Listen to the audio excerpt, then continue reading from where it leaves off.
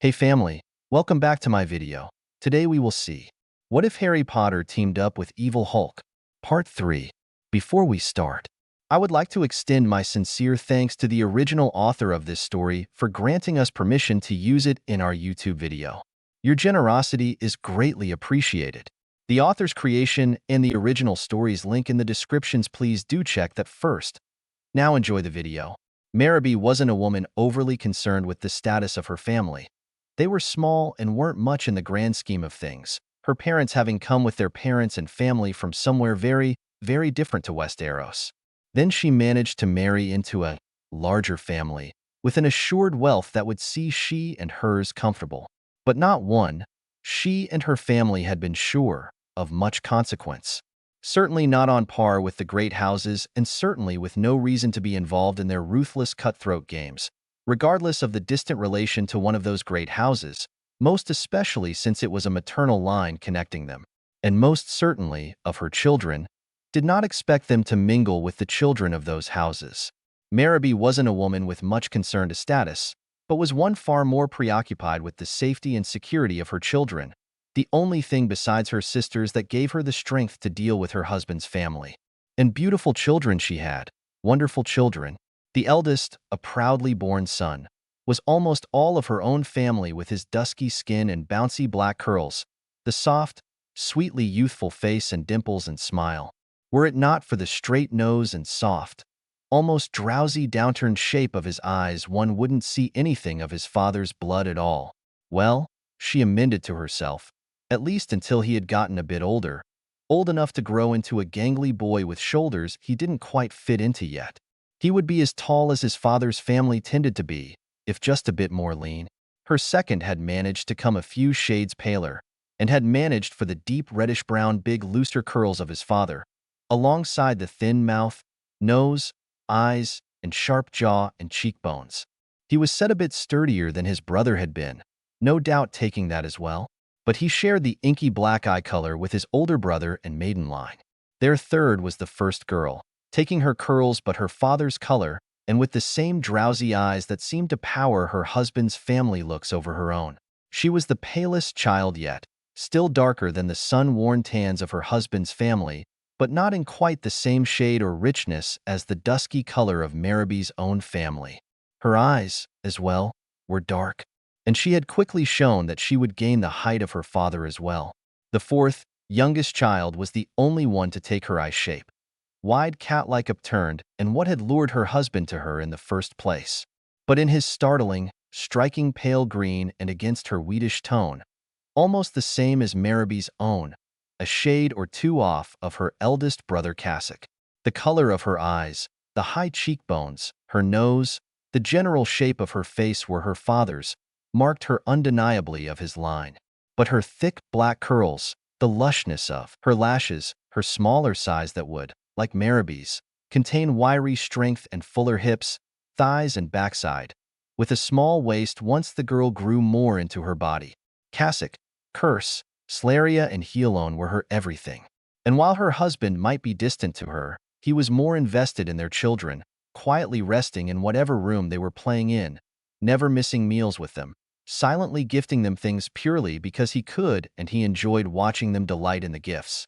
She knew to her bones that he adored their children, which is, perhaps, why he was so strained in explaining that they were to visit King's Landing. Supposedly a gift from a somewhat distant cousin from House Tyrell, this invitation. The Thorns were, after all, evolved from a bastard flower. They gained what prestige and wealth they have by creating dyes, and from that, fabrics, and soon some being involved in garment making given the supply they were exposed to. It made them fair money and excellent connections through merchants, and had only gained more legitimacy through a marriage with a Tyrell woman 2 generations ago. They were hardly a noble family, though, hardly one of the most notable families of the Reach.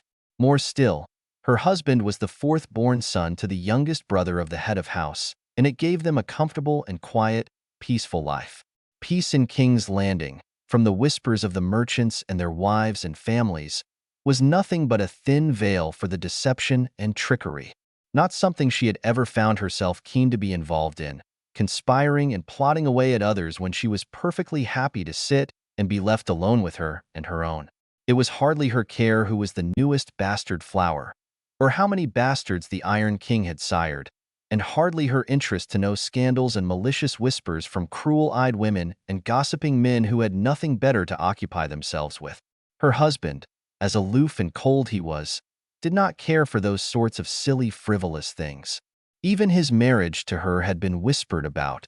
Her grandparents and their strange ways, the views and medicines and dances of their family done in private, and the older customs of their homeland kept safe and close to heart lest they be mocked more than they, as foreigners of the land, were. Even if she had been born on West Arrow soil, and her parents mostly raised on land as well. Petty people and petty things, and they had made plenty of good enough friends who wouldn't stab them in the back for a bit of hearsay gossiping. She brushed the comb through her youngest daughter's curls, a calming thing for her to do when either of them were upset. It had become a ritual during stressful times to care for her youngest. After that awful incident, her dark eyes glanced down at the lightning strike of a scar on her daughter's beautiful face. It favored the left side of her face, beginning in the middle of her forehead, jagging into the bolt shape and striking down to end just below her eye. It was pure luck and her grandfather's quick treatment that she didn't lose it. It was much better looking now. Having been years and years, but he alone had always been somewhat attracted to trouble. Or, rather to say, trouble was attracted to her. The scar had faded, but had not darkened. Instead, the skin shone silvery pale against her rich skin, flashing under light rather like an actual bolt of lightning from the healing process to keep her eye intact. "Do you think we could get away with simply hiding in the gardens away from all the fuss?" He alone asked her, keen eyes on the flower pressing she was doing. Her flowers always tended to last the best and the most beautifully, much to Cassic's exasperation who had taught her in the first place. Or perhaps to the streets. "I wonder what the king's markets are like. Overpriced, no doubt," she told her daughter, unimpressed deeply with the thought of having to travel there, and even more so at the prospect traveling there with the Tyrells and their retainers and the like. The only relief was that her sisters, her parents and her grandparents were also coming, ostensibly because they were medicinally well-versed, all of them, and her sisters had been taken in to work with the fabrics and looms. Their pretty faces and charisma also helped to draw in those who might not otherwise look at their wares, both the men entranced by their beauty, men amused at their ploy, women the same, and women who wanted the stylish vivid colors they wore and flaunted in display, or those more interested in their exotic looks. "No doubt," her daughter said agreeably. Worse still, in some ways, were the Crane members that would be coming and traveling with them to Highgarden, as they and their home were between the two. There were few in that family that didn't look down upon the Thorns. In the haughty men anyways, but anyone in the Reach knows that it's the women who rule the family, and she much appreciates that at least, even if in law it is the men in power. They know better, from that house, to try to overrule the matriarchy. She wouldn't call herself close with any of the women, but a few of them made well enough conversationalists to spend time with when the chance arose. Hopefully one of them would be among them for her to suffer through the rest that were going. He alone skittered away, giggling in her hands as the Crane girl, Miriam, muchly preferred as mere thank you, followed. Her hair red like fire and with freckles splattered about whatever skin was visible. He alone could hear her brothers, her sister and the others running about as well. The snotty adults of the houses and nobility and vassals, and all were so dull after all. The children, once out from oppressing eyes, were just as delightful as most other children she had played with. Thoughts of another red-haired child, one with freckles everywhere, and a family to match him are pressed down. Cleome Potter has no place in Healone's life after all, or at least not when it wasn't beneficial for her to be. They were to be in King's Landing very soon, the plentiful greenery and space of the Reach changing as they went along Rose Road. Her mother's agitation was soothed only by the circle of her sisters and parents, and she was somewhat snappish regardless. Her father, surrounded as it were, had become more stony stoic rather than the quiet softness she was used to, but he was still gentle away from prying eyes. Only aloof and distant under the intent watchful eyes of others, though no less protective. As she had heard, he'd threatened a man attempting to buy her sister's hand with castration. And when Mother found out, she and the aunts had descended in a flurry of skirts and malicious taunts and gossip. As much as her mother claims to dislike it, She was easily vengeful enough to partake when it suits her. Not an important house, nor with much claim to nobility, but powerless they were not. Were it mercy were here I could spy on where they are, Mir quietly complained, crouched beside her. The cranes that the women so vaulted were left. The dangers of travel and fickle folk of King's Landing were hardly the place for them. More, those who could skin change were persecuted. One slip in the quiet that kept the cranes and others safe would be broken. The faith would hunt them down. We don't need to when they're being so loud, he alone pointed out, storming through the underbrush like a wild boar as they are. We will hear them long before we see them. They don't play these games very much, do they? Spoiled little things like them? Never.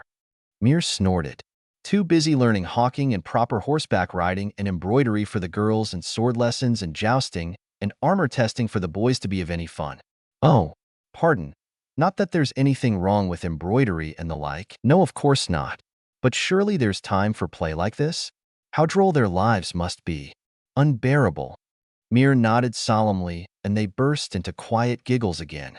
In the meantime, it would be remiss of us to just let them win. They should learn to play, and who are we to deny them? The stench of the city was almost enough to overpower the floral and fruity scents the women of their group enjoyed so much, burning incense and oils and mists of scents on their skin. They huddled closer together in defiance of the awful smell, laid their own scents more strongly until it smelled like a grove of ripe fruits and blooming blossoms, wearing belligerently sweet-smelling flowers twined in their hair. It was quietly accepted that the men and children also tended to stay a little closer in an attempt to get away from that awful, awful smell. The most populous city in all Westeros, circled by shanty buildings, weak beggars, and shifty skin and bone thieves. A disgusting hovel, as large or as illustrious as it claimed to be. Her aunts and cousins crowded together, the scent of melons and fireplums among them especially popular. Curse held her arm tersely, the stern frown exactly the same as their fathers ahead of them, she knew. This was not, she thought sourly, shaping to be a fun experience. She peered at the boy. Snotty and bratty on the surface, she saw past the childish impatience and saw cruelty there. Much like another boy, one with carefully styled dark hair and hateful eyes who made an anagram into his identity, washed away under it. Tom Riddle had never had the coddling and spoiling though, and, she thought to herself uncharitably, was far more intelligent than this boy seemed to be. Speaking of the boy though, with his pretty blonde curls and his green eyes, he looked nothing at all like the glimpse of the king she'd seen, or of the other Baratheons she'd seen. No, nothing at all like him, but almost exactly like his mother. No sign of his father present. But, with the whispers she'd heard, he had plenty of children by his seed strewn about the lands anyways. What a waste, she thought to herself.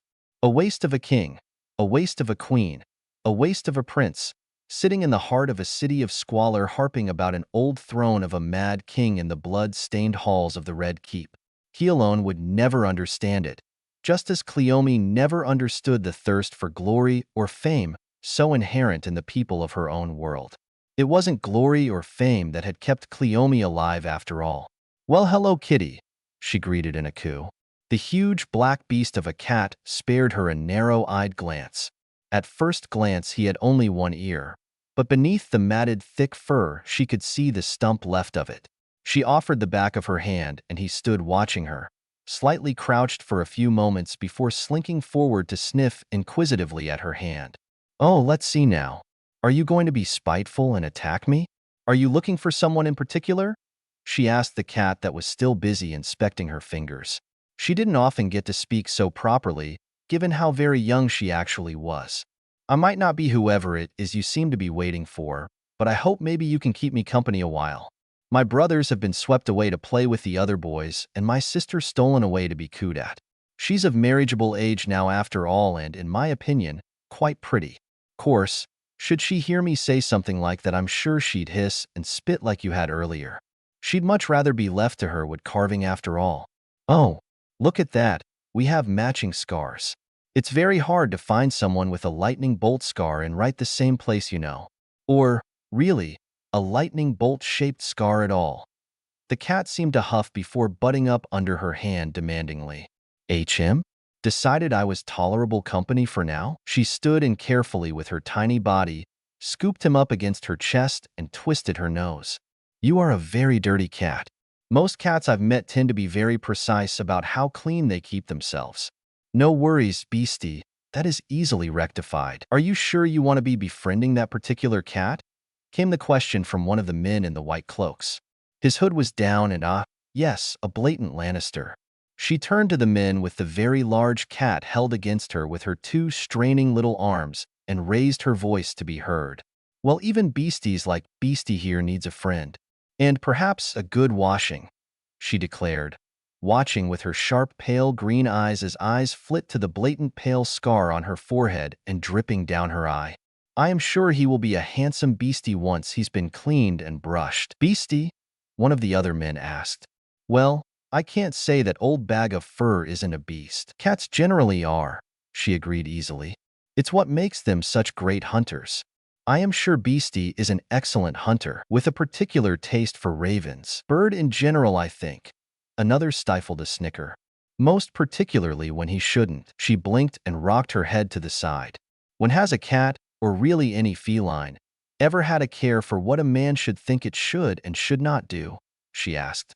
There is that, I suppose. He alone, came the call, and she turned to see great-grandmother, with her long silvery, white braid and her dark smiling eyes and wide grin with lots and lots of creased wrinkles.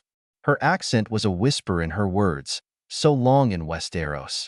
The drapes of her dress seemed to shimmer somewhere between reddish purple and blue when she held out an arm. Come, we shall be unleashing your aunts soon out into the markets. Her eyes sparkled in unbridled mischief. The vendors shall not know up from down once they are through with them, my kitten. It is best to ask for things now, so they may hunt them down with the appropriate vigor. Yes, great-grandmother, she beamed wide with clean, straight white teeth before turning back to the men and offering them the same smile. I'm going to bring Beastie with me, and the next time you might see him, you'll only recognize him by the missing ear and scar, she told them before trotting off to her grandmother. I think perhaps the dark blue with the black stitching suits you best, she contemplated, eyeing the huge beast of a cat.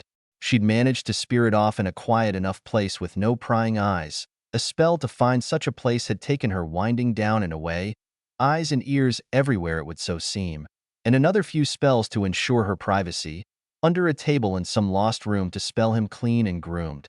Charms and the like from years in a dorm with a frizzy-haired girl who would sometimes foist care of her cat onto Cleome when she was too busy in a studying frenzy.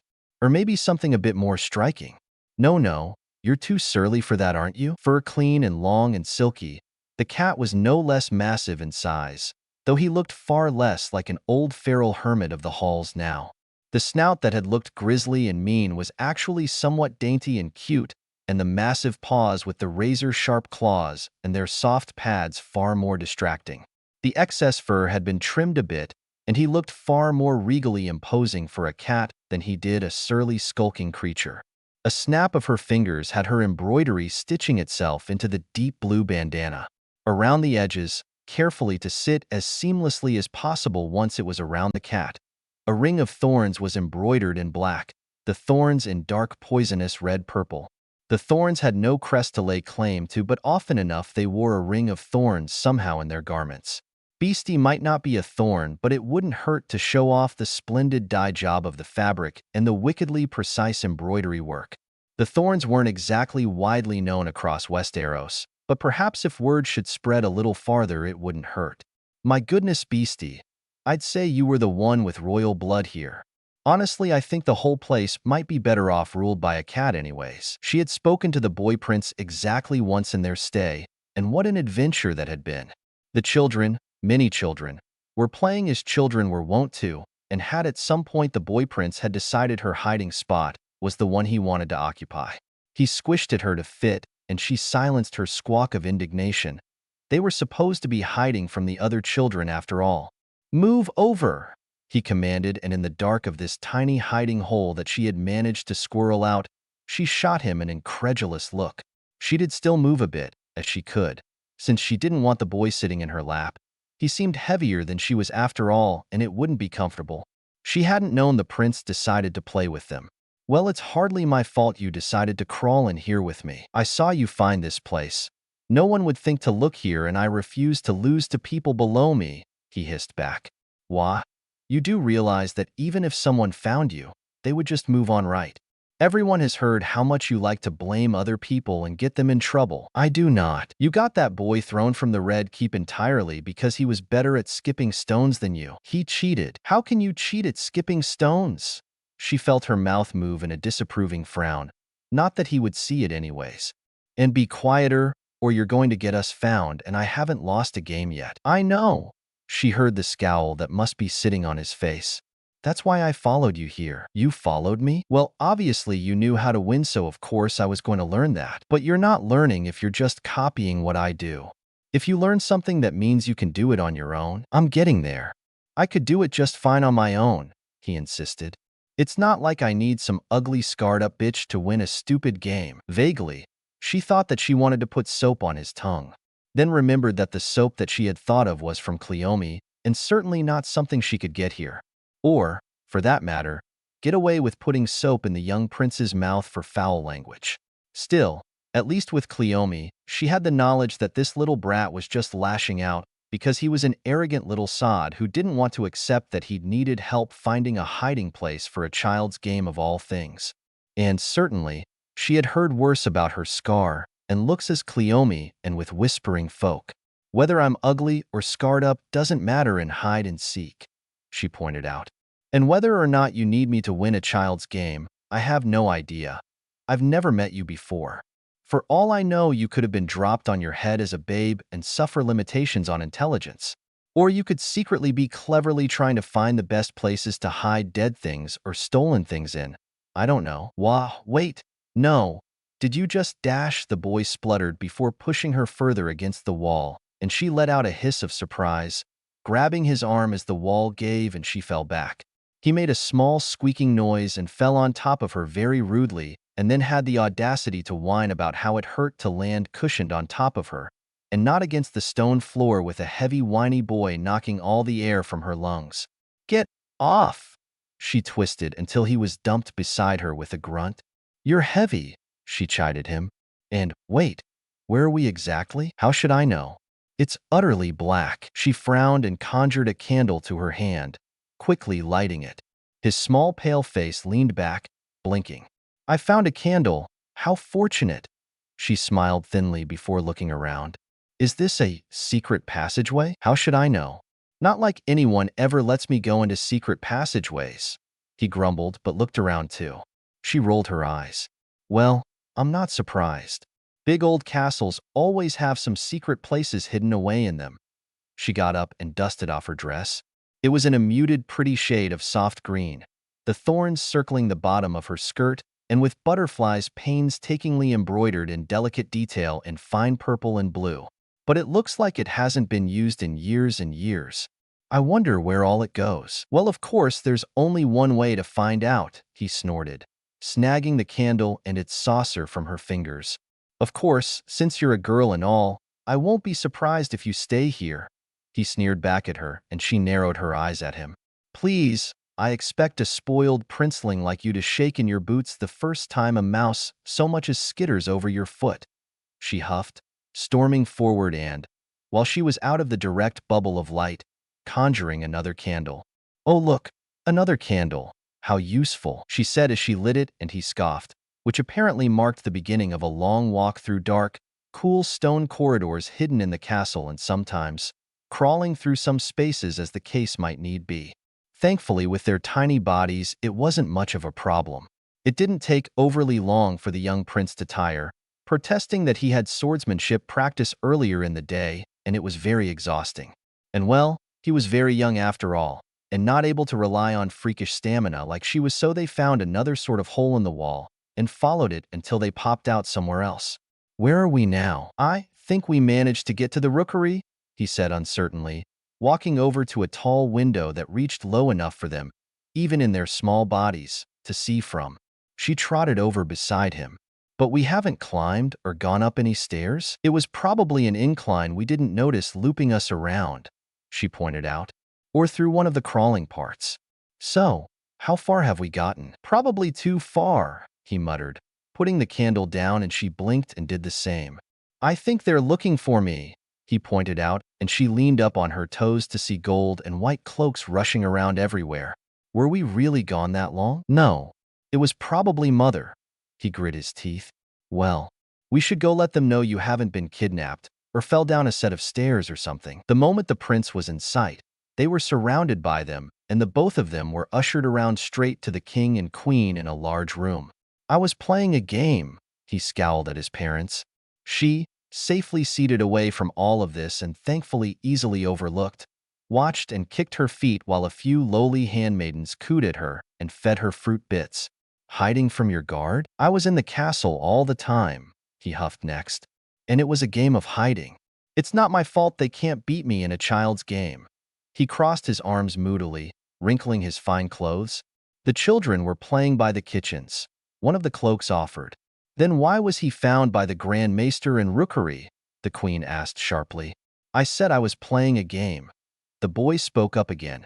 Absolutely not an ounce of regret, shame, or embarrassment for making the entire castle throw themselves in a frenzy looking for the lost prince. I was just playing it better than any of them, he boasted. Come now, sweet child. Let's find your parents. They must be worried. One of the women crooned, taking her hand. The movement of her hopping to her feet apparently caught the prince's eye because as she was being quietly ushered to a small side door, he turned his whole body and pointed very rudely at her. You, ugly scarred girl, he snapped out, and the woman trying to escort her froze, and she swears she heard someone hiss something derogatory under their breath about the prince's manners, and she turned to the boy, giving him a blasé look. Whether or not I'm ugly is purely subjective, princeling, she said with a sniff. Well, you can't be pretty with that big scar on your face, he snorted. The scar on my face is the prettiest scar I've ever gotten to see, she huffed. Scars can't be pretty, he argued. But mine is still the prettiest I've seen. It doesn't mean that the scar is pretty, only less ugly than other scars. What? That doesn't even make any sense. He narrowed his eyes at her before puffing air through his nose like an enraged auroch. Your nonsense aside, girl. Next time you come, I'll find an even better hiding place than this time. He pointed at her again. Even better? That's right. So you better be ready, girl, he nodded, satisfied by this outrageous claim. I do have a name, you know. Well, I haven't heard you say mine. Why should I say yours? Well, everyone knows your name. You're the prince, she scoffed, rocking her hip out and setting her fist on it in a familiar move that probably only looked unbearably cute in her tiny body. But you still haven't called me by my name, he scowled at her, and she looked at him incredulously. You've called me ugly scarred bitch twice now. So why should I call you by your name? She narrowed her eyes at him, now setting both fists on her hips. I'll call you Prince, because you are a prince, as you've decided to call me Scarred because I am scarred. She huffed again, now crossing her arms over her chest. Since I am the prince, I say you call me by my name. What? She spluttered. Why? Because I said so. Don't question your prince. Joffrey, she hissed at him. Baratheon, your princeliness. No. Say it nicely, he demanded next, and she reared back. Nicely, she puffed up in outrage, arms going straight as she fisted her hands to keep her daintily painted nails from lunging for the boy's neck. Nail paints were practically non-existent, and she hadn't brought the little pot and brush with her, and if the paint chipped because she was scuffling with the prince, she couldn't neatly fix it. Yes, nicely, not all like that. He gave her a cross look as though she were being outlandish. She paused, closed her eyes, and counted backwards for a few moments. Don't ignore me, Prince, she began in a saccharine, overly false tone. Joffrey, she drawled out too sweetly. Baratheon. No, he shouted. What do you mean, no? I said it nicely. She shouted back at him, and he blinked at her a little bit, startled before an offended look of fury overcame his face, making it turn red. No, you ugly scarred bitch, he snapped, ignoring the gasps and few aborted laughs. I want you to say my name properly. I am your prince. What do you even mean, you absolute toe rag? She seethed back. I said your name properly twice. Did you just call me a toe rag? He reared back at the same time his father burst into gut-jiggling laughter. along with choked-off surprised laughter of a few others in the room. "How dare you? I am the prince." "Yes, I know. That doesn't mean you can't be a toe rag," she raged right back. "And for your information, my name is Healone, you rude boy." With that, she turned and took off running through the open door, ignoring the king's continuous laughter and the prince's cry of rage at her escape. And that was her first time meeting Joffrey Baratheon. "You'll take care of Beastie?" she asked warily, eyeing the tall Lannister in his white cloak and clutching at the large cat. He gave her an amused smile. "Yes, we'll make sure he's cared for properly and cleaned. He really does look like a different cat entirely." The man mused. "Well, Beastie doesn't really want to leave the Red Keep," she said sourly, eyeing the cat that sat pointedly ignoring her look in her arms. "And I can't make a cat do what it doesn't want to do. It's just not a thing to be done to a cat." "Of course," he agreed amiably. "Oh, all right. I'll see you again, Beastie. Of that I am absolutely sure," she told the cat sternly. He purred, a deep vibrating sound, and kneaded at her shoulder. She rolled her eyes. "Yes, I am sure you shall be awaiting my next appearance anxiously." She huffed and slowly let the man gently take the large cat from her. He grunted in surprise with his hearty weight. "And I will miss you terribly in the meantime, I suppose," languishing away without a beast to embroider fancy cloth for. "Did you embroider his handkerchiefs?" the man asked in surprise, and she frowned up at him scoldingly. "Well, of course I did. I am a thorn, thank you. I dyed his fabrics myself too." She sniffed and he took on that amused look again. She huffed at him. "Of course, my apologies, little Lady Thorn." He alone was a witch, casting spells and the like came with an ease she found she quite liked, and she, of course, knew better than to flaunt it too much, or too obviously, lest she catch unwanted attention. That being said, she does like to make things easier on herself and her family. Warming charms encompassing entire rooms, spells to keep drafts out, and food fresher for longer, even if they were never in any danger of running out. Cleaning charms, brooms spelled to sweep when no one was watching, pots and cloths to clean themselves properly so no one would get sick, healing spells and charms, and what potions she could make she did. Cleome had been an educated woman, something some might frown upon in Westeros, and regardless of how well off her family was, there were certain things only being a noble house could get a child, most especially a female child. Not, she decided, that she wanted what passed for high-end education here. The faith were something she could sneer down her nose at, and, thankfully, her family felt quite the same. Her great-grandmother was well-versed. Business, medicine, maths, what biology could be done in such a world as theirs. Her great-grandfather was her handsome vagabond lover, as she was fond of telling. Not that there were many who would listen to a woman having held business and land and the like. She still wasn't sure entirely why her great-grandparents had decided to relocate to Westeros honestly, but all she really knew about the actual where of their homeland was just far, far to the east. But she had taught what she had known to her children, her grandchildren, and her great-grandchildren. Her great-grandmother and great-grandfather were some of the healthiest, spreest people she knew. People were startled when they saw her great-grandparents, how very old they were. Long lives were most certainly uncommon, a rarity. Strong, spry, and healthy in older age? Near non-existent in Westeros. In many places, but it seems Westeros especially just delights in dying young and fast. Perhaps she was biased, of course, living only in Westeros and all. She hasn't seen a winter yet, not as he alone. The seasons changed oddly here. More, there was a strange sense of feeling in that much of Westeros resembled the early modern period as Cleome knew of it, but without things like gunpowder, cannons, and print presses. The thought of such fantastical things were both old hat and entirely refreshing. Not so refreshing to think of the damage the great houses would do to each other should such weapons come about. So for that he alone would be grateful. The printing presses, on the other hand, sounded like a wonderful idea. In other ways, it more resembled the High Middle Ages, the strange in-between of times in Cleome's perspective. The branch off of differences, despite how similar some things were, was enough to keep he alone quiet and contemplative for days. The prevailing thought was how the people of the lands had to plan so drastically around the long seasons they have to endure, setting back certain progress that might otherwise happen. But for all she really knew, It could be a fluke or mere chance that meant they hadn't discovered certain technology. And in thinking about the weather came even more strange thoughts, things like comparing the doom of Valyria with Krakatoa, the volcanic eruptions disrupting weather on a potentially global scale. The 14 fires caused a string of tsunamis and earthquakes as well. Why not a lasting climate change? And this wasn't accounting for the rest of the world that was outside of what was called the known world either. On the other hand, if this planet happened to orbit the sun and cut through an asteroid belt on its travel around and got smacked about with a meteorite that could also explain winters that last years, even entire generations as the fabled long night, and for all they know, part of that darkness could be from dust clotting out the sky. Or it could be an entirely magic reason.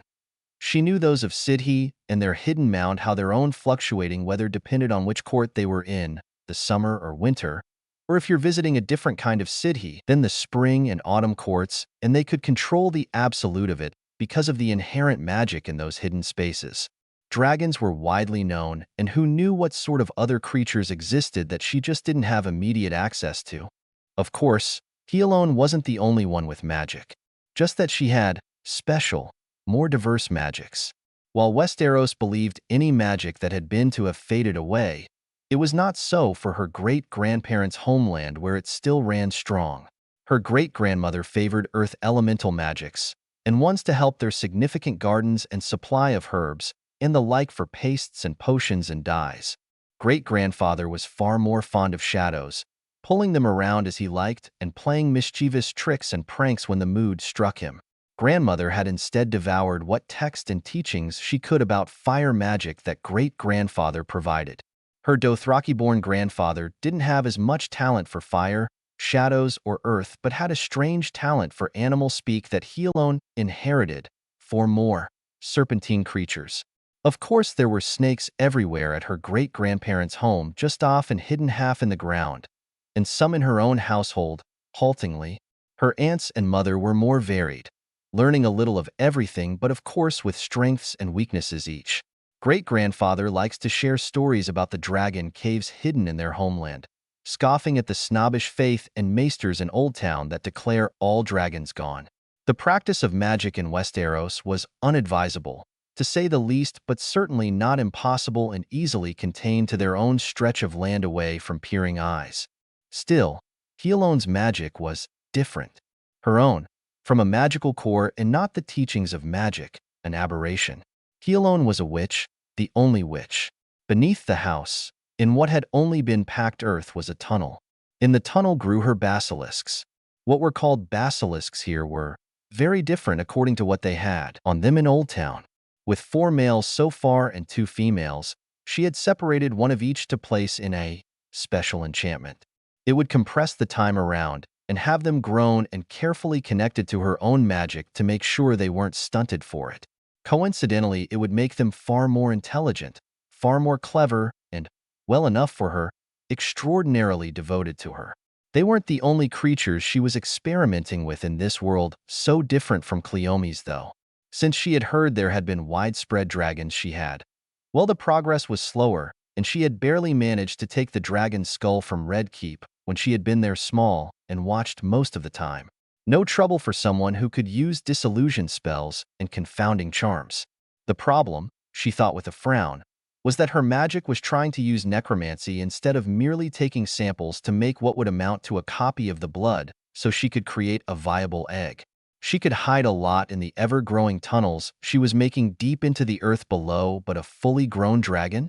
If she had more time to herself, rather than having to sneak out in the nights lest her family become suspect, was grating. She thought to herself sourly. That her magic's first response was necromancy was also somewhat aggravating, but not entirely surprising. Cleome, in later years working for a mysterious sect, had fully embraced family roots. That is, a secretive history of necromancy and obscure magics. The next problem, once she had an egg, would be hatching it. In Cleome's world, it needed an appropriate magical fire.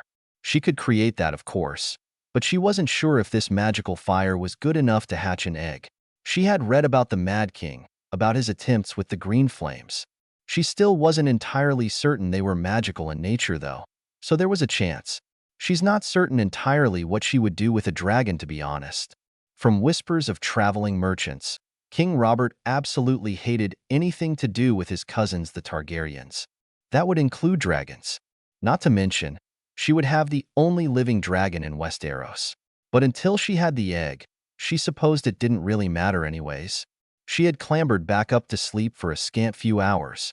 He alone, her eldest brother, called faintly. She blinked up at him groggily. "You shouldn't come into a lady's rooms," she chided faintly, sitting up and rubbing at her eyes.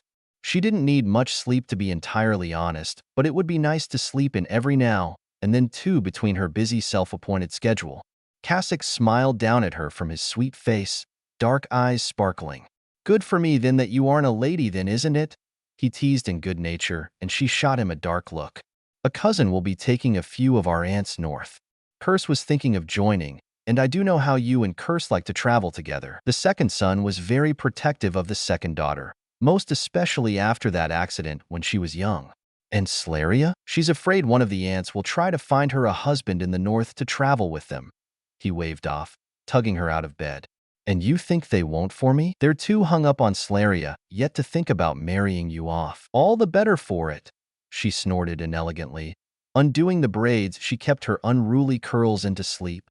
"And I am sure Curse will keep any thoughts of marrying you off to thoughts alone, most especially so far north." He took the comb from her fingers to brush out her curls gently.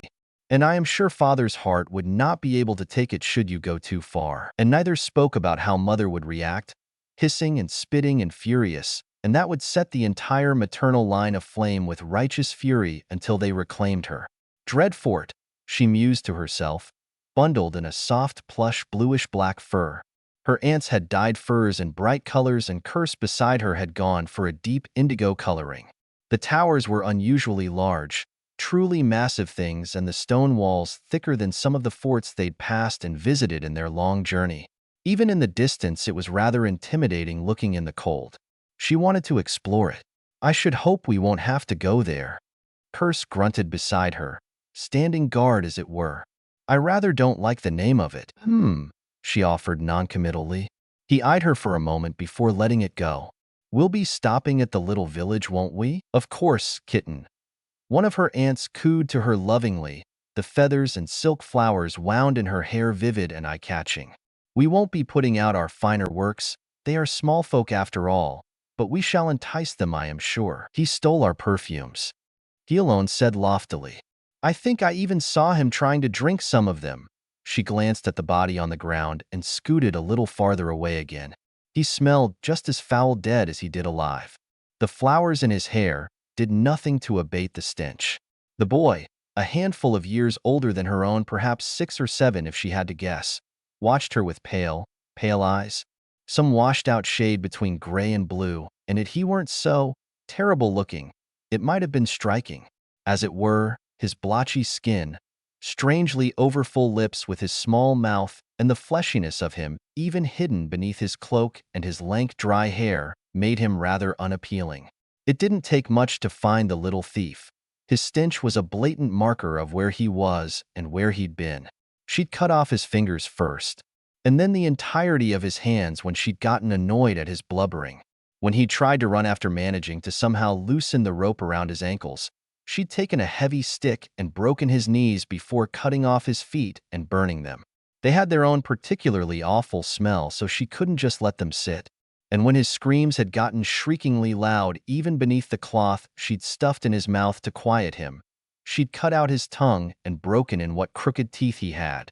He'd bled out quickly after that, and she'd been in the process of collecting his parts to burn them when this boy found her. She tossed the heady, pleasant-smelling herbs onto the pile. When burnt, they overpowered whatever else was being burnt, and she held faith that it wouldn't fail her now. As a plus, it smelled absolutely lovely and light. "It's his fault, for trying to steal from strangers," she added, and lit a small, carefully made match to toss onto the pile, glancing back at the boy who was still silently watching her. She turned entirely to narrow her eyes at him. "Are you going to say anything? If you are, I doubt anyone would care for his death anyways." "His stench was unbearable," she sneered, flashing straight pearly white teeth. She turned back to the fire, making sure it would burn hot enough to melt away everything. When a hand grabbed her wrist and yanked her back, she snarled, turning and swiping with sharp nails at the boy who snarled, grabbing at her again. "Get off," she snarled. "Be quiet, wench," he growled back, trying to pin her to the ground. She felt something hard poke at her, and she nearly heaved in disgust, a quiet terror hidden beneath it.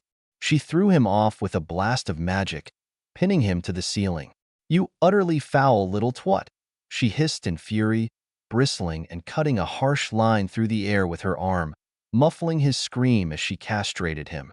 "I should skin you alive," she rumbled threateningly, the finest tremble she hid under her skin. "He alone," she spun in place, blinking at her older brother who glanced at the fire and then at the boy on the ceiling dripping blood from the crotch. "He alone," he said slowly, turning his dark gaze back to her. "What's going on?" He tried to dash. She could feel herself tremble in anger, and her eyes pricked with tears. She wasn't scared. She wasn't afraid. She thought angrily. RVRNIG, for a few moments there had been an absolutely horrified feeling of fear in her. She was utterly disgusted and absolutely seething. Curse stepped into the small abandoned hut cautiously, glancing up at the pinned body writhing above them before gently taking her shoulders and pulling her forwards into a tender hug. "Hush, he alone, hush," he crooned soothingly.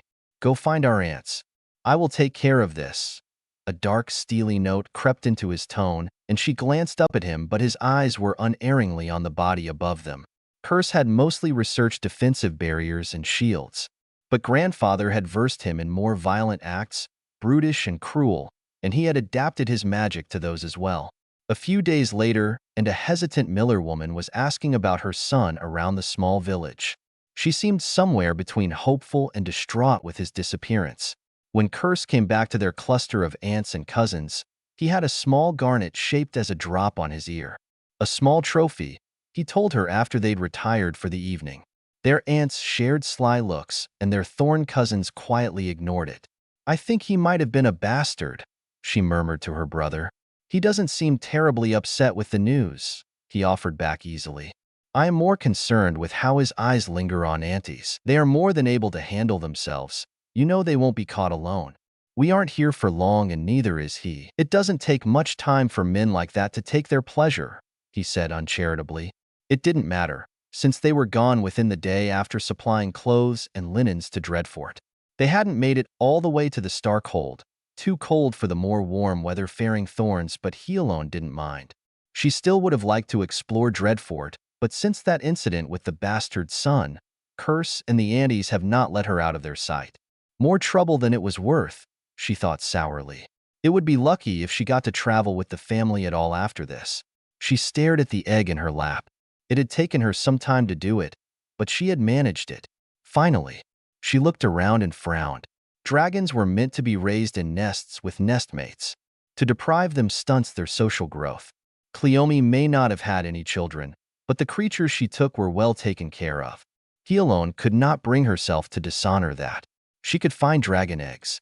The fierce magical talent she had could easily find them for her and steal them away to be hers.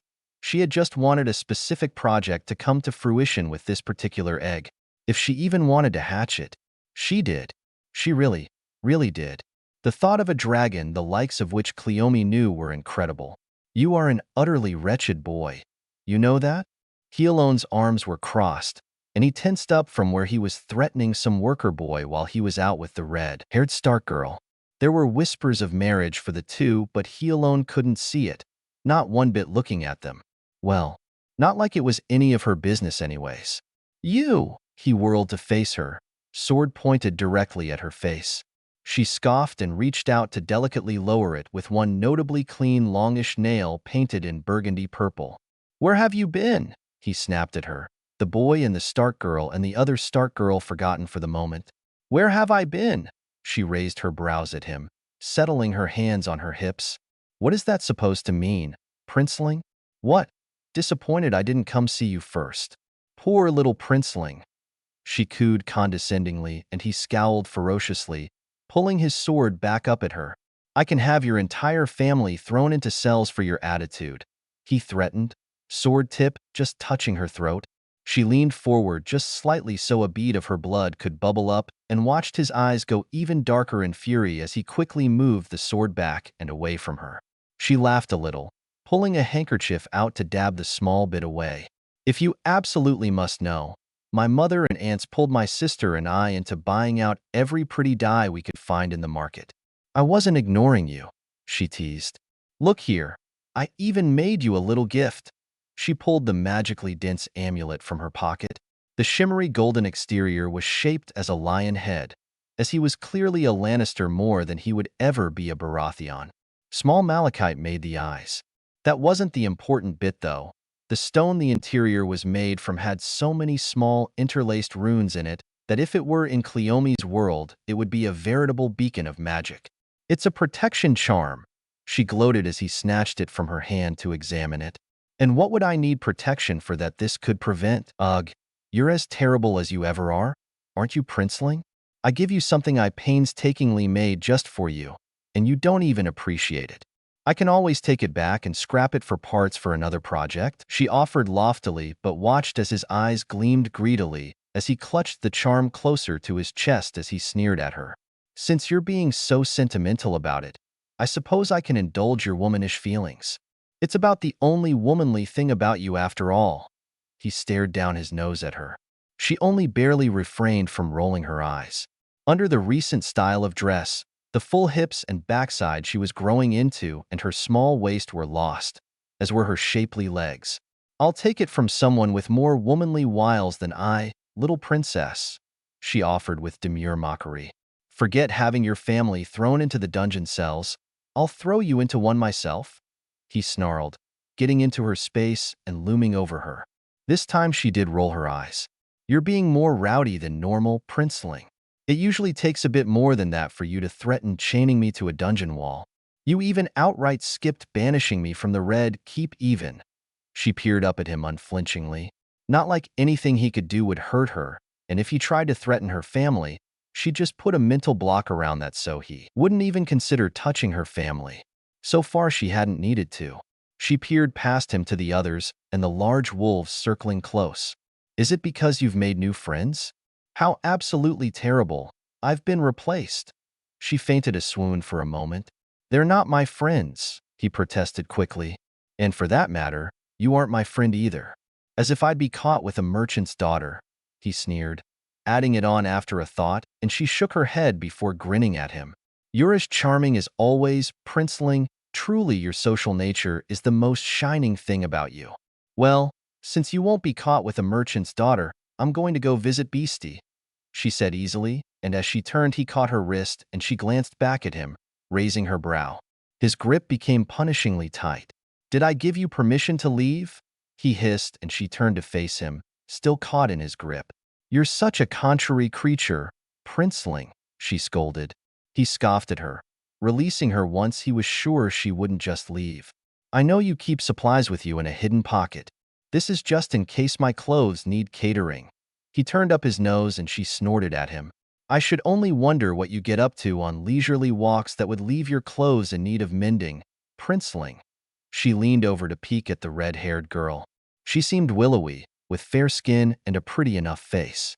The wolf with her was stately looking, and she peeked over to see the boy and other girl, and her wolf had hidden themselves away. Not to mention, if your mother found out you've ruined your clothes and not gone to one of the royal tailors, she would be upset with you. As if I care about my mother's fits. He tossed his head dismissively. And you'll be a royal tailor soon enough. He waved off and she rolled her eyes. Deciding my life for me, princeling? And you should be grateful for it. He came back with, sneering down at her. A place in the royal tailors instead of wasting away out in the pitiful little garden you come from. It's better than the Red Keep. All I can smell here, even now, is death and human waste, and it's so crammed here there's no space at all. And that castle, heed me now, is cursed as anything. That hideous throne is haunted. It was a Targaryen throne anyways, wasn't it? When you become king, why don't you make your own throne? She coaxed and he narrowed his eyes at her, but wasn't spitting insults.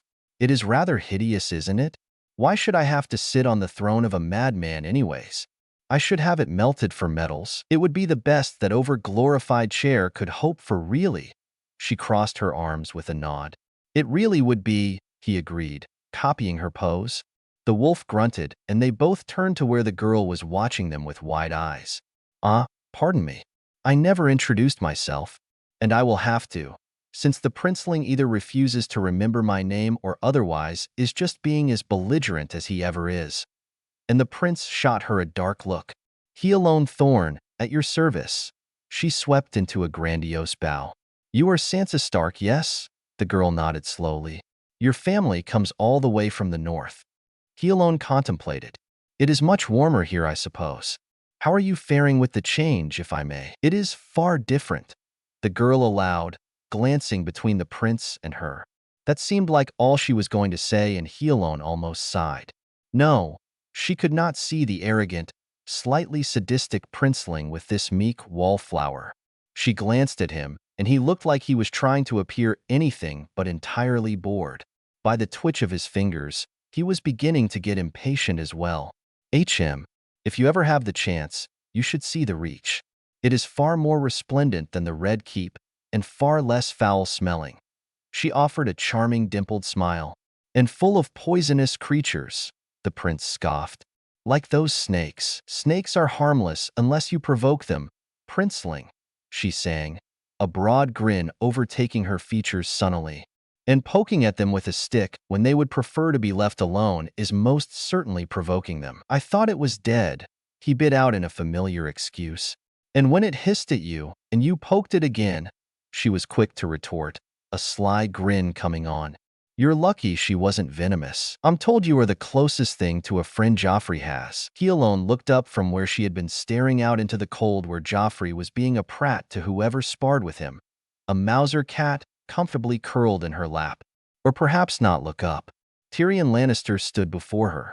I don't think Joffrey would agree to that, but I'd suppose I am. Yes, she agreed and watched as he sat in the chair opposite her. Which is how you've come to accompany him all the way here.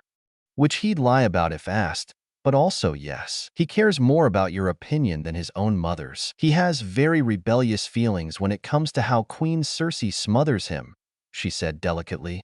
And to be honest, I don't think he cares for anyone's opinions outside of the king's. He tapped his fingers along the arm of his chair. He keeps a very Lannister pendant on him at all times. One that it's said you made for him. Ah, she nodded. He's very reckless sometimes, so I made him a protection charm. Protection charm? Yes, and it's cased in gold with fine gems, as a protection charm. Do you think he'd wear a plain one? She raised her brows. My sister is concerned about how close he seems to you, and how you might abuse that power. Me? I'd say it's Joffrey. He said I'd be a royal tailor without even asking me. I don't like the Red Keep. All it smells of there is death and suffering. She wrinkled her nose. And that castle is cursed. I certainly wouldn't want to stay in it. She is also concerned you might try to sire a bastard from him and use his familiarity to put yourself on the throne. She could feel her face screwing up. I adore Joffrey, really, but to bed him, the thought made her shudder. He was violent and fickle on a good day. She couldn't imagine trying to take him to bed, or that he would even really be interested in that sort of merrymaking at all. He'd never had his gaze linger, never commented on the forms of those around, and looked at most everyone with derision. He didn't seem interested at all. No, that's not something I can say I ever wanted.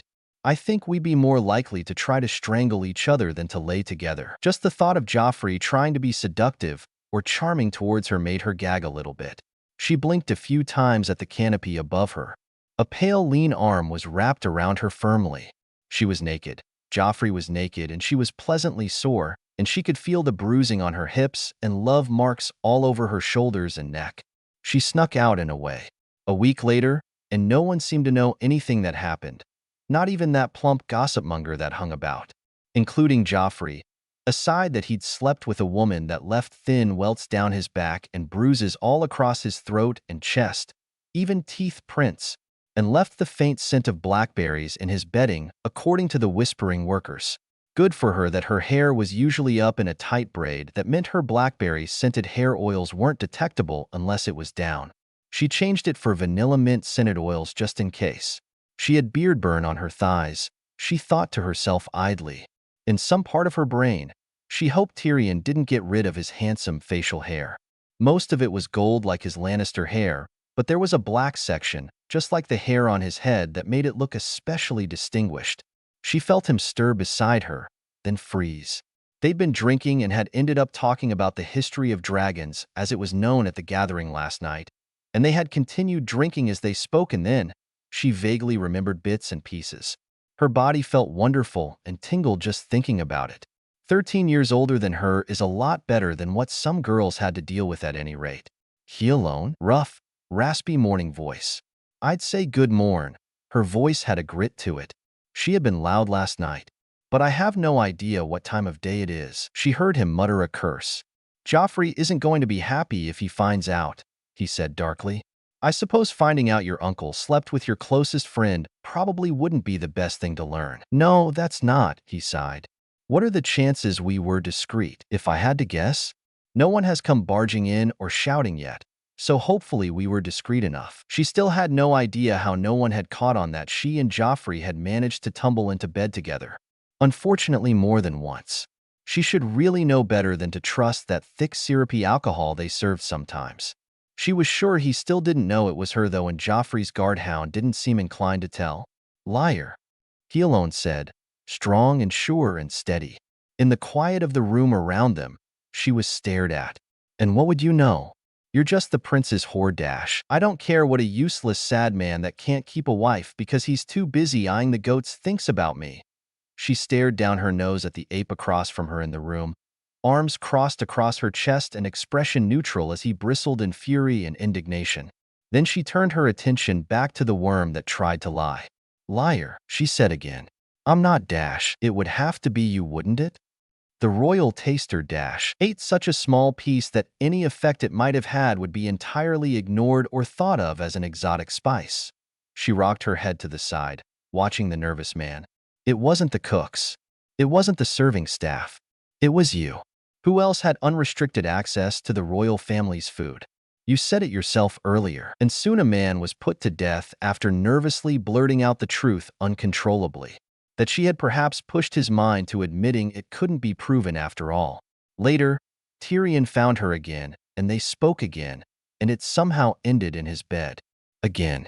Your mother seemed especially set on the Stark girl. My mother doesn't control me. Your mother is still the queen, and I am her eldest son, the next to inherit the throne. And your father? He likes the Starks. There's still Myrcella and Tommen, I suppose. Well, I can't say I'm surprised that you and Sansa won't be wed. She seems like a nice girl and all, but, she shrugged. She was dull. Joffrey continued easily. I can't imagine having to live with her as a wife. I can't imagine you living with a wife at all, she snorted. Too busy off fighting and conquering and letting her wither away at the Red Keep. Why wouldn't I bring my wife with me to fight and conquer? I've yet to see any noble families that come around would want to have their daughters on the front line of battle rather than sitting safe and holding court in the keep. Those girls they parade around. His lips curled up in a sneer.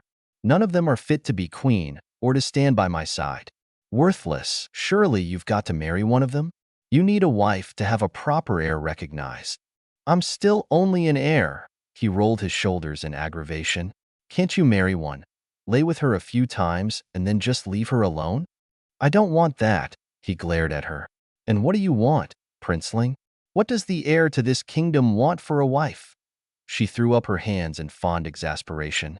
He stared at her for a little while before grunting and turning back to his pacing.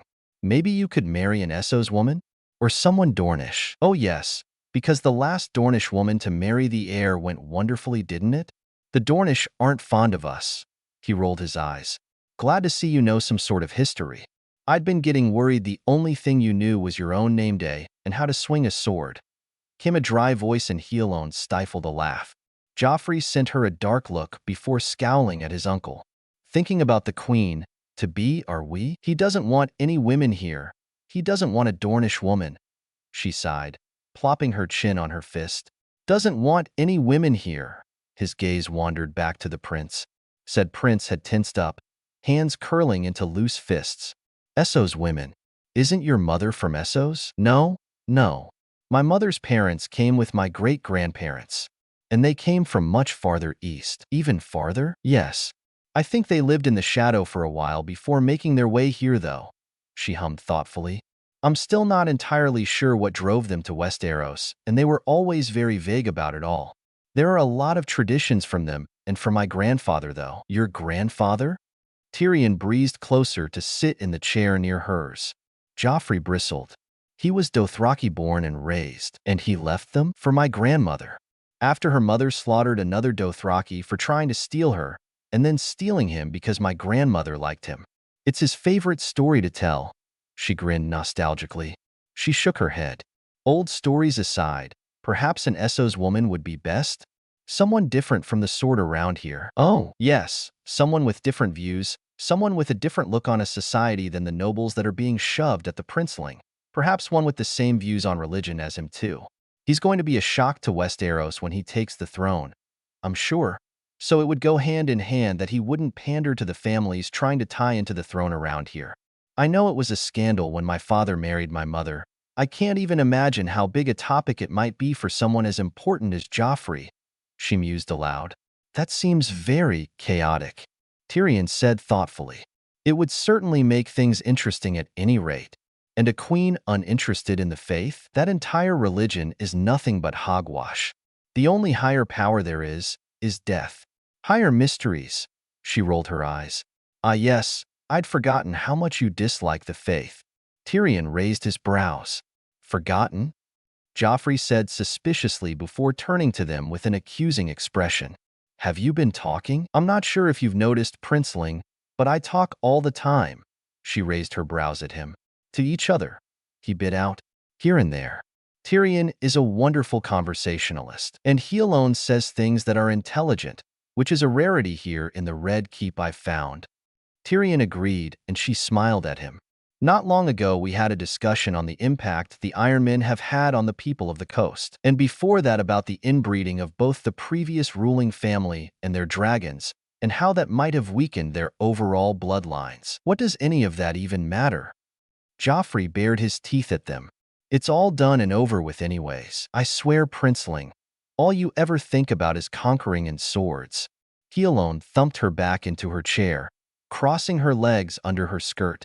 If they didn't inbreed their dragons so much, there might still be Valyrian dragons in Westeros. Ah, this again, Tyrion said sagely. If there were Valyrian dragons, it stands to reason that there are other species of dragon existing, and if there were dragons there, who's to say they aren't out in the unknown of the world? Just like there's magic still in the world. There is, she shot back hotly. Just because it's been hunted and feared and dismissed in Westeros doesn't mean it doesn't exist. Perhaps in pockets far away, but not in Dash. What about beyond the wall? She leaned forward, narrowing her eyes at the man. What about it? The land of the first men, sectioned off for so long where the tales of giants and ice dragons aren't really tales? The giants have been extinct Dash on this side of the wall. Who's to say they haven't survived on the other? Even still, something like ice dragons would have surely come up before, even if, by some chance, there are still giants roaming the other side of the wall, which I am very doubtful of. The giants and dragons don't care whether you believe in them or not. They are still there in the world beyond here, she said. Steely-eyed, and Tyrion watched her. A heady tension roiled between them, and she knew it was the same kind that somehow landed them rolling around together. What's the point if they're not here in Westeros anyways? Joffrey's snide voice broke her out of it, and she blinked a little to come back. She watched Tyrion turn a frown on his nephew. The point is that they are somewhere near Westeros, and that there are surviving members of a race considered extinct. Then if they should ever come to Westeros, we kill them. Joffrey said stubbornly, as though that was the only logical answer. And how do you propose to kill a giant, Princeling, or fight against an ice dragon? Those Valyrians took over Westeros because they had dragons. Fire dragons. None of which we have in Westeros today to potentially combat the ice dragons. She shook her head. You can't just expect to murder everything in your path. I wouldn't murder everything. I need subjects to have a kingdom, he scoffed. I'm glad that's what's keeping you from decimating everything in sight, Princeling. He alone huffed a laugh. It seemed that whenever she drank that thicker honey wine, she ended up in Joffrey's arms. and whenever she was talking and arguing with Tyrion, she ended up in his. She wondered if this was becoming a problem and then acknowledged that yes, it very clearly had become a problem because she had to heal all the love-sucked marks Joffrey seemed so fond of and the finger-shaped bruises he left on her. And then healing the marks and beard burn Tyrion left. With Joffrey, however, she also had to continuously change the scented oils she used in her hair, which was a pain as well since his hands were deft in undoing her plaits or braids. She supposed as long as she wasn't ending up fumbling with Sir Jaime or the Lannister squires, it wasn't as bad as it could be. Whenever you drink that specialty honey wine, that prince always has his guard take you to your room. Slaria told her one day, and she paused.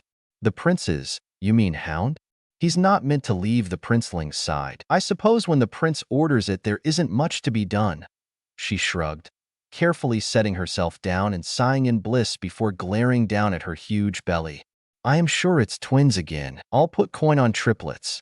He alone said idly, mind elsewhere.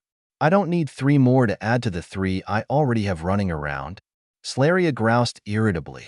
You said he has him take me to my room? Yes, wherever that might be. I have no clue where they put you since you're over there so often anymore.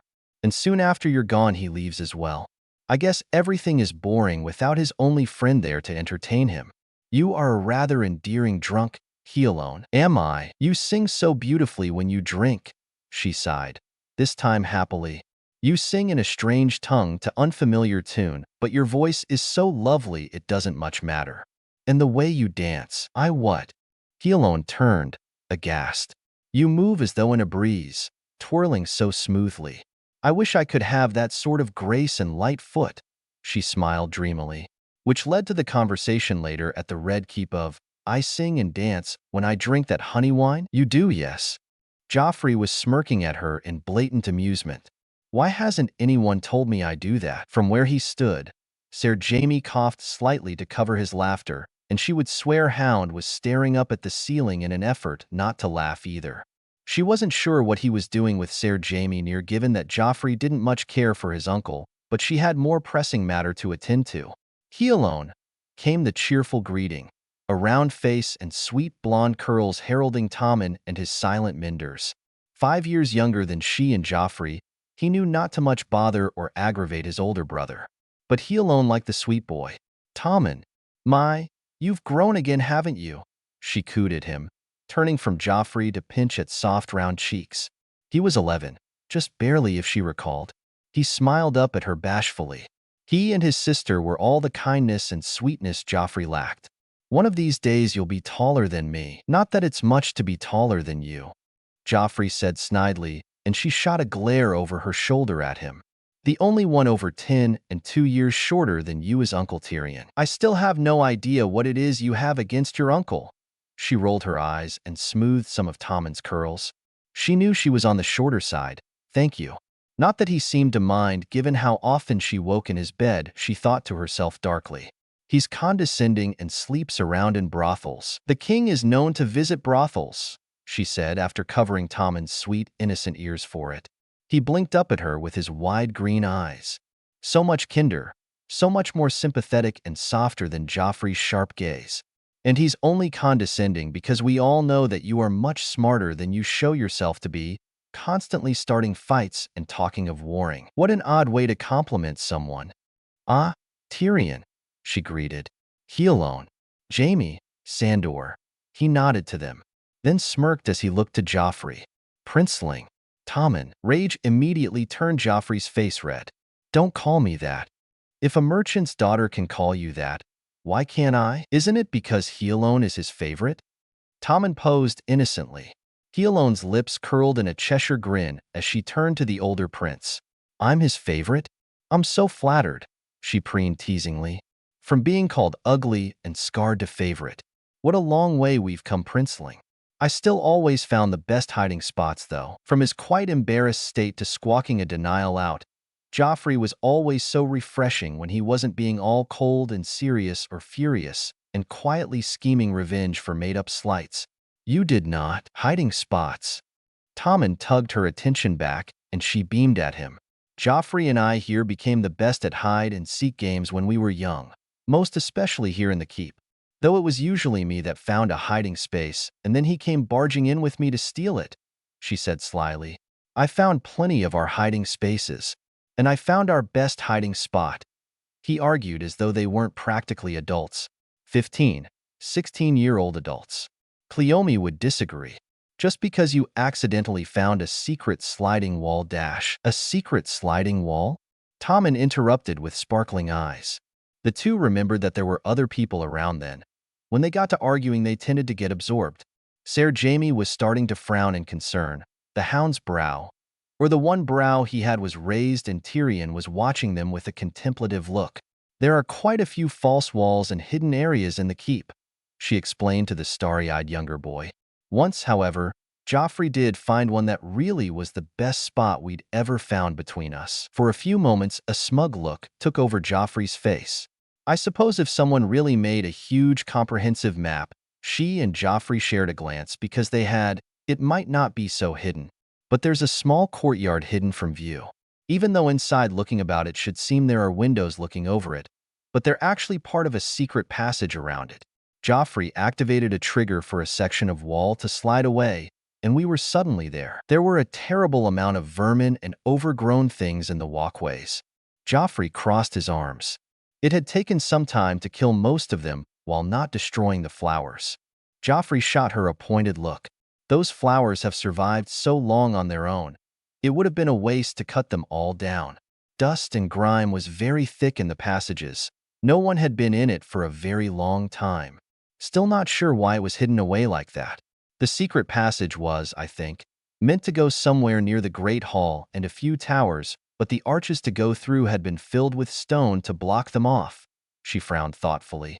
I think it had something to do with the bones there. Bones? Tiny bones. Child bones. Joffrey said threateningly to his younger brother.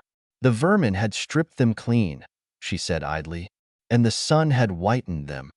Some had cracks in their skulls, when they were even whole. It made such a gruesome tale, those bones. Sitting there, blocked off and forgotten about. He alone, sentimental woman she is, took them to bury. Joffrey said mockingly. She didn't bury them. There were plenty of potions and rituals that called for bone of a child. Some of them were worked into the protection charms on Joffrey's protection amulet. Where is this courtyard? Ser Jaime asked slowly. HM? Oh, shall we show them Princeling? I suppose.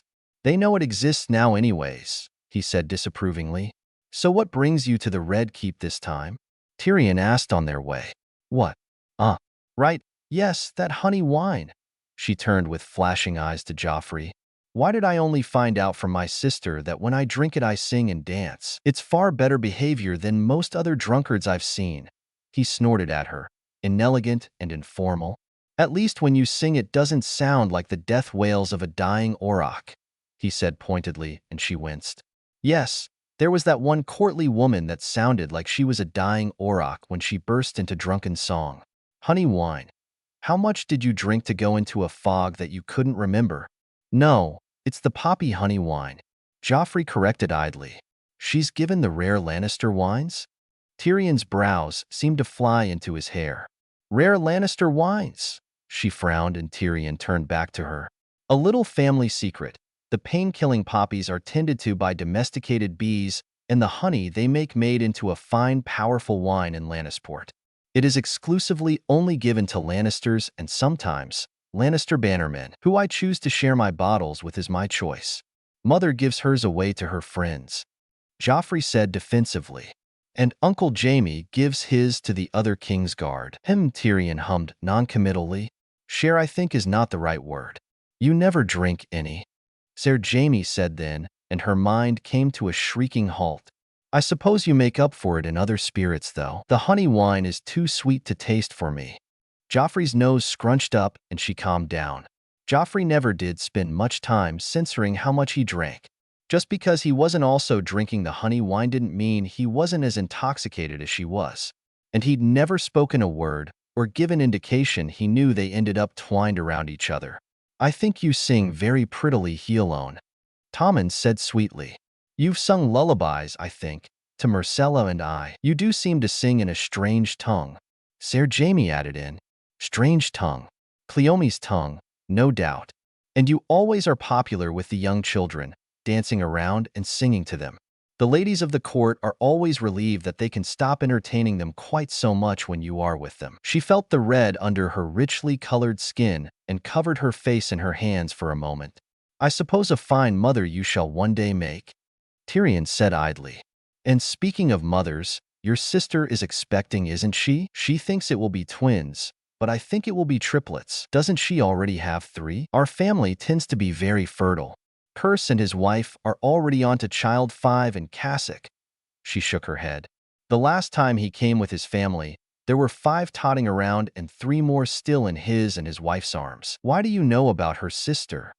Joffrey interrupted. This again? He alone huffed. Joffrey, do you even know my sister's name? Why would I? Which is why I can't talk to you about how my brothers and sister and family are doing. She shook her head.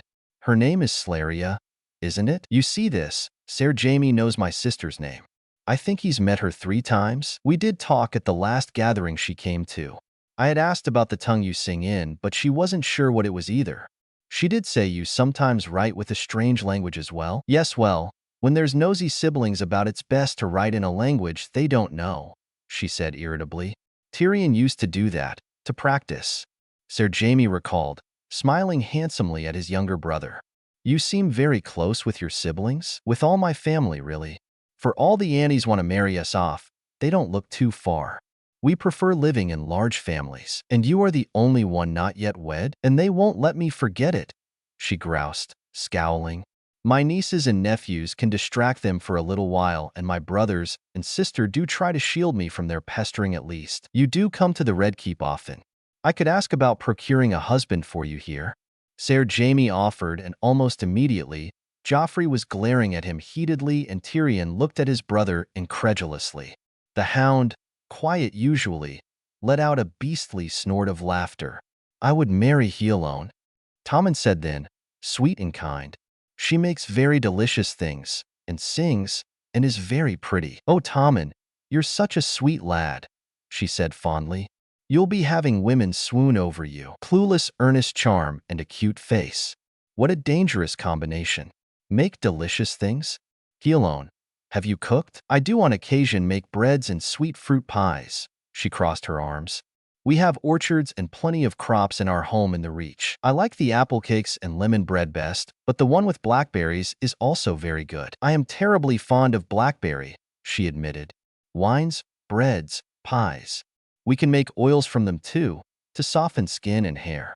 My grandmother taught us that from her mother, and to make small solid bars that smooth the skin as well as give a nice scent. You do always smell nice. Tommen, you are an absolute charmer, she cooed over him, turning and pinching his cheeks again. You coddle him too much, Joffrey said irritably, and she rolled her eyes at him. You say that, yet you are fawned over by the noble girls and women any time you are in eyesight of them. I'm surprised none have tried to steal a piece of clothing or lock of hair at this point. He scoffed. I would cut their hands off for touching me. She stared at him for a moment before grinning sharply, leaning over and reaching up to tousle his hair in a fast, messy way, setting his diadem askew. He made a loud sound of indignation and she laughed at him, darting away behind the hound and then twirling behind Ser Jaime when he chased her. Perhaps, she said between snickering, if your hair were not so long, or if it was kept back, they would be less inclined to want to touch it. Tyrion keeps his long hair back, and so does Ser Jaime. He feinted and then rather expertly pulled out the pin that kept her long braid coiled up at the back of her head. It slid far down her back, releasing a cinnamon vanilla scent faintly, and she gasped in mock affront. Prince Joffrey, touching a woman's hair, the scandal, and then laughed again. Please. That braid of yours comes down whenever we come across a door with a lock.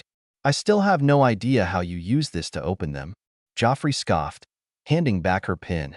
Well, how else are we supposed to get into those unused rooms? We can't finish the map if we've got blank spots in it, she chided, coiling her long braid back up in a quick, practiced flick of her wrist. Your hair is so long, Hyaelone. Tommen marveled. You think mine is long. You should see my mother's, she said. We don't need to wear our hair up at home. No bizarre taboo about a woman's hair there. She rolled her eyes. What a strange thing to fixate on. Men can wear their hair down, and yet I can only do so in the safety of my home? Ridiculous. You'd start a terrible scandal if you went about with unbound hair here. They'd think you a loose woman. Sir Jamie cautioned. She flapped a hand at him flippantly. It's hair. Perhaps if I was off lifting my skirts, or something I'd understand the fuss. My grandmother liked to weave shimmering golden or colorful silks in her hair, sometimes small bells or glass beads on the ends. It was beautiful, she sighed. Hair can be such a wonderful thing to express style, and it's squandered here. Braids and the like, sure, but it's not nearly so liberating. Well, Tyrion drawled, and Jamie this time moved to cover Tommen's ears. It is associated with a woman lying under a man in bed. And who's to say a woman has to lie under a man anyways? She scoffed. Living so close together, I've had the very unfortunate luck to have walked into a scene most terrible to see your sister in. She made a face, and I tell you, she wasn't under him. Then she frowned. Of course, Slaria keeps her hair very short, too short to put in any tail or braid. She waved her hands dismissively. Either way, hair is hair. She huffed, then shuddered, making a face. Ugh, I'd been able to forget about that for so long, and now I remembered it again. She gagged. Jamie uncovered Tommen's ears. Your family wear their hair down in your home? With the exception of my grandfather. He keeps his hair in Dothraki fashion. She nodded. I've been to your insignificant home. They didn't wear their hair down. Joffrey frowned. Not with royals roaming, she said easily. Too much fuss. But most of time I don't need to worry about pinning up my hair or keeping it in a braid all the time. Playing with our hair is family bonding, more like. Cassock was always the most gentle with a comb, but Curse always made the most complex looks. Mother liked twining flowers. All the aunts do, really. Grandmother liked wrapping in silks. Slaria always hated the weight and liked to chop it all off. Still likes to, whenever she feels it's getting too long. Helping put the oils in our hair is also a very soothing feeling, both putting it in someone's hair or having someone else do it. It seems that would require trust. Sir Jamie pointed out. I suppose so, yes. Which is also why it is bonding. She grit her teeth. The protective dome of magic around them keeping them safe as a boiling, furious anger threatened to turn into a roaring inferno. Above them all, the sky turned and twisted into dark, thick clouds as thunder growled while lightning struck the tallest trees in reproach. You sniveling worms, she thundered, swiping her arm across and watching in grim pleasure as the men were tossed into trees, some crying out as necks and spines broke at the force. Her skin felt electrified, the power in her bubbling forward eagerly enough that the weather pulled it in to suit her mood. She was always comfortable with storms. Sheets of rain threatened to obscure her vision, but the flashes of lightning lit the suddenly dark world often enough through it. In their dome, they were dry and electricity skid along the outside of it in case someone tried to get close. She felt her hair threaten to burst from her braid to fly up and around her in the winds that lashes around them. Attempting to attack the royal princes on their way to the Stark family, worse made that Tywin, their grandfather, had a group of his own men to protect them as well. Hound didn't seem to enjoy having his brother and his men around, and more than once has she decided to hide among the few other working women to avoid the stares of a few of them. They had managed to ambush them, and somehow managed with heavy-weighted chains to hold down the mountain, Hound and some of the other larger men. And apparently they weren't even specifically after the princes. No, it was Sir Jamie and Tyrion that they wanted to steal and ransom. The moment that Tommen cried out from a cut on his face, though, and she had been inflamed. The rain, in this cold, quickly turned to pellets of hail. She stormed forward, outside of the dome, and didn't even feel the way the electricity arced to and from her lovingly. It didn't hurt her, didn't scar her, didn't impede her. Lightning was her element. She snapped her fingers and one man came rushing forward as though on a string and floated before her, horror twisting his face at the likely demonic glow of her eyes. He was their leader. Who sent you? She snarled at him, and when he blubbered she ripped through his mind, leaving him a drooling mess after a minute. Pale green splintered out from her outstretched hand, killing the rest of the raping, pillaging disgusting wastes of human skin. The storm whirled around them while she attempted to calm down enough not to accidentally murder or electrocute anyone she didn't want to kill. These men had been prepared for them, had been waiting for them, had known exactly who would be in the group in terms of fighting skill, had known how to most efficiently stop the most powerful members in the quickest amount of time. Someone, her voice was a low growl, only she could hear the howling winds and furious thunder, has been very naughty. She turned sharply on heel, disappearing into the forests surrounding their paths. She came back a few minutes later, notably calmer and the storm quieting. The hail stopped and the lightning stayed in the clouds, lighting them up. The dome fell harmlessly, and she made a beeline to Tommen's teary face, casting a healing charm and watching the bloody cut heal itself. She didn't even turn to look as she cast a stronger spell at the other prince, and then spooling together a ball of healing magic and tossing it in the air. It burst in a shower of soft, glowing light, healing everyone within the vicinity. "I am glad you kept that protection charm, Princeling," she said in the hush. "But it looks like I'll need to make some for Tommen and Marcella whenever I next see her." And with that done, and before anyone could stop her, she once again disappeared into the forest. She came back a day and night later. A shiny gold ring with a lion's face and very tiny green gemstones was handed to Tommen, who had spotted her first and leapt up to hug her tightly. "It will grow as you grow," she told him, petting his hair and then turning to where Joffrey had stood up, watching her carefully. "I want to see the one I gave you. I want to put more protections on it. It really is a protection charm, isn't it? That's why when there was the poison I wasn't sick like Mother, Marcella, and Tommen. You didn't think I just given you a shiny trinket, did you?" She raised her brows and smiled, strained with the intended joke before her smile fell. "Yes. The stone beneath the gold is carved and covered in protections against all kinds of things. I had thought of making some for your siblings and Mother with the poison, but the security had become better, and it fell to the wayside. And the king, for some reason, just seems immune to poison, I guess. He used to get bitten by snakes often as a boy," Joffrey waved off. "Said it built an immunity. She wasn't entirely sure that was a thing, but let it slide. You have magic." "Yes. Why didn't you tell me?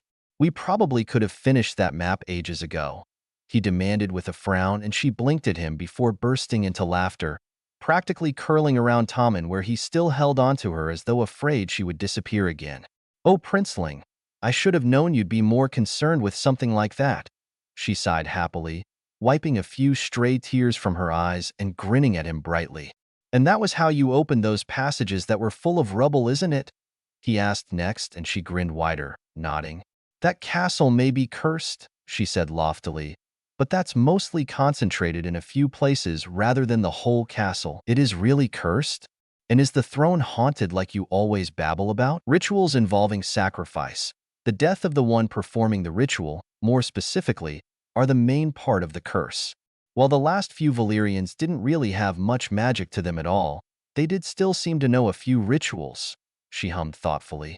"Cleansing a few of them are easy, and when I come across them I do try, but certain deaths, they linger and stain the castle with the ritual they used being stronger or having a larger resource to make it stronger," she sighed, rubbing her face. "As for that over-glorified scrap heap," she scowled, "there are 3 souls that cling to it like parasites," she bit out. "I suspect they were what drove the Mad King mad, especially with his forays into experiments with the rituals passed down in their family. They draw power from those killed in the Red Keep, and when the Mad King murdered so many there, it powered them even more. They are nasty, disgusting bits of soul that deserve to be shred and devoured by shrouds," she finished in a menacing snarl. "Which is why I advocate so strongly for the royal family to go out among the lands, away from that chair." "Is that why you always insist I should have my own throne made?" "That, and even if we can get rid of those spirits, it's a hideous metal chair," she sniffed snidely. "That thing you created," Ser Jaime then said slowly, looking to her nervously. "It was a shield, I think." "The dome?" "Yes," she gave a short nod. "And you gave a protection charm to Joffrey, and now one to Tommen, and a third is on its way to Marcella. I trust you and Tyrion don't need them, and if you do, that you would tell me. Those men that those wastes of human skin I kindly purged from the land," she said primly, and one man, pretty-faced from the mountain's men, snickered. I'm sure you noticed how well prepared they were for our exact entourage, which means a traitor, of course. She stroked through Tommen's curls. Unfortunately, they used a middleman, and that man doesn't know who he was working for.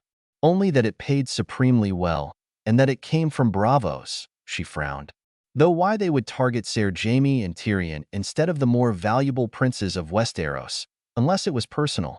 Personal against the both of you or against your father. Or as a decoy, a cover for whatever they were really trying to do.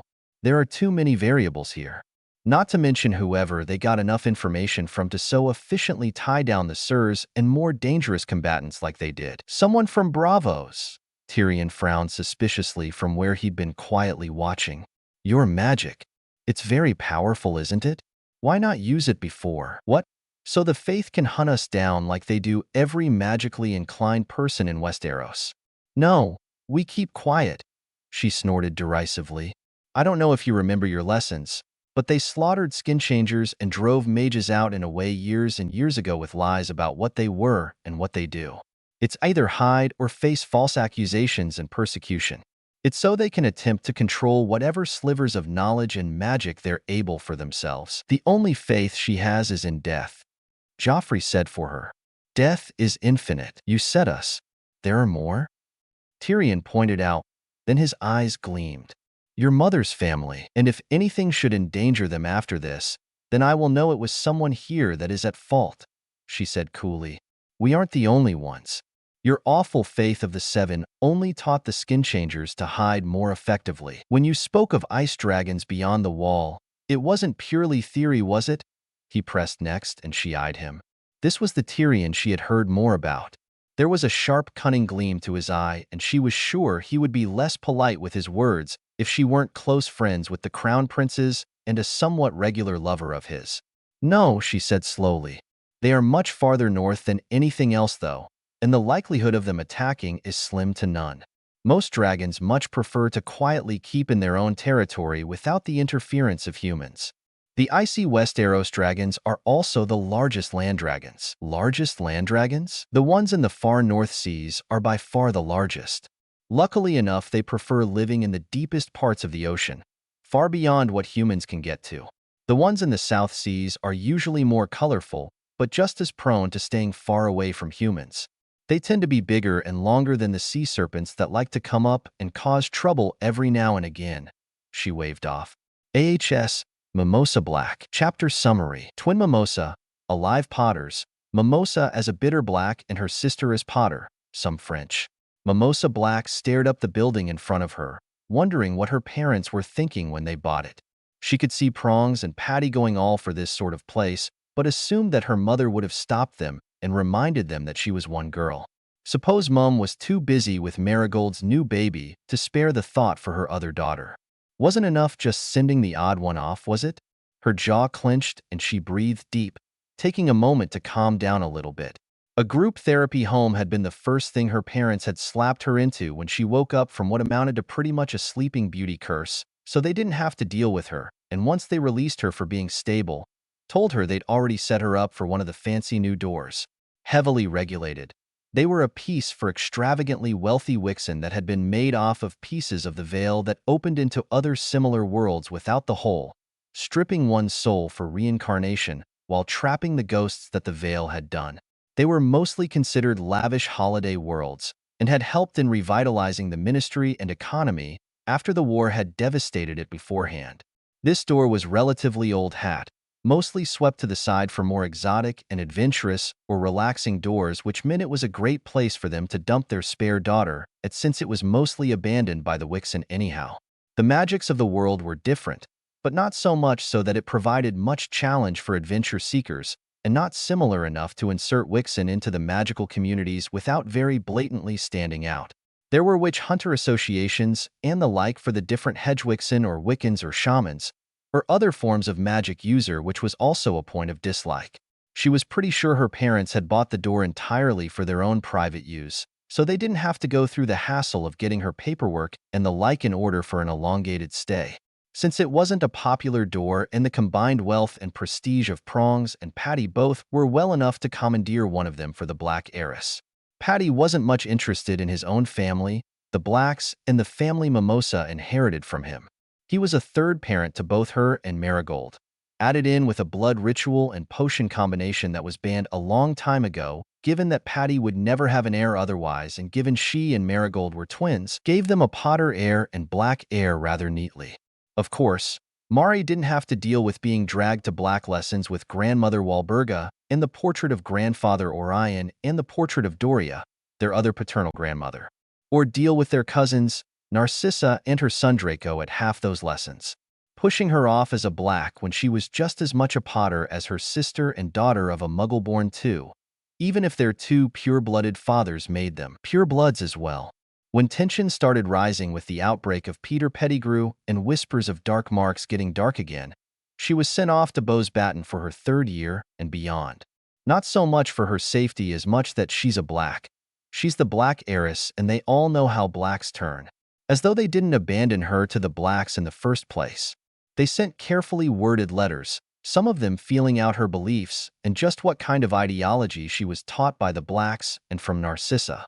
Treated like she might be a traitor because they already had a Potter daughter and didn't need a second. She'd been a bitter, spiteful, and brilliantly applauded student at Bose Baton, and while she heard of the mess happening in Britain, she turned away from it entirely. They didn't want her? Didn't trust her? Fine. And she quickly knew better than to tell them about the strange visions and terrors that she woke from some nights with a bloody scar. They would snatch her back to lock her away or accuse her of dark magic. She was proficient in dark magic, having been mostly reared by Black portraits, but it wasn't all just torture spells and killing babies for blood sacrifices and taking their bones for dark potions. Patty should know better, but he hated his family so much that he'd just as quickly turn her away. Not that he didn't already do that, but still. When grandmother Walburga died, she got a pocket-sized pendant portrait so the woman could always reach her. The death of Regulus had changed her, and while she was still horribly bigoted, she was no longer blindly following the Dark Lord. Walburga kept those thoughts mostly to herself, but it did show in the way she was taught about the Dark Lord's reign and the devastation he wrought not only on the Muggle and Mudblood population, but on pure-blooded families as well as his dismissal and irreverence of older magical traditions. His goal wasn't for the better of purebloods and protecting their world from the contamination of Muggles muddying their own history and traditions. His goal was his own power and immortality. The pure-blooded cause was merely a way for him to reach those goals, and even then the Death Eaters largely devolved into nothing more than vicious wealthy thugs that could bribe their way out of trouble. The older Black portraits considered him nothing but an arrogant upstart that helped destroy pureblood culture. Through grandmother Walburga, she learned all about the house that was hers to inherit being pilfered and rummaged through when Patty offered it up as a headquarter for the Order of the Phoenix while she was away. And the matriarch was able to get Creature to send all the important old books and enchanted items that would otherwise be thrown out or locked up or destroyed for being dark to Mimosa before anyone was any wiser. Grandmother Walburga was furious that her home was being defiled, and that they chose to do this without so much as warning the heiress of the estate, given that Patty, really, had barely any authority over the old Black home. After she had gotten an old locket that Creature had been hesitant to let go of, other things found their way to her. Things with a familiar burn of magic that felt good to have close by, a diadem and an old ring with a cracked black stone. They gave her visions as well, but they weren't the searing, painful ones that she sometimes got. Eventually, when she was 15, she learned what the items were and why she felt so close to them. All because grandmother Walburga overheard a certain pesky conversation. Grandmother Walburga had been horrified, and it had taken her days to finally tell Mimosa what she learned from eavesdropping on a private conversation between Dumbledore, Snape, and her three parents. Mimosa destroyed a lot of things for a while, and while she maintained stellar grades, she was known more for her borderline feral disposition and prickly demeanor, even among her friends. When she was brought back to herself well into 17, her rage was enough to concoct a mad scheme that killed her. Killed her, but only briefly and in a ritual she found in an old black grimoire from a Sidhe that married and that let her yank the other slivers of soul from their containers and vessels. It also involved a furious battle of psyches that she won by virtue of pure teenage angst and biting icy anger if she was ever asked about it. She did win, though, since the Dark Lord's soul had been in pieces for so long, and since the largest Horcrux, an old diary, had been destroyed long ago. Her soul was whole and hale, which powered her psyche on to overpower his. She didn't know how long it had made her dead for, and then passed out once she woke up from that, but it didn't take long for it to be declared that a ritual she had done had finally and completely wiped the Dark Lord out and away. Given it was during a point where the war had long since picked up and the Dark Lord had already practically won, Dumbledore dead and the Order scattered, she was hailed a hero by the Dark Lord's victims. She had been blunt, when she was dragged back to Britain, that she didn't care for the attention and had ripped into the ministry, families that supported the Dark Lord's ideology even if they didn't support him, the Order of the Phoenix for its lackluster performance and British Wixen culture overall, and how it nurtured someone like the Dark Lord to power in the first place. Then told them all to leave her alone and kicked out anyone still lingering in Grimmauld to take her house back and repair some of the damage done to it by unwelcome trespassers, and tracking down that sniveling little thief, and shaking him down for everything to recollect what he'd swiped unhindered from her intended inheritance. She had only gone out a handful of times after that, both at the pleading and whinging of the Potters, Patty included in there, who she, by then, didn't really consider herself a part of when they finally accepted her as one. Her interactions with them were largely stiff, and she still held a smoldering burn of negativity about them. Her sister a little less, given that it was the adults that had abandoned her, but still. It was when she had been on one of those outings that she was ambushed and cursed. Thank goodness it was a mangled pronunciation, or the curse would have tried to kill her and she knew to keep quiet about a pale wand with elderberries that showed up next to her in her sleep. The family cloak that found itself with her much more than with her sister who it had been given to. The cracked black stone now set in a pendant that was clingier than the other two items. Or to talk about the weight they sometimes gained when they were together. A sort of sentience whispering to her in her sleep. Researching through the black books and through older French texts and tomes led her to believe that while death as a whole wasn't sentient but simply was, items touched with deathly magics, not to be confused with necromancy, may gain sentience after time. Of course, it was debated that there was no such thing as death objects like the Deathly Hallows or other cultural items of legend similar given their secretive and often hidden nature. Either way, she was sent into sleep. She didn't age in the years she spent like that, and she'd heard they had eventually considered it as a side effect of the mangled curse. She didn't have long to orientate herself when she woke up before her parents, who had some amount of authority over her, had her thrown into the group therapy house. Mari visited often with her son and daughter, Heath and Heather, and it had been an unpleasant shock to see her twin older than her while their collective three parents brought Mimosa to visit on holidays where they all still lived in a large Potter estate alongside Mari's husband, Fred Weasley. And during holidays, Fred's large family also tended to be visit, including the numerous next generation of Weasleys. Inevitably, she found herself watching over children for hours at a time, or entertaining them, and when she wasn't doing that, Fleur's sister Gabrielle was talking about how she still held unbroken records in Batten, and how her connections and old schoolmates were there for her if she wanted to leave Britain behind when she got out of therapy. That would have been her choice, if she'd been given one at all. As it stood, her parents had taken the liberty of sending her not just away from the continent at large, but to another world entirely. Her first night in a Yank hotel, her sister had sent her a hurried, flustered letter. The door wouldn't let her back through for the next 5 years. A fine print on the contract that let it be used in a residential manner instead of using it for halls that neither Prongs nor Patty had really read. For the first 2 months, the door would be shut entirely, though it had a letterbox connected that would send her letters. If she addressed her own return letters to the door and put it in a postbox, it would be sent back to the old world through the door. But they couldn't actually come through on a visit, which they could leave from, since they weren't contract-bound to the world and door like Mimosa, until the 2-month period was up. Mari said she had absolutely ripped into Prongs and Patty for it, and she no doubt would be getting more letters soon in the first chance they got. They would be coming through to see her. She wondered if it hadn't been an accident like Prongs and Patty told Mari it was, and she had cried. Why did they have any sort of legal control over her in the first place? Why did they get to choose for her where she would go, without ever asking her. It was the same way it had always been with them. What she wanted, or her opinion, never mattered. They had already left her. Now why couldn't they leave her alone now that she could choose things for herself? She breathed in and out and pursed her lips.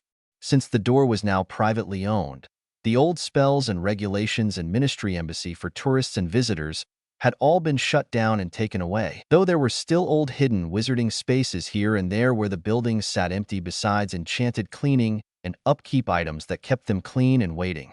It also meant that laws and regulations about conjuring muggle money or laws about using spells or magic no longer applied.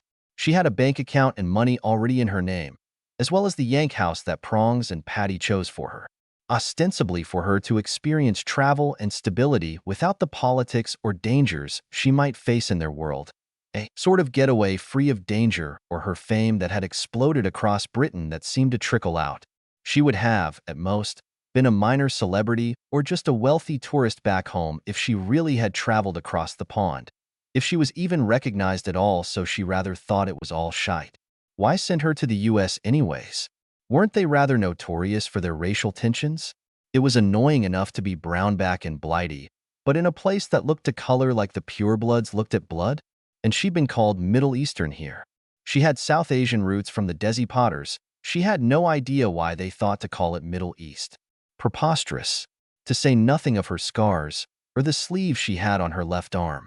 Even if it was all beautifully lovely flowers and a snake sliding down the whole of her arm, a fairly pretty tattoo, she'd still gotten looks for it.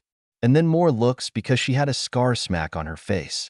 It favored the right side, a bolt that struck down her eye to the top of her cheek. Add the vivid paleness of her green eyes, and people tended to stare at her.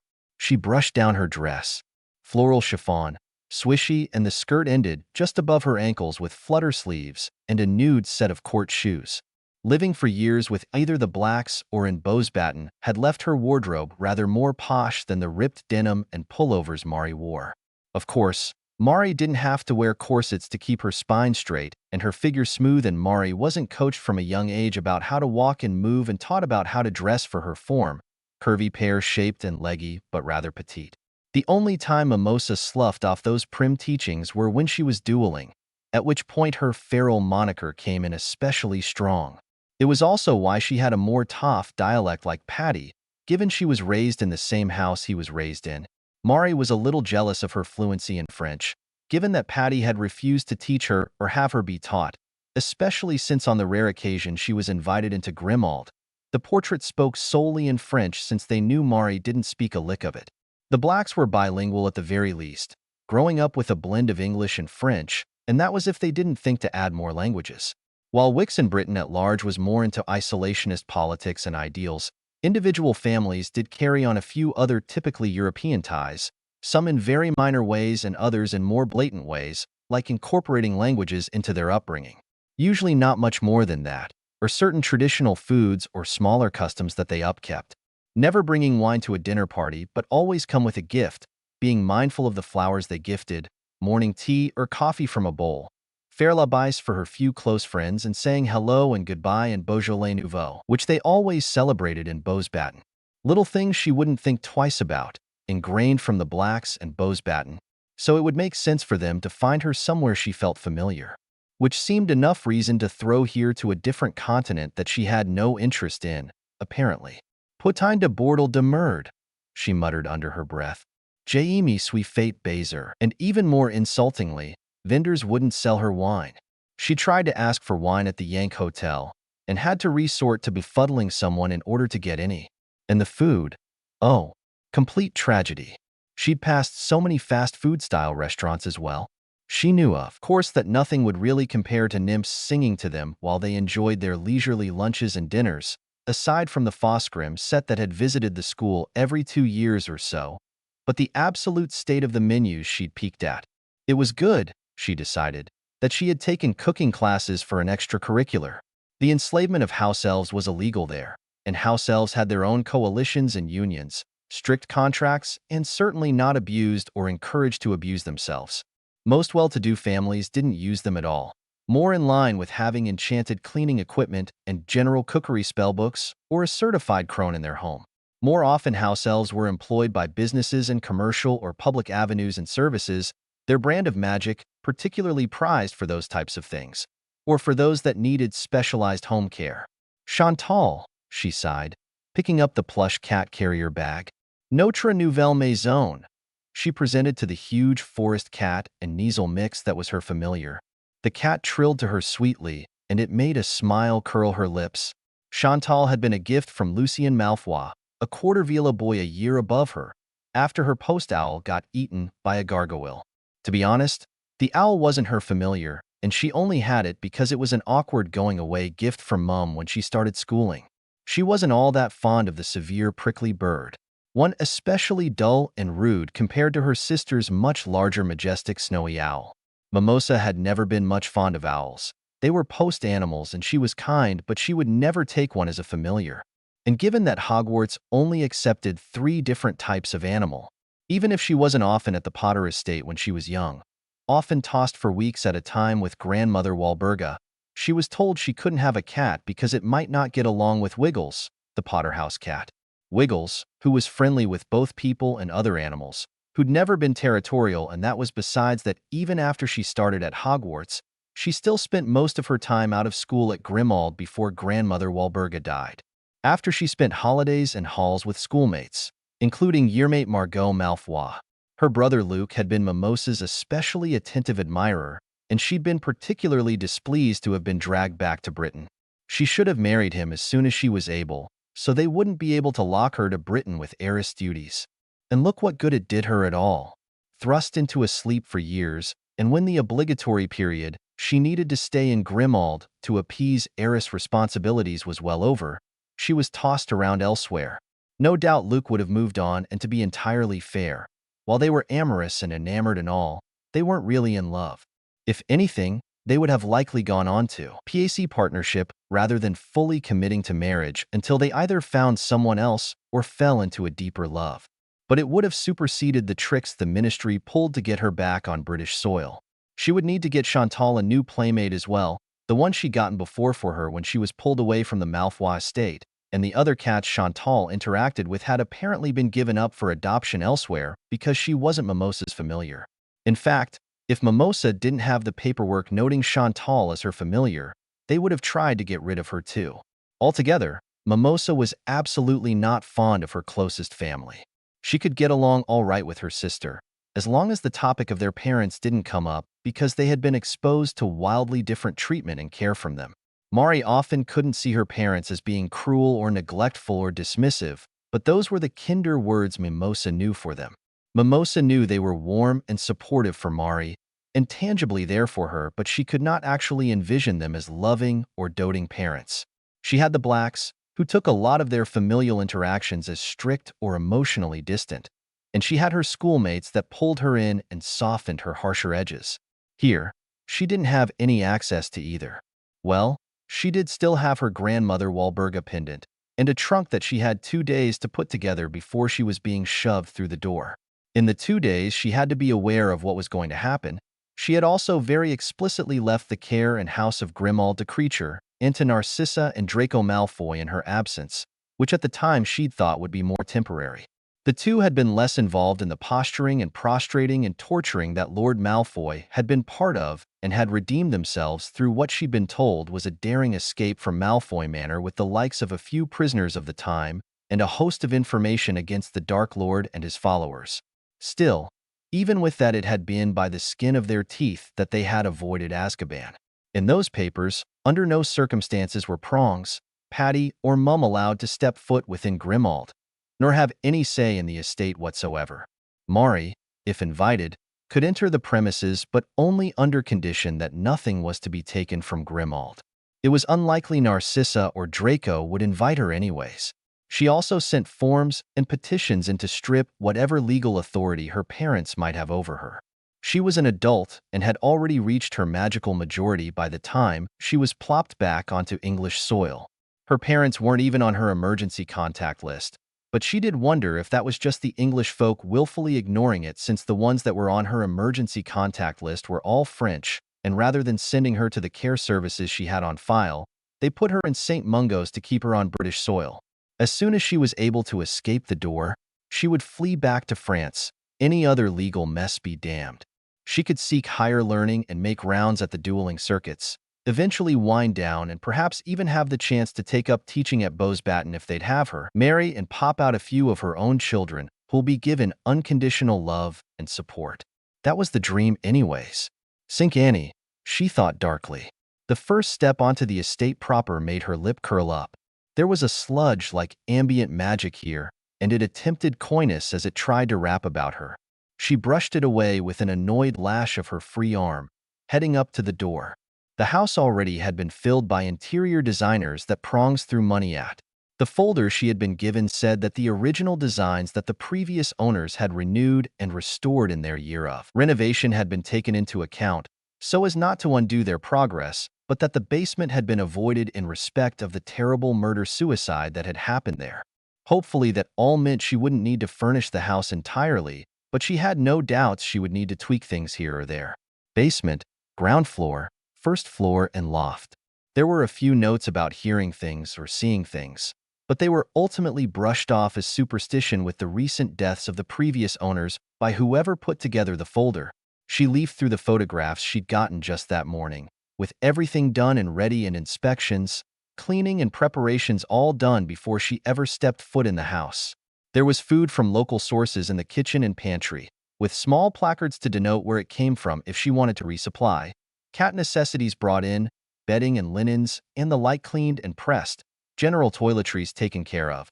She wasn't sure who exactly Patty and Prongs had found to do all of that, but she could only assume they conjured quite a lot of muggle money for the services.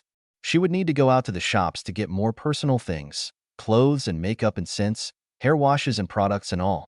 She was a little wary of muggle beauty products, but she knew well enough how to make her own, and at worst, that pale wand was eager to be of use, and if duplicating the things she managed to scramble together in 2 days was something she wanted to do, it would be quick to oblige. Most curiously, the wand also seemed able to duplicate and even conjure food and the like. Ingredients that should not be available in this different world, so at least she had that for potion brewing. Likely, she would have to do so in the basement after she cleared a room and warded it to be a potions lab. The photos of the rooms seemed to favor neoclassical focal pieces, but aside from that, seemed to be chosen for thematic cohesion. There was also rather unfortunate photos of murals in the drawing room after the peeling wallpaper had been pulled off, but it was hit with paint thinner and cut out entirely in spots where that didn't work, and the wall above the wainscoting now boasted cream-flocked wallpaper and heavy dark blue velvet curtains that puddled on gleaming wood floors, a gauzy thinner curtain filtering the light coming in to be more gentle from the windows. The blue also came up in the upholstery of the sofa and in small baubles sitting on a side table and in the soft pillows sitting in the cream-upholstered chairs. An intricate rug sat beneath it in reds and blues and greens. She put those away. She would be seeing the rooms herself soon enough, and put the folder back in the side pocket of the cat carrier to pull out the key to let herself in. Immediately to her side when opening the door was a coat closet with a shoe rack already wedged inside. It was pretty. She would certainly give the house that, but that didn't make her upcoming tenure that much more pleasant. She went into the sitting room, and her sharp eyes caught on something that made her smile.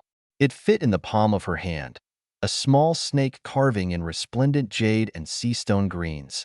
She put it back in its place, wandering to the sofa to set down the carrier and open it for Chantal to come stretching out.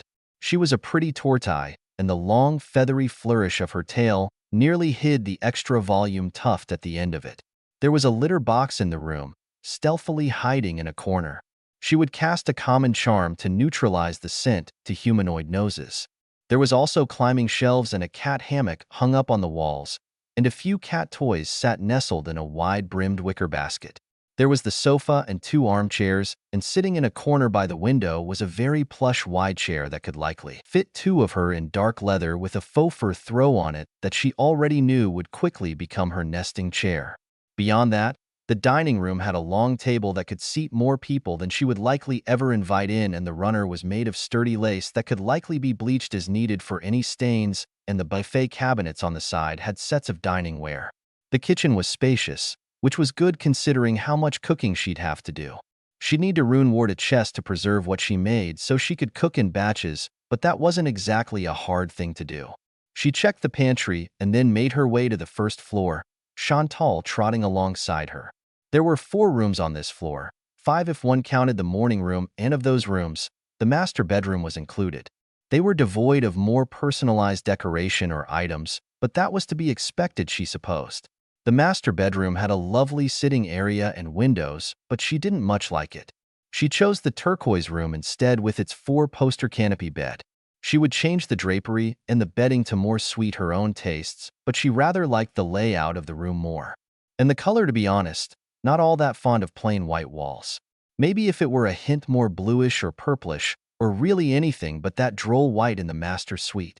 She also wasn't the biggest fan of a fireplace in her room, too used to flue fireplaces and the connotation stuck even if it wasn't that kind of fireplace. She pulled out her wand to turn the plain cotton drapes of the 4-poster canopy into longer and more aesthetically pleasing velvet drapery in pinkish mauve with a satiny interior canopy in a teal shade a bit darker than the walls. The bed skirt was next to be changed into a gathered material in a deeper, more raspberry color. The same color the satin pillows were changed to, and she sheets as well. The duvet and quilt became a pleasingly plush pinkish mauve of velveteen with Sherpa underside. The rug beneath on the floor was made into a pile rug a few shades lighter than the walls. She changed the armchair into a squishy, inviting papasan chair, another nesting chair, and conjured a luxuriously soft faux fur throw to fold over it. She pulled out the shrunken luggage pieces she had.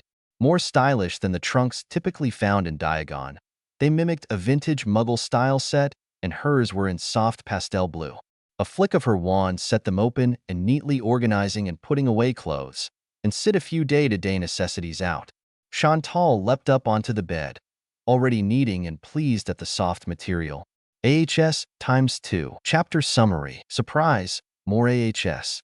2 other AHS ones I have at the moment, and the next chapter will be the 3rd. But these 2 are shorter, so I'll slap them together in this chapter, separated by a bunch of capitalized XS. I'll probably get back on them because I like where a couple are leading me, but they all begin in the murder house. First is Lilac and her goddaughter. Second is twin sisters moving in. Where dash? She frowned, peering about with a young child clutched to her chest. This was not Grimmauld Place, not at all. Her lips pursed as she rocked her small charge. I don't care. She narrowed searing pale green eyes at the suited man in front of her. She watched his throat move and sweat at his forehead. She held her child close, bouncing her slightly. I want that house. Shaketh, a physical embodiment of an aspect of death in this world, had mentioned it. And if she was mentioning it, it was worth looking into. Papa Legba, partially an aspect of death, but only barely, had gotten a disdainful look on his face at the mention. His fellow Loa, Maman Bridget, a member of Geed, had far more hold in the element of death. These blatantly human-like forms were still notably bizarre to feel some sort of magical connection to. And for there to be so many, death, surely, was a sort of non-entity in that it wasn't specifically a form or sentient in her old world. It simply was. The wand, rock, and cloak practically buzzed and hummed in their presence. As far as sentient death went, they had gained their own sort of sentience throughout their time in existence and throughout her own years as a field unspeakable. Other items touched or soaked in death had come into her possession. They gravitated towards her.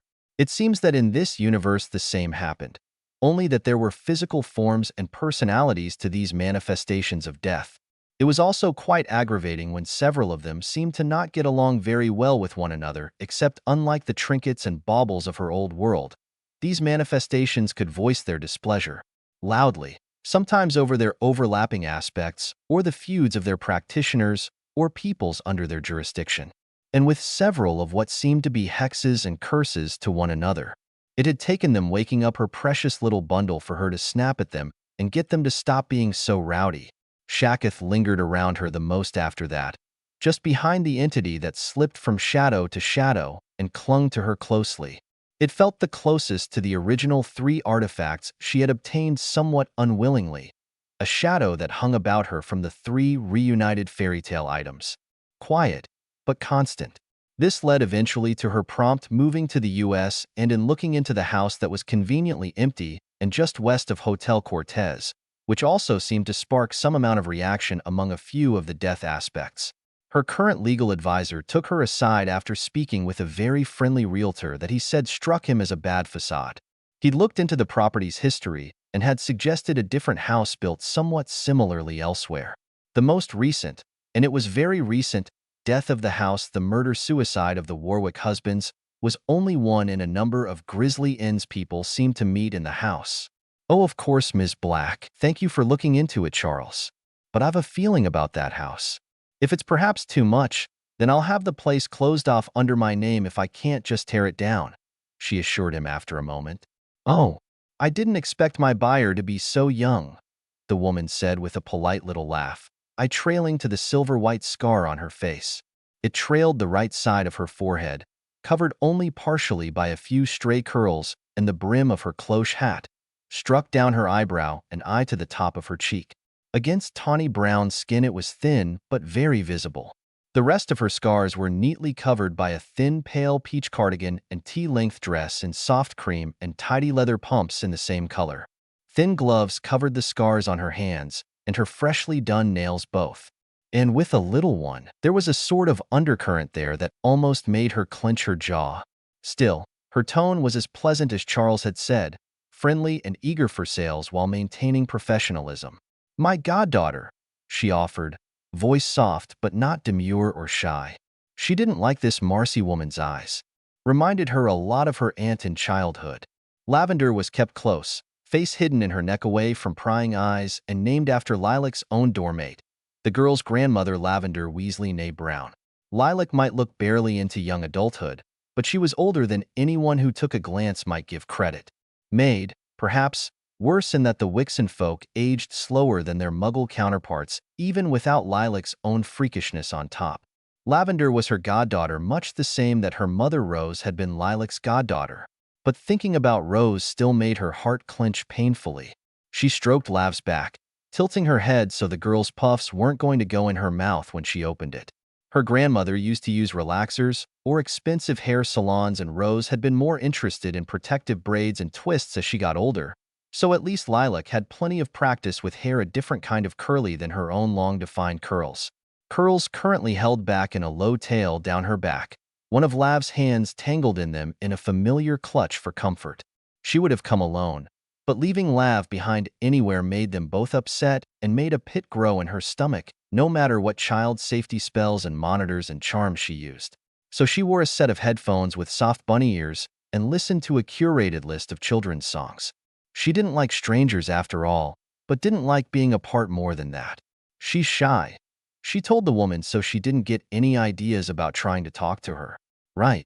Well, Miss Black, would you like to come in? Please, Miss Smith. Oh, call me Marcy, I insist. And soon they were stepping onto the property. Immediately, there was a faint compulsion trying to faintly lay itself onto her, soft and fragile as a cobweb. At the same time, something in the ambient magic that laid within the immediate property seemed to stir uneasily. Ghosts? Shades? Stepping into the house only made something feel like it was trying to blanket her. It didn't, of course, the death shadow slicking it all up like a sponge to turn into its own energy. Which was good. She didn't want that sludge like magic seeping into Lavender.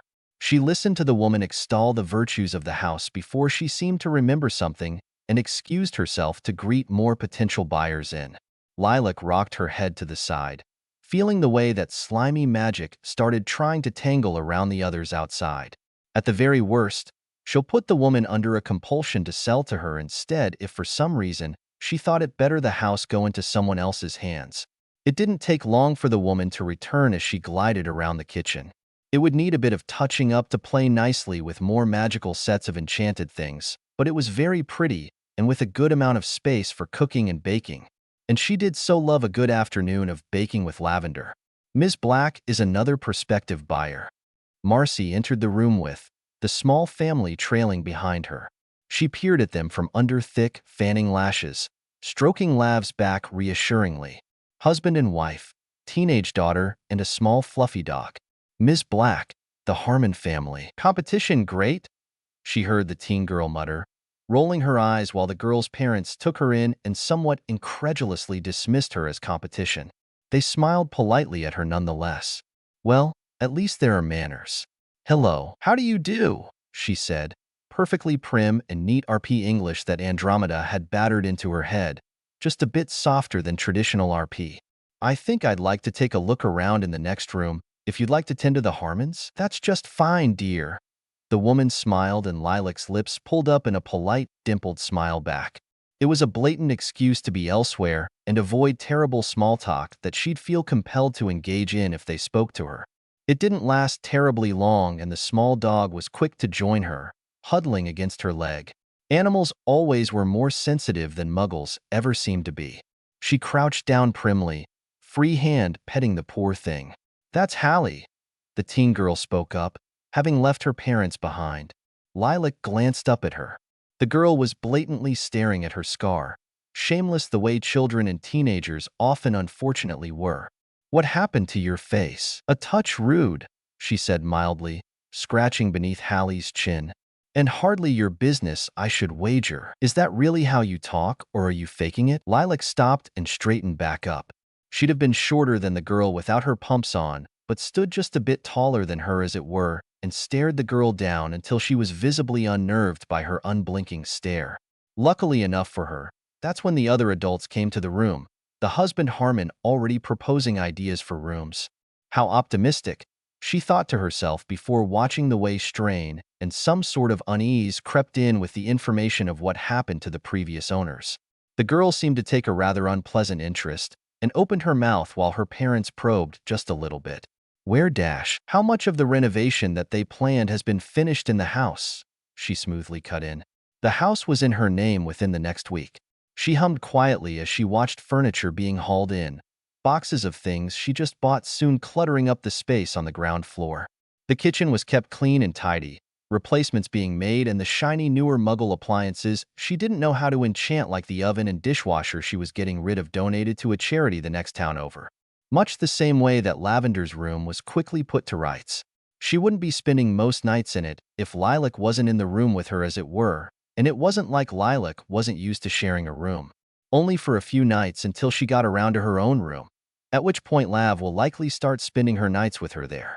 Lav's favorite color was incidentally lavender purple, so sheer shimmery tufts hung from the ceiling in the color around her rather big bed with satin-covered pillows and flower and fairy-orientated decor, and items were out on a cream-white dresser with curved feet that were thematically appropriate. A mountain of plush, soft animals of all sorts of sizes quickly found places for themselves in her room, and a soft cream-white rug sat sprawling across the floor comfortably for tiny toes. A child-sized table with the same curved feet as the dresser, her bed, and the small child-sized wooden chairs sat nearby, along with a kitchen playset and tea set play set in shiny plastic that more resembled glass than the chunky, clunky manufactured set she'd seen in the shops. She did still buy every princess dress Lav set her eyes on, though, and had hunted down child-sized petticoats to go under them. If she wanted a particularly fluffy skirt, Lilac would have to sew her a dress or modify the rather cheap fabric of the bought dresses, but she didn't mind that. A Miss Violet Canterbury bear, well, rabbit in this case, sat vigil on a nightstand along with a flower blossom nightlight. Her own Mercedes bear sat next to them for now, until her own room was set up properly. She planned on building a dollhouse for her as well, in 1:6 scale for the abundance of Barbie dolls they just bought. None of the dollhouses at the shop compared to the fanciful enchanted one done in wood she'd found in the Black Vault with its drawers beneath to store the dolls. It had survived the fighting Teddy and Rosie had done over it as children, survived Mimosa's accidental magic and her brother Scorpius tantrums, Hugo's sabotage of it in his more rebellious childhood phase. It was a shame Lav didn't get the chance to make those memories with it like her mother did. As it were, a pink pop-up princess castle stood in one corner where the dollhouse will be once she makes it. She needed someone else to come in to put up a telly. She had no idea how to do all of that. And maybe a portable DVD player, which will require going out to look through children's films and the like. And of course, to begin a stockpile of books not just for her but for Lilac as well. Bath, is it that time already? Lilac peered over at the slightly cartoony owl-themed clock. All right then, which would you like? Love? Vanilla bath pearls, or rosewater melts? Or maybe one of the new ones? Cotton candy? Creamsicle? Lav's lips pursed and her brows furrowed in thought. Lilac smiled at the sight, reaching out to smooth her finger down her nose and making it scrunch up as she giggled. She didn't have as many freckles as Rose did, but they were still there, just visible across her nose and cheeks against warm sepia skin. Lav's hand caught hers, tugging at her gloves. Her nails were pastel purple and glittery, and she'll want metallic pink next week, probably to match the dress of what quickly became her favorite Barbie. She let her pull her glove off, baring her scarred hand, and she gently bopped Lav's nose. She giggled again. All right then, let's pick out your gym jams. It didn't take long for her to pick up a blue nightgown and for Lilac to pull off her other glove, settling them neatly on the nightstand to grab an oversized shirt that reminded her of one that Ron had given her ages and ages ago. Lav was quick to pull her to the cotton candy melts as she filled up the tub. Soon she was bare to the room, and Lav was practically pushing her to the tub, even as she was pulling the girl's hair into a bath cap and then pulling up her own long hair into one. We'll need to look for bath toys, won't we, Poppet? Yes. Doing things manually wasn't always her first choice. So long immersed on the wicks inside crept down into her bones and then deeper still, but she wasn't sure how the strange ambient sticky magic would react to a spell or charm that she cast. It did mean things were definitely more slow-going than they could be, but it was hardly Lilac's first time moving around furniture and homemaking. Lav sat in a plush, oversized chair in the room that the Harmons considered using as a study. Lilac instead set about setting up her sewing and general smaller handicraft area. "You're gonna die in here," came the sudden warning, and she turned to see a young woman in a rather pretty floral dress and cardigan that coordinated nicely with it. She, of course, hadn't set down wards yet, so that was likely her own fault getting so distracted. Still, she could have sworn she locked the doors. The woman in front of her wasn't dead, wasn't a shade or piece of spirit left behind like the ones that watched carefully, probing and waiting but keeping out of sight. "Hello, love. Wasn't expecting visitors, else I would have brought up some tea." She turned from where she was settling things on the heavy wood desk with its lovely curved carvings. "Adelaide," she heard distantly, and she hummed low in her throat as Lav quickly scampered to her side, clutching a ragdoll bunny in one hand and then her long skirt in the other. "Adelaide." An older woman came through, steps clear and concise. "Adelaide," she called again, then noticed the woman in the room and came in close. "Adelaide, I put on Dora the Explorer for you, so you would sit and watch it. It was go, Diego, go." "I don't like it," Adelaide insisted, and by the sounds of it, not for the first time. "Oh, brown cartoon characters." Lilac pursed her lips tightly before smoothing out her expression. "You can't tell the difference." Oh, that kind of person was it? Unpleasant. Lav shifted to partially hide behind her. "Excuse me," she called over to them, tepid and mild. "Oh, hi." Her smile was pretty, and she must have been lovely in her younger years, but the way her eyes scanned her, and then the peak of Lav hiding against her made her hackles rise up. "I'm Constance, your neighbor from next door," the woman explained, turning to Adelaide. "And this is my girl, Adelaide." "Hello," she enunciated clearly. "Go home, Addie."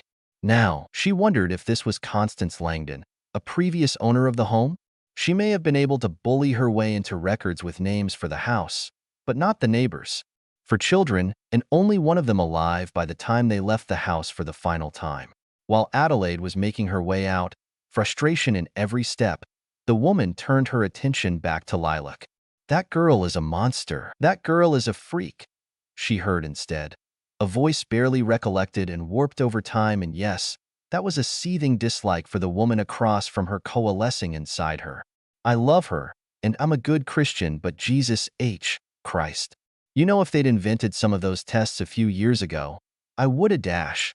She shook her head, a pleasant look on her face as though this were all just a nice icebreaker.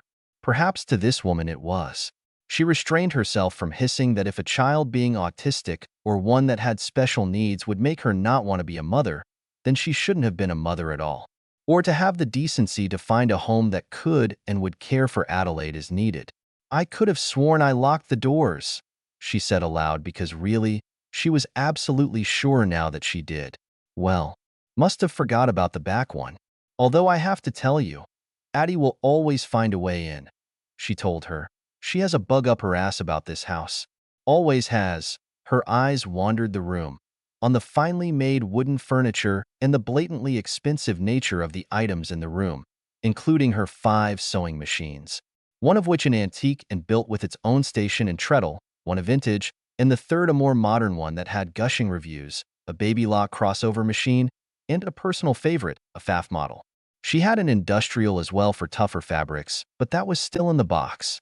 The larger spools of fabric were seen from an open cabinet door. All the wood furniture had matching fine carvings and ormolu with clawfoot feet, heavy and dark.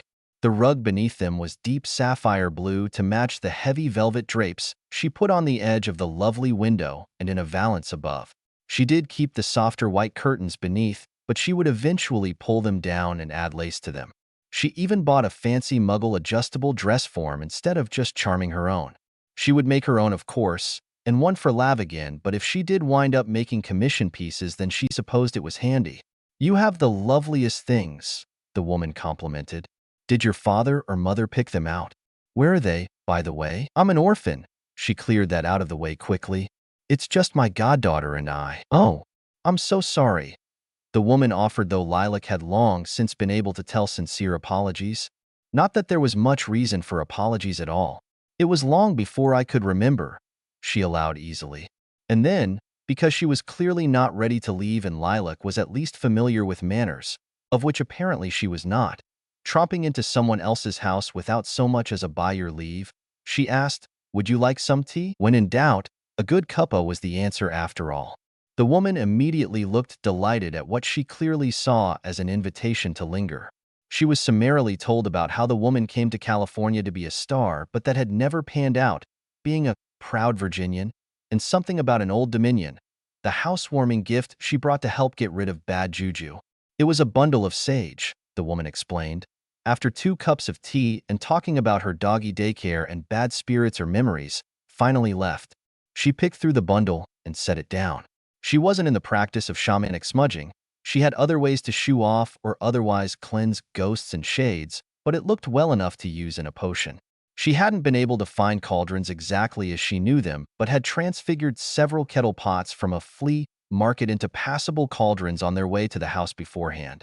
She'd had to transfigure a good many things, but that hardly bothered her. They were still in their boxes as, well, since she would need to find one particular room to ward up safely for the more volatile or sensitive potions. She was also especially glad she still had the elaborate potions kit hidden in a moleskin bag alongside her photo albums and a handful of precious items. She knew that her habit of keeping an emergency stock of things on her person at all times would come in handy eventually. That needy and arrogant wand could safely conjure and duplicate things flawlessly, including things like food and ingredients, so at least she didn't have to worry about resupplying the more magical plants and animal parts. A shame that hadn't been its legacy back home. Oh, Lilac blinked down at the amount of food she'd made. It was too much. Far too much for just she and Lavender.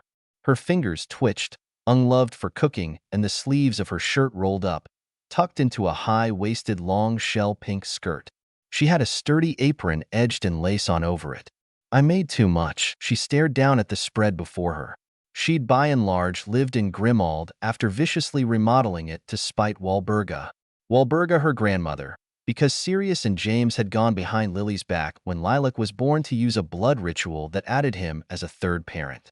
It meant that more black features showed up in her, besides the ones from her grandmother Doria Black, and it meant her place as heiress Black was impossible to contest. It meant she was a pureblood given her 2 very much pure-blooded fathers, her mother more or less blotted out in the eyes of those that things like that mattered to. She was just as furious with Sirius as she was with Grimald Place in general when she'd learned. Nevertheless, it became her home, and thus home to much of her extended family. There'd never been less than 4 in the house at any given moment, whether it was godchildren and their parents coming over or living with her outright. The only exception were festivities when Molly was still around, where they'd all gather at the burrow.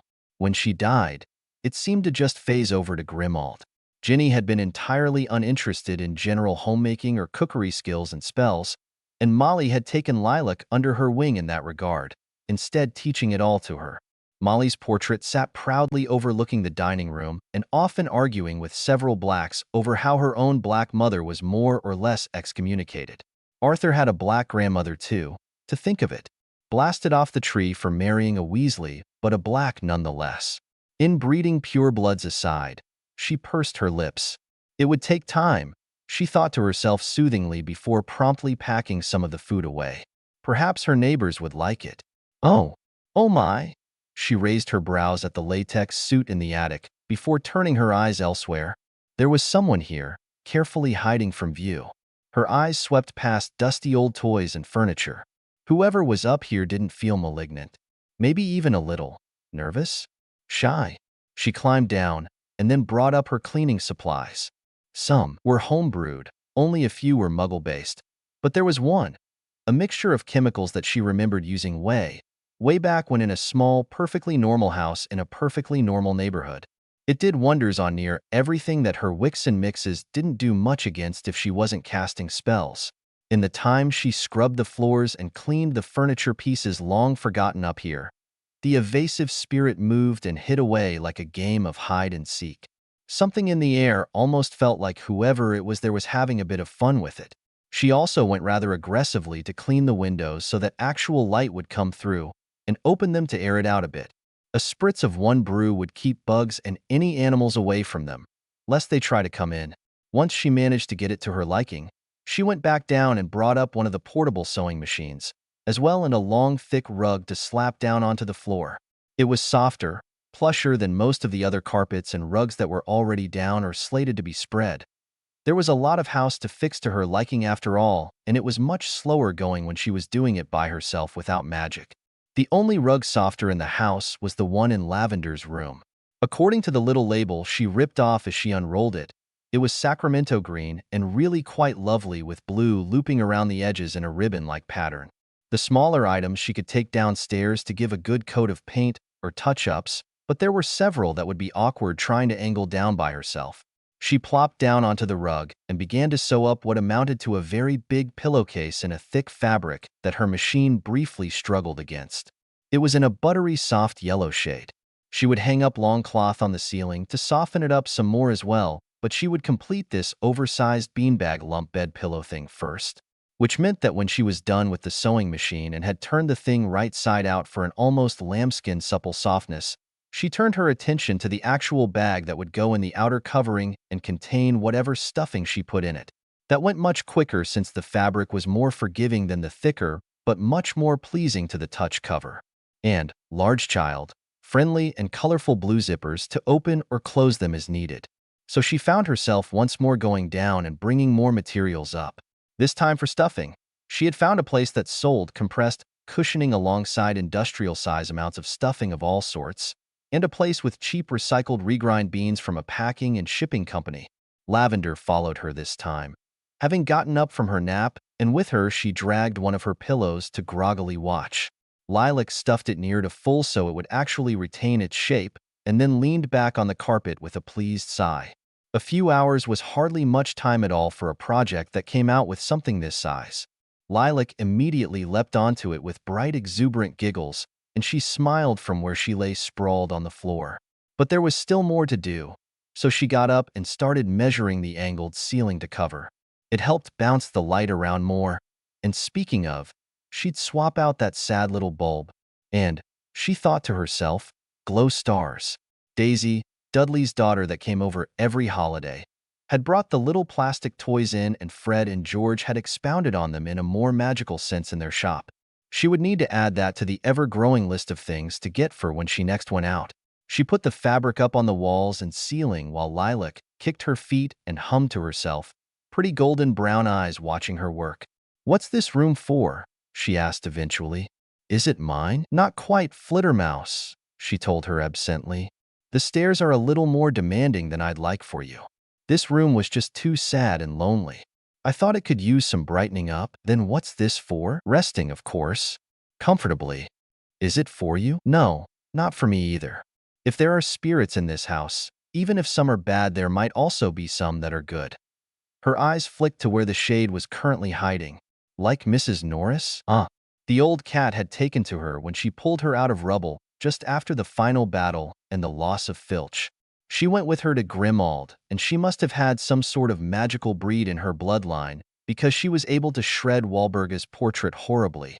Her grave was a beloved little space in the back garden, and her ghost stubbornly stuck around. She wasn't the friendliest by a long shot, but she was a good cat. A good guard, too, for when children grew to unruly teenagers trying to sneak out or sneak back in. Maybe she should look into getting a cat. It might help entertain Lav while she worked on the house, and it would be nice to have a familiar again. It might feel a little less lonely. Maybe not quite like Mrs. Norris, but yes, she answered as she eyed the bare light bulb. A green lampshade with a fringe to match the carpet, and standing lamps with the same. More things on the list. Let's go to the shops. And you can get any spirit children some toys, HM? Maybe coloring books. She coaxed, and Lav thought about that for a moment before nodded and bouncing back over. All right, I'll go down first. Wait until I'm down so if you fall I can catch you. Oh, leave the pillow, dear. I'll make you a new one. Mimosa rolled her shoulders and Magnolia crossed her arms as they eyed the house they'd just bought, their cats Fuchsia and Frisia on their leashes to keep them close. Mimi, Magnolia began. You're the one with all the death senses. How many ghosts are there? You shouldn't just assume I have death senses because of some old trinkets and a folktale, Maggie. Can't fool me that easily, she said pointedly, and Mimi grinned at her. 17, she answered. Mimosa and Magnolia were magical identical twins, though they had some differences, of course. The main one being that Mimi had a lightning bolt scar on her face and her eyes were a pale grandidirite green, or rather, killing curse green, and Maggie had deeper jade green eyes, so it did make them unfortunately easy to tell apart. Their inherent magical connection was bolstered by a few secret rituals found in the Old Potter and Black grimoires, both done very secretly so as not to alert their parents or brother. One or two did come out into the open when Mimosa died, but they were the more traditional Gaelic ones from the Potter grimoire, and not technically banned or considered dark the way all blood rituals were under the ministry. Their brother Astor suspected, but he'd never confronted them about it, or gone to one of their three parents. It had apparently been pretty controversial when their dads used an old blood ritual to put Patty Daddy in as a third parent when they were all still in prams, and it was only through a demanding legal team that they hadn't faced any legal repercussion for using a blood ritual. It wasn't exactly uncommon for pureblood husbands to have lovers on the side, but the open relationship Stagdad kept with Patty, and that Patty and Lily shared friendly co-parenting roles while sharing Stagdad had also been a source of scandal. But with old names like Black and Potter, and blood that made all three children pure-blooded, there wasn't much to be done about the whole thing. Given their Potter grandmother was already a Black, and the rather notorious blood ritualist that had aided in the destruction of the Dark Lord with the protection of the children, there wasn't exactly much of their mother prevalent in their looks. But they did get the slim, graceful neck and elegant arms and shoulders and hands. Unfortunately, unlike their older brother, they did not gain either their mother or Patty's tall genes, and instead got their father's small stature.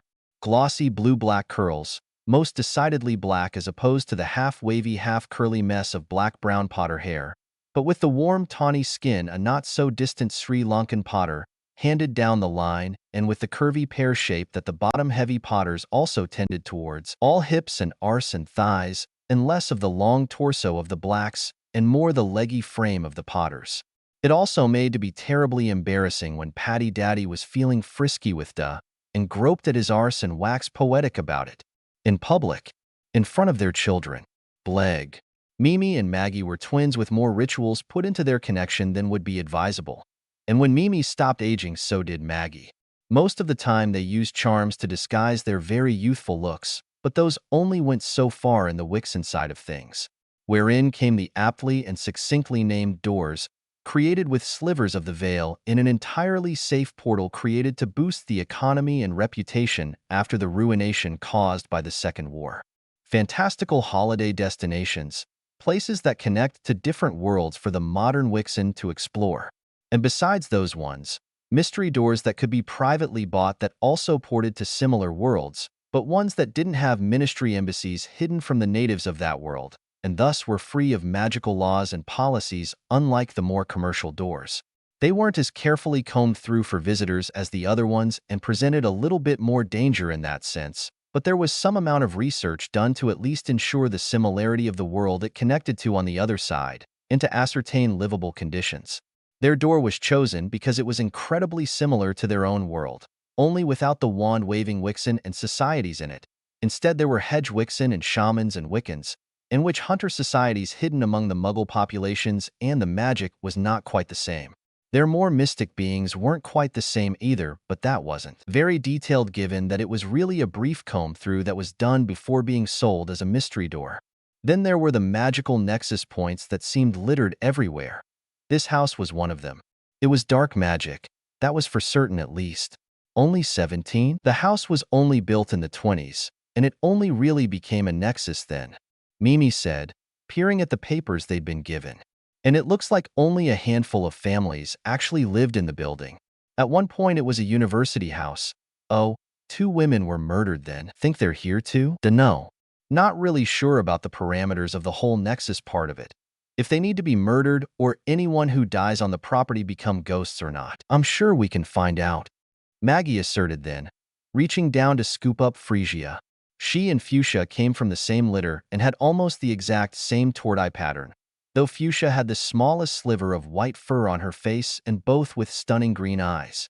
The two were a forest cat and Kneazle mix, very large and talkative, and more than pleased to add a little mischief by bothering Aster's owl or taunting Daddy when he was in proper Padfoot form, and of course very intelligent, even besides the familiar bonds. We should probably get a car. I don't think I like that taxi business, and I'd rather run by my own schedule. If we can't just fly from place to place on our brooms. We could, Mimi pointed out as they crossed the street. We just need to put up illusions. There aren't any laws about flying in Muggle areas here. Well, yes, but the Weasleys have that flying car. Why can't we have one too? And then we can take Fifi and Fee with us when we go out, and we can ride around with no one the wiser. Have to get the spells and charms he used for that. Daddy only knows how to do it for motorbikes. I still think that was just an excuse for him to keep using his bike instead of getting a car for Muggleside visits. Well, Mimi considered, maybe. Will you take the master suite? It's got a fireplace. I'd rather not. Maggie scrunched up her nose. Save it for Mum and Dow and Daddy, I wager. They'll be coming by next week with Aster and his brood. Can't even let us properly settle. Mimi sighed. Then the other rooms will have to be set up. Do you think the morning room on the blueprint here on the first floor could be made into a separate room for the kids? It's smaller than the other rooms. Well, yes, but I mean more is just a playroom, you know, for all the kids when we get visits. Mimi corrected. A communal playroom? Seems a smart choice. And then we can fit a big dollhouse and tea party table in the room and other big fancy toys. And have them whinge at their parents that they want them back home too. Maggie shared a grin with her. I've no doubt they'll bring Moony and Wormy with them, at the very least for dinner.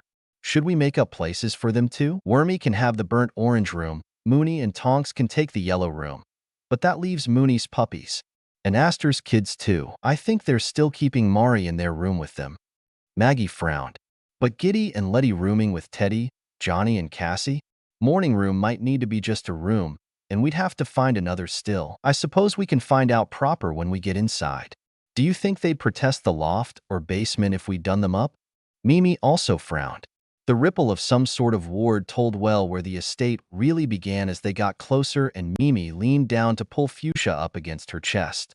We could do as some of those house rags, clean up and refurbish the basement into a living den instead. Make the drawing room into a guest room, Maggie suggested. We'll figure it out as we look around, I think. Front garden and back garden seem spacious. Think we should add some color? Maggie asked. We should. I've looked at some pamphlets about native Californian plants, and we could add some of those. Get in some birds and butterflies and bees, pollinators besides our own pretty things. Birdies for our kitties? Only if they're not fast enough. They shared a sly glance. We could get a lemonade berry hedge. Their berries can be boiled and steeped and taste like lemonade, hence the name. Maggie nodded as they made their way up onto the porch. The chaparral yucca flowers at the end of a decade-long life, and with it comes yucca moths. I managed to get a list of potions ingredients for California before I left, and while this world is different, some things should remain the same. They have yucca farms hidden in over under MACUSA, though, so we'd be better off ordering through the door regardless of the exorbitant shipping fees. It's still a good plant though, and the moths are very pretty. Toyin is an evergreen that gives fruit. Mind it has to be processed first, but still. It's also great for native bugs, birds, mammals, and all according to this. And of course, the fruit can be used in some potions. Makes sense, making potions from native plants. We can also get a California blue elderberry dash. Mimi paused and then sighed in exasperation. No, I'm not going to try to make a wand from a different elderberry, she grumbled, and Maggie snickered at her expense. The three Hallows were clingy, demanding sometimes, and hilariously jealous. Maggie had gotten an invisibility cloak one year and the Potter cloak. That shows Mimi in blatant defiance of the family tradition of eldest gets the cloak, i.e., Aster, and then after him Maggie, had wrapped itself around Mimi and tugged her away. This luckily only happened in front of Maggie and Aster didn't think to question it at all. Mimi was the chosen one long before she ever got hold of all three Hallows, Maggie reflected. The stone was the least competitive comparatively, but Mimi couldn't wear black gemstones or crystals, or they would find themselves suspiciously shattered. Other plants? California asters. She beamed, and Maggie returned the gesture brightly. Brill, she cheered. It was always good fun to send their own namesakes to each other. More California monkey flowers. Also good to have on hand for potions. Tree poppies are another hedge-type plant. Hoary Californian fuchsia. She cuddled her cat. Hummingbird sage. Red buckwheat. Grevillea's long john. Red salvia. We can manage those with a bit of wand work and soil potions to make sure they settle well in the gardens. And then we'll have the usual sprinkled about? Naturally. Mimi nodded. They lived in Mimi's inherited house beforehand, the twins, 13 Grimald Place. After their aggressive remodeling and cleanup, of course, which they told their parents and Aster yes, we cleared out the dark artifacts and books, promise. They believed at any rate, didn't make it true. Maggie had been a Ravenclaw. There was no way she would have pushed the books away into the Black Vault, of which they cleared of the books to hoard in Grimald. And Mimi was a Slytherin, and if there was useful magic to be found, she wanted to know about it. Still, they made Grimald far more inviting, including the stunning back garden they'd cultivated with the help of Maggie's sometimes boyfriend Neville, of whom they sneakily provided some helpful potions and fertilizers that might be banned under the ministry for being inherently dark, or at least dark-leaning gray.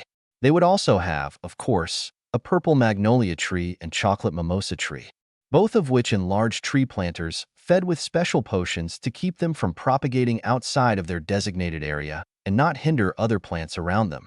Another potion will be used to make sure the mimosa pods will be duds, little more than nutrition pellets for birds and other small animals that might run about in gardens. Mimosa trees were aggressive after all and had to be curbed. Otherwise, there would be a wide array of colorful blossoms, anemones, dahlias, delphiniums, peonies, roses, of several varieties and colors, of course, sweet william, carnations, dianthus, goldenrod, coral bells, all sorts of flowers mostly, some in suspended orbs, some planted in long strips.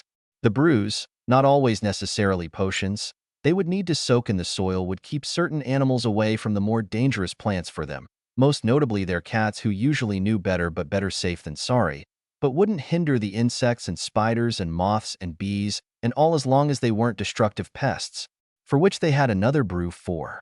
The beauty of their back garden had been a real point of pride in Grimald, and with the extra room here they could broaden it all. They should perhaps call in Nev and his crew through the door for it, if they wanted it all done and ready to be shown off immediately. Maggie will send a letter later in the day.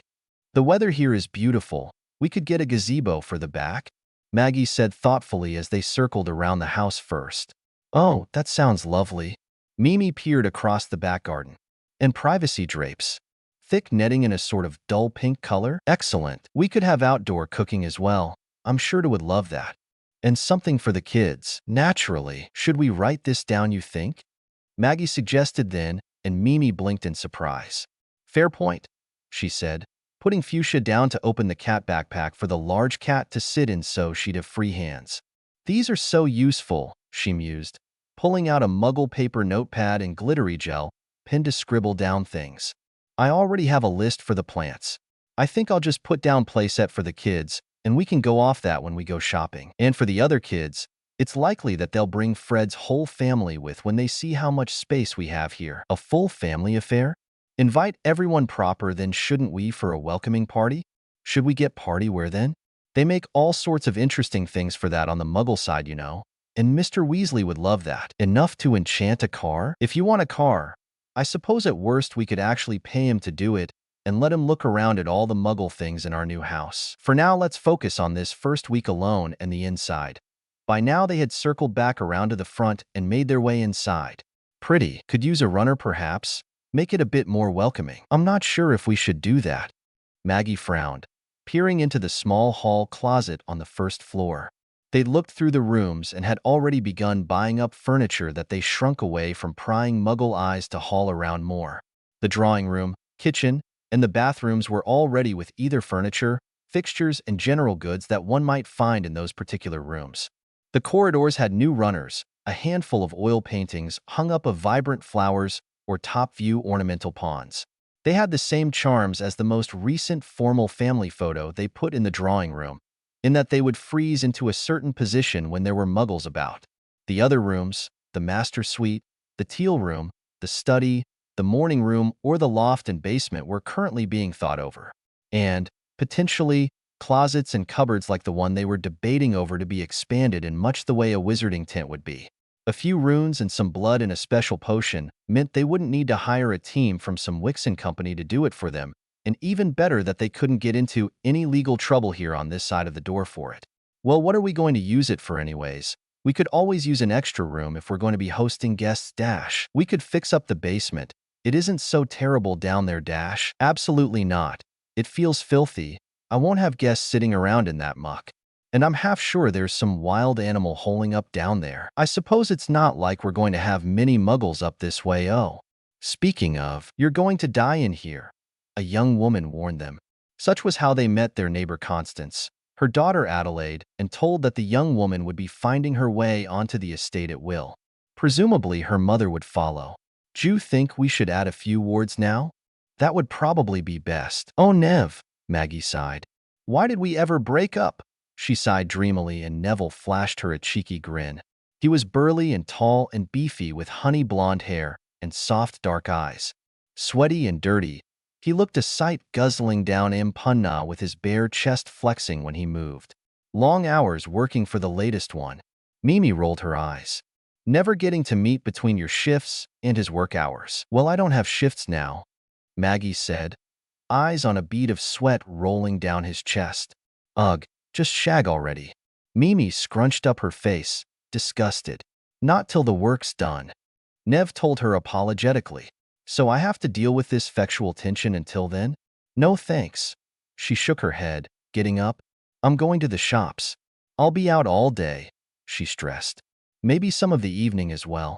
Please, make sure you air wherever you go out before I get back. It was an issue when their times lined up back at Grimmauld that they'd go at it like crazy absolutely anywhere and everywhere, or sneak off together if they were all out in groups.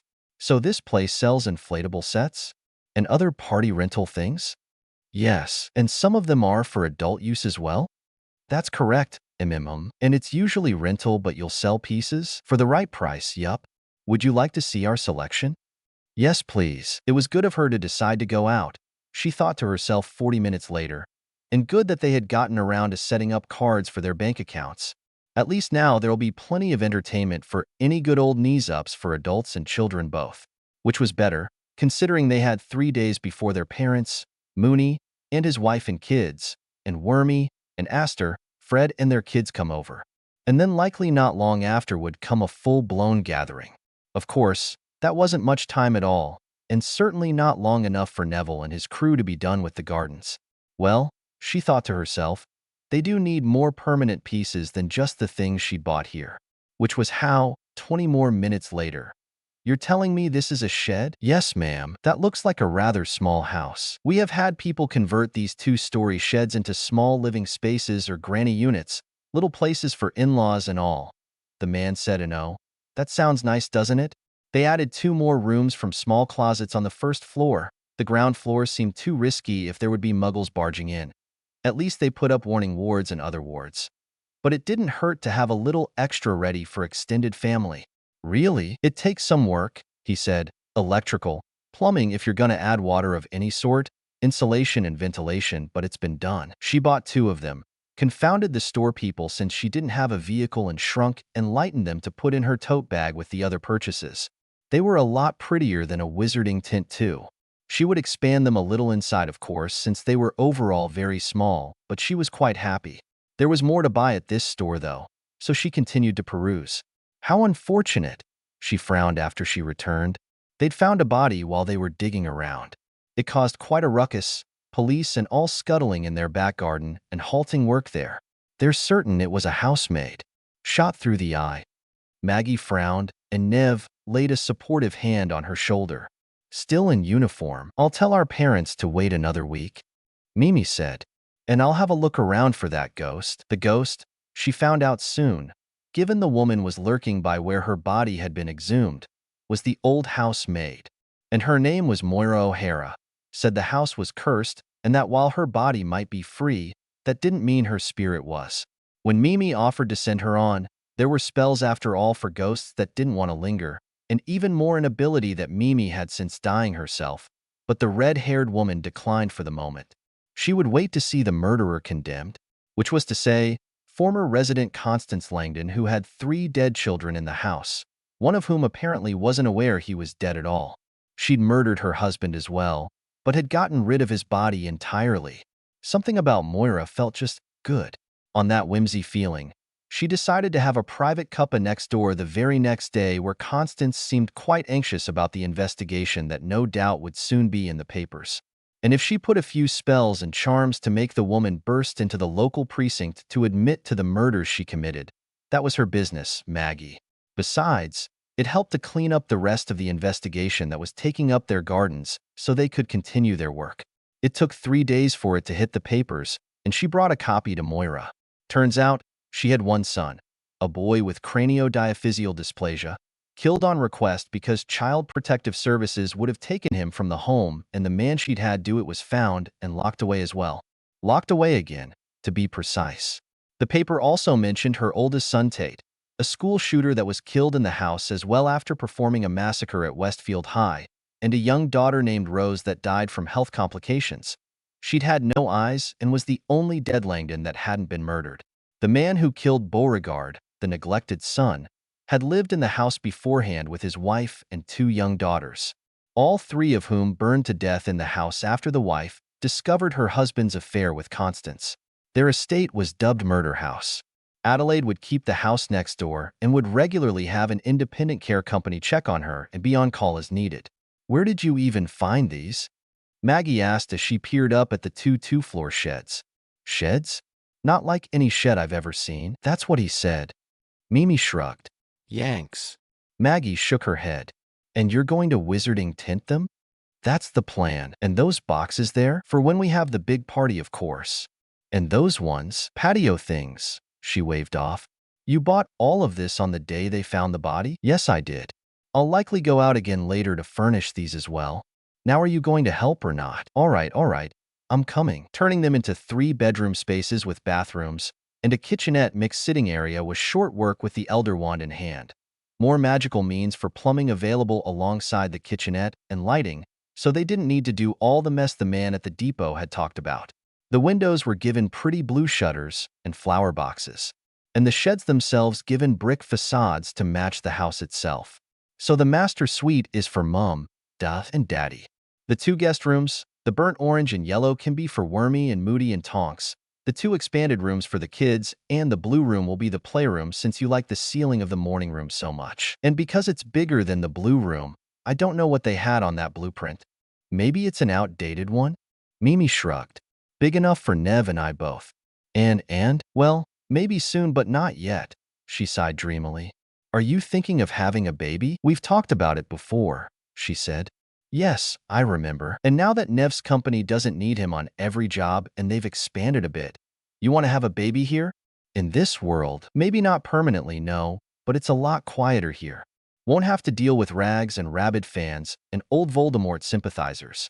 It's not like the door is going anywhere. Isn't Nev still on call? If we bring the door here, it won't much matter as long as he has a portkey. And it's not like it'll be always and forever. If it's what you want, I'm certainly not going to stop you. Mimi raised her brows. Mom, Doe and Daddy will be overjoyed, I'm sure. She grinned and Maggie grinned back. Are you gonna marry beforehand or elope? We'll marry, she admitted shyly. Not yet, but we were thinking winter. This coming winter? You've seen the wedding scrapbook. She fanned her face. Their skin wasn't much for showing off a blush, but it was clear that her cheeks were getting all warm. We might not have had a very steady relationship, says the witch who had one boyfriend ever, with the longest breaks only taking up a few months. But it's something we talked about before, too. Yes, I remember, she reiterated. I suppose I hadn't thought it would come so soon. Her eyes drifted. I think I'll need to do a sweep before then. Some of those ghosts, even if they're shying away from our magic, aren't friendly feeling. And you didn't think to tell me that beforehand? Something in the house seems unsure about us, wary with our magic, so it wasn't an issue before. She shrugged. Some of the ghosts are just shy, some of the younger children especially, but she rocked her head to the side. There's one that seems to be like a puppet, full to the gills of the magic here. I'm not sure if he's she frowned, as inherently malevolent as some of the other ghosts seem to be that have a little less of the sludge magic in them, or if the house just chose him to act as a vehicle of its cruelty. The magic here, I think it affects muggles the longer they stay here, regardless of if they've died or not. Our magical cores naturally act as a barrier and sort of repel that influence. The last HS1 chapter summary. This is FemHP, and her godson pulled through the veil, and Sirius happens to get dragged with them when they were spit out in AHS World. Oh, Mimsy will just love the place, I'm sure, the man said, eyes wandering the house. Your wife? The eager agent asked, and he snorted before letting out a peal of husky laughter. Absolutely not. My daughter. He flashed a roguishly handsome grin, enough to fluster the woman a little with his handsome RP English and rather dashing looks. Black silk dress shirt tucked in with the top buttons undone to show a bit of hair and the edge of a tattoo. Leather belt and pressed trousers with shiny shoes and long loose black curls falling down his back and chest with a healthy amount of scruff. Gleaming stormy blue-gray eyes and verging just a bit more on the side of pretty than anything, Sirius Black was a well-to-do man with a personality that could easily fill a room and a lean, mean, muscled swimmer's build. And enough room for me, she and our cousin Teddy to make three, and a wealthy man coming in, ignoring entirely the grim news of the recent murder-suicide of the last homeowners and charming poor Marcy, meant it wasn't long before the conveyance proudly proclaimed it was in the Black name in a best and final. It was easy to outbid when they could just conjure money and a few befuddlements had their papers and the like all in order. If there was one good thing about getting dragged into this new world, it was using their magic completely unfettered. And since they could conjure money, they could be as free or reckless with it as they wanted, even if it took some time to try to differentiate that notes of home with the wonky bills in circulation in the US, but that was only a small issue really, easily rectifiable. The first thing that happened was the building inspector, roof inspector, lead paint inspector, a pest inspector, mold inspector, an asbestos inspector, and a whole host of other specialized tests. Some of those sorts of inspections had been noted down for the couple before. Husbands who lasted thereabouts a year before their tragic ends, but a few had been overlooked. Since this was such an old house, it only made sense to test for things that might be apparent and dangerous in old houses, like the lead paint and asbestos. Better safe and all, even if those things didn't affect them as much as it did muggles, if at all. The house had a sort of energy to it, not quite like wards or spells, but something similar at the very least, which was why Mimsy had found the place anyways after talking with a few deities? Gods? She called them physical manifestations of aspects of death, many of them with human or human-like appearances. A very large group of them had pretty immediately accosted them when they appeared in the world, drawn by Mimsy. Nowadays, only a handful tend to still seek her out, most easily enough getting on as before. Blue elderberry, right? Where's it going to go? And she wants a blackthorn as well. And what's a lemonade berry? He squinted.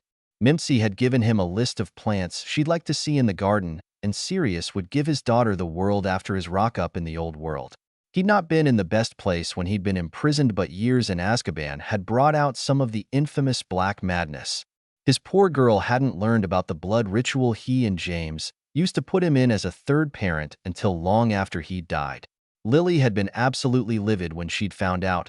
Mimsy was made of pureblood, and whatever black features she got from her grandmother Doria had been made stronger with Sirius added to the mix. And oh, looking at her, it was very clear she was a Potter black child with tawny skin rather than the cool cream the blacks took, with glossy blue-black hair and defined curls rather than the brown-black mess of waves that heralded a Potter.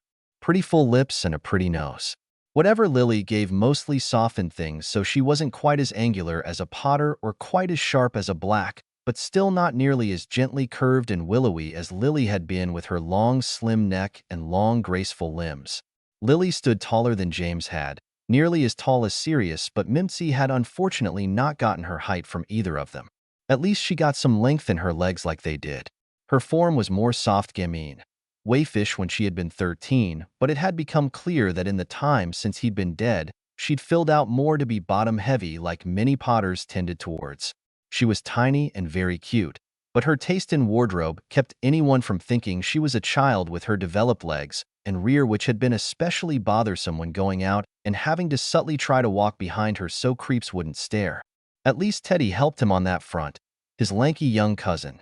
Her pretty face and those big, upswept eyes of hers with long, fanning lashes didn't help, though. Her eyes weren't like the deeper agate green of her mother, instead the shocking lightning mint eyes against her warm skin.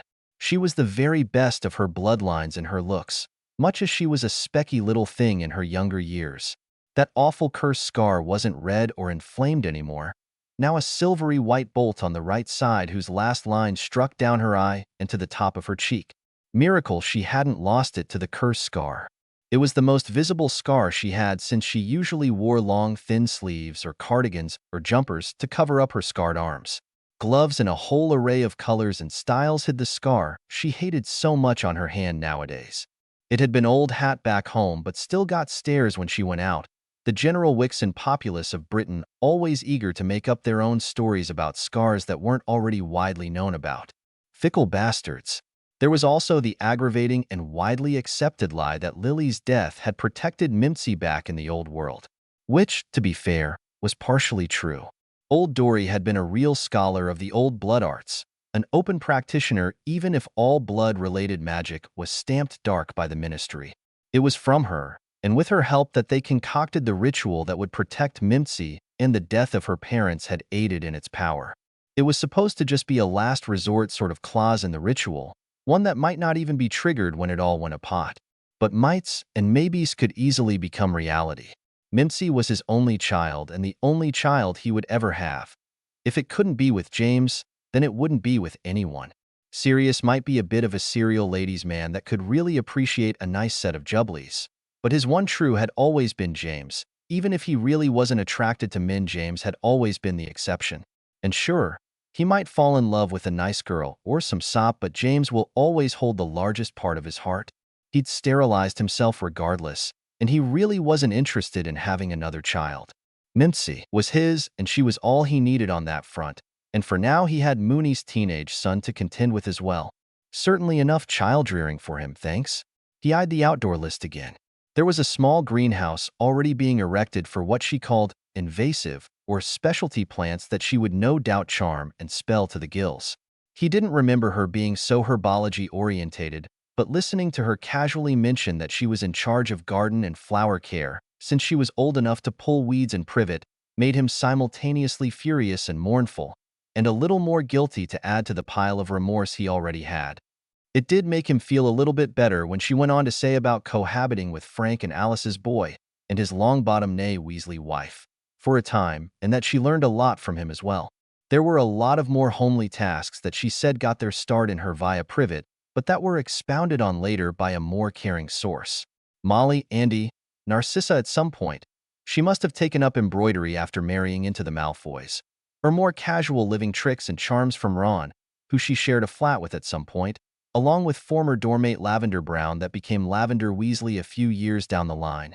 Lavender, who alongside Andy and Narcissa worked very hard on getting Mimsy to care about her appearance and the things she wore, taking care of her curls and skin and nails, and more technical things in theory from her rambling dear friend Hermione, whose knowledge seemed to seep into Mimsy over time of being a test subject, accomplice, or assistant to the young mad woman.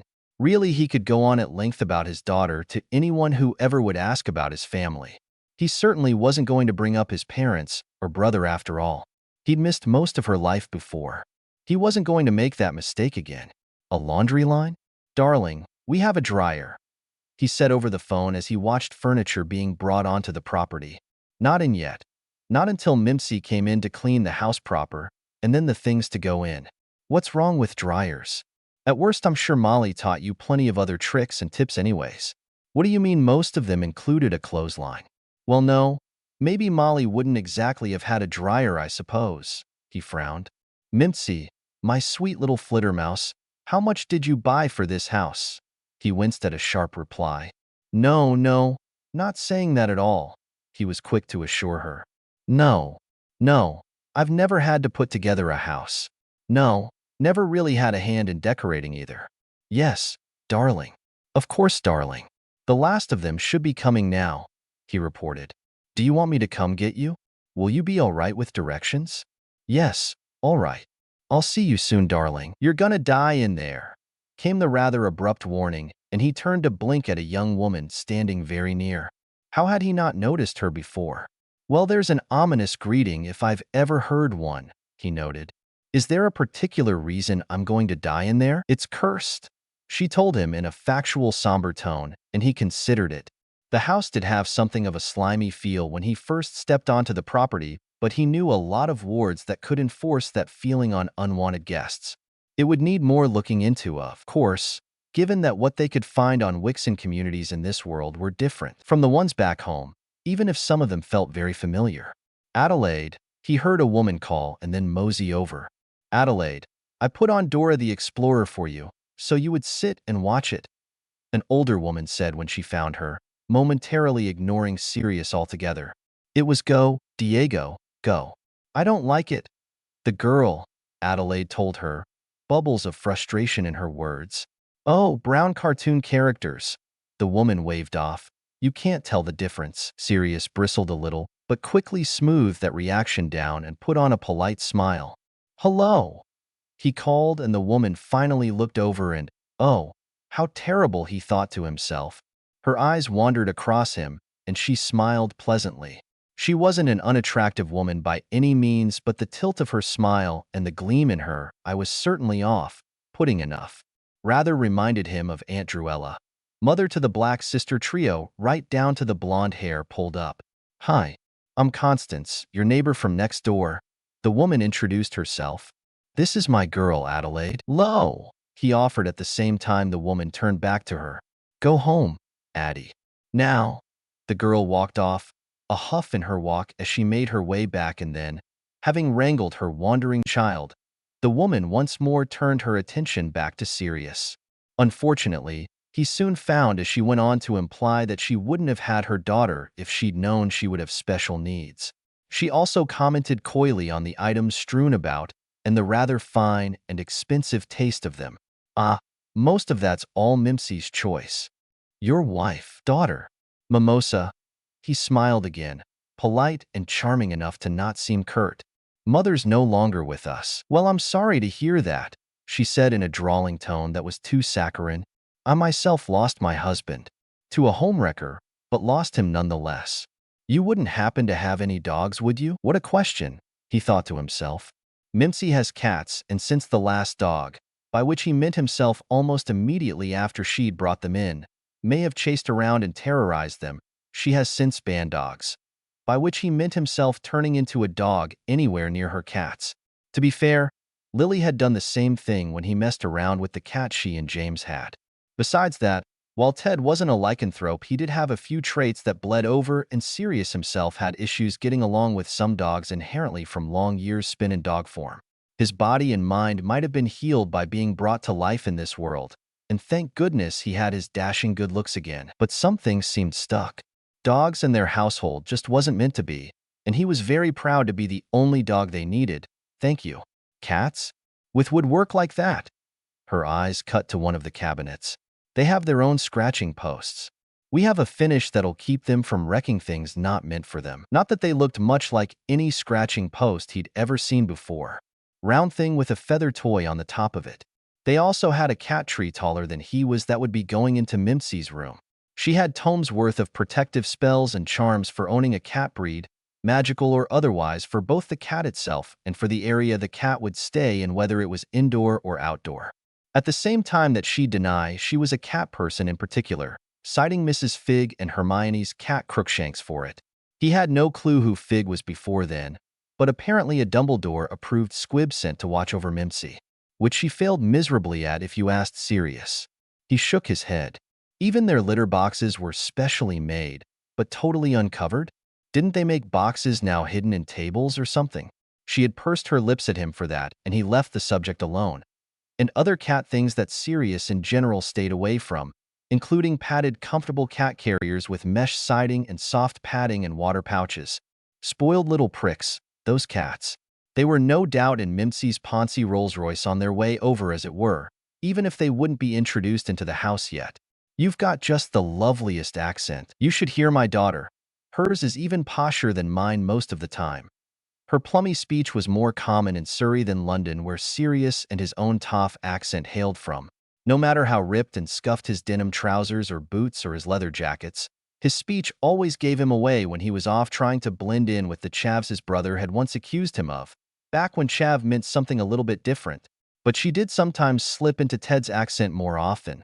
One she called a youth dialect, so her posh words would be broken up by in it or bookie or other things that didn't sit quite as softly. Ted had grown up in Grimmauld and out in London, where the Rockney in the streets, Sirius remembered, was slowly being overtaken by the time Mimsy and Ted had been pulled out, one that was more perhaps relaxed but not quite as abrupt as Rockney. He still took largely the same speech as Mimsy, a softer Southern English, but sometimes he said things Sirius had no idea what they meant. That was all, besides the other strange, more commonplace things, like facial piercings, which wasn't terribly rare, but wasn't exactly a daily sight when he was young outside of the punks and rockers of the alt scene. Ted had a bull ring and eyebrow piercings and piercings on the bridge of his nose, and what must have been a dozen different piercings in his ears, and 2 studs just beneath his bottom lip, and one on his tongue. Mimsy had a stud on her nostril and her own singular eyebrow piercing and a lip ring to boot, with her tongue pierced too, and underneath her tongue, and one in her gums that she called a smiley. And Ted had implied they had more elsewhere. He almost wishes it was more commonplace when he really was younger, just so he could make his mother gasp in outrage. They even had tattoos. Though Mimsy's was a flower sleeve with a white red-eyed snake, so it wasn't quite the punk rock or hair glam sort of thing, and Teddy only had a stylized lightning bolt over pink mimosa flowers, a blatant tribute to his godmother, on the back of his neck. The pink looked a little darker than it might otherwise on bronze-brown skin, but when asked why he wouldn't have just gotten it done with a brighter shade, since it was magical, flowers swayed sometimes if he moved fast or it was especially windy. Mimsy's do the same, and her snake sometimes repositioned itself to hide more in the flowers or sun itself out, but he said he goes out on the muggle side too often for that. Mimsy's snake was white too, and her flowers ranged in colorful pinks to blues and purples, but she was also a bit lighter than him, and white tattoos can be retouched on the muggle side. Sirius hadn't known that white tattoos were a thing on the muggle side at all. One tap with a wand, and the tattoos would pause and hold in a specific pattern to appear as a consistent muggle tattoo. How old is your daughter, if you don't mind me asking? Oh, she's 18. Speaking of accent, there is something to that drawl, isn't there? Constance adopted a pleased look and then proceeded to chinwag at him about her dreams coming to California, being a proud Virginian, and she used more outdated and rather repulsive language. He wondered if she had no friends at all, or if she did this to anyone and everyone who stood still long enough. Thankfully, though, he saw the pretentious Phantom 6 that Ted had egged on Mimsy to buy from some collector pulling to the porte-cochere. When Sirius had asked why she had done it, she had responded very seriously that Sir Elton John had one and made a song about it with a band she also liked. Sort of. It wouldn't be made for years, the song.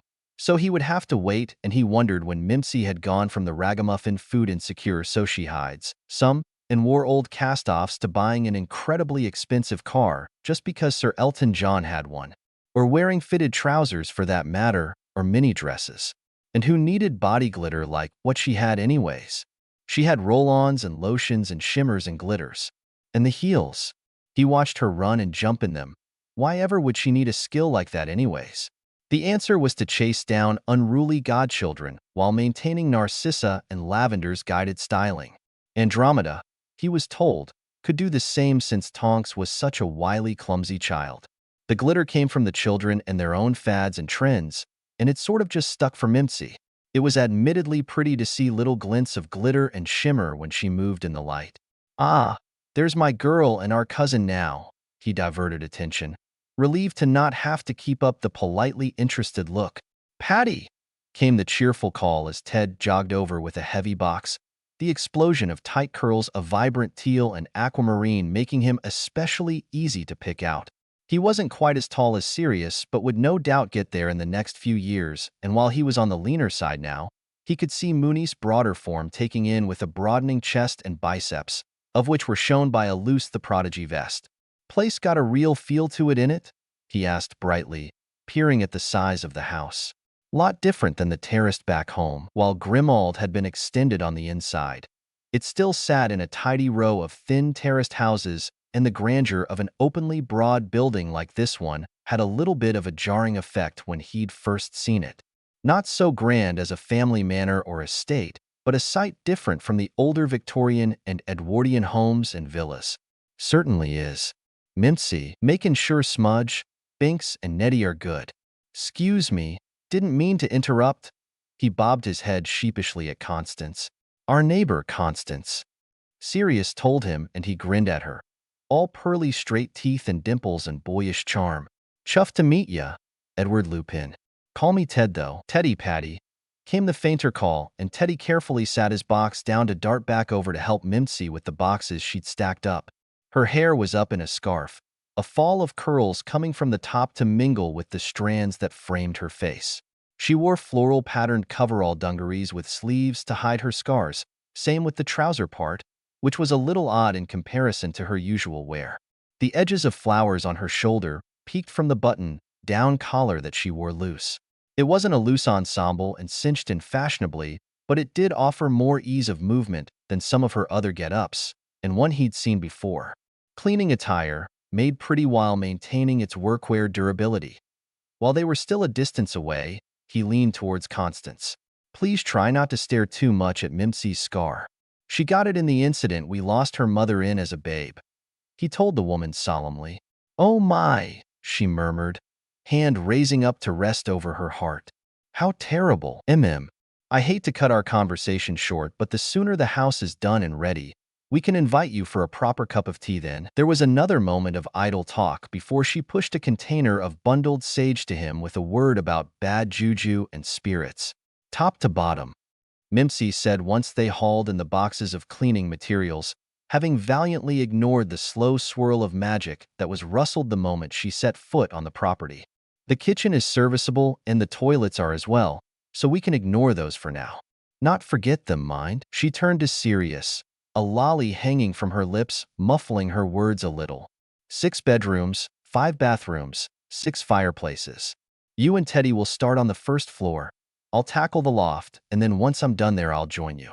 Once that's clean, we'll come back to the ground floor. After that, the bathrooms and then the kitchen. We'll save the basement for last. Broken or derelict things get tossed or fixed depending on their usefulness, and anything particularly unsightly can be put down in the basement for storage once it's all clean. Once that's all taken care of, we can get ourselves settled. A lot of the main areas and rooms shouldn't need much attention, since the Warwicks and Selling Company will have tidied up most of it in their renovations, so that shouldn't take obscenely long. "I can see how you got Grimald under control," Sirius muttered, poking through the boxes. "What are these?" "Cleaning products.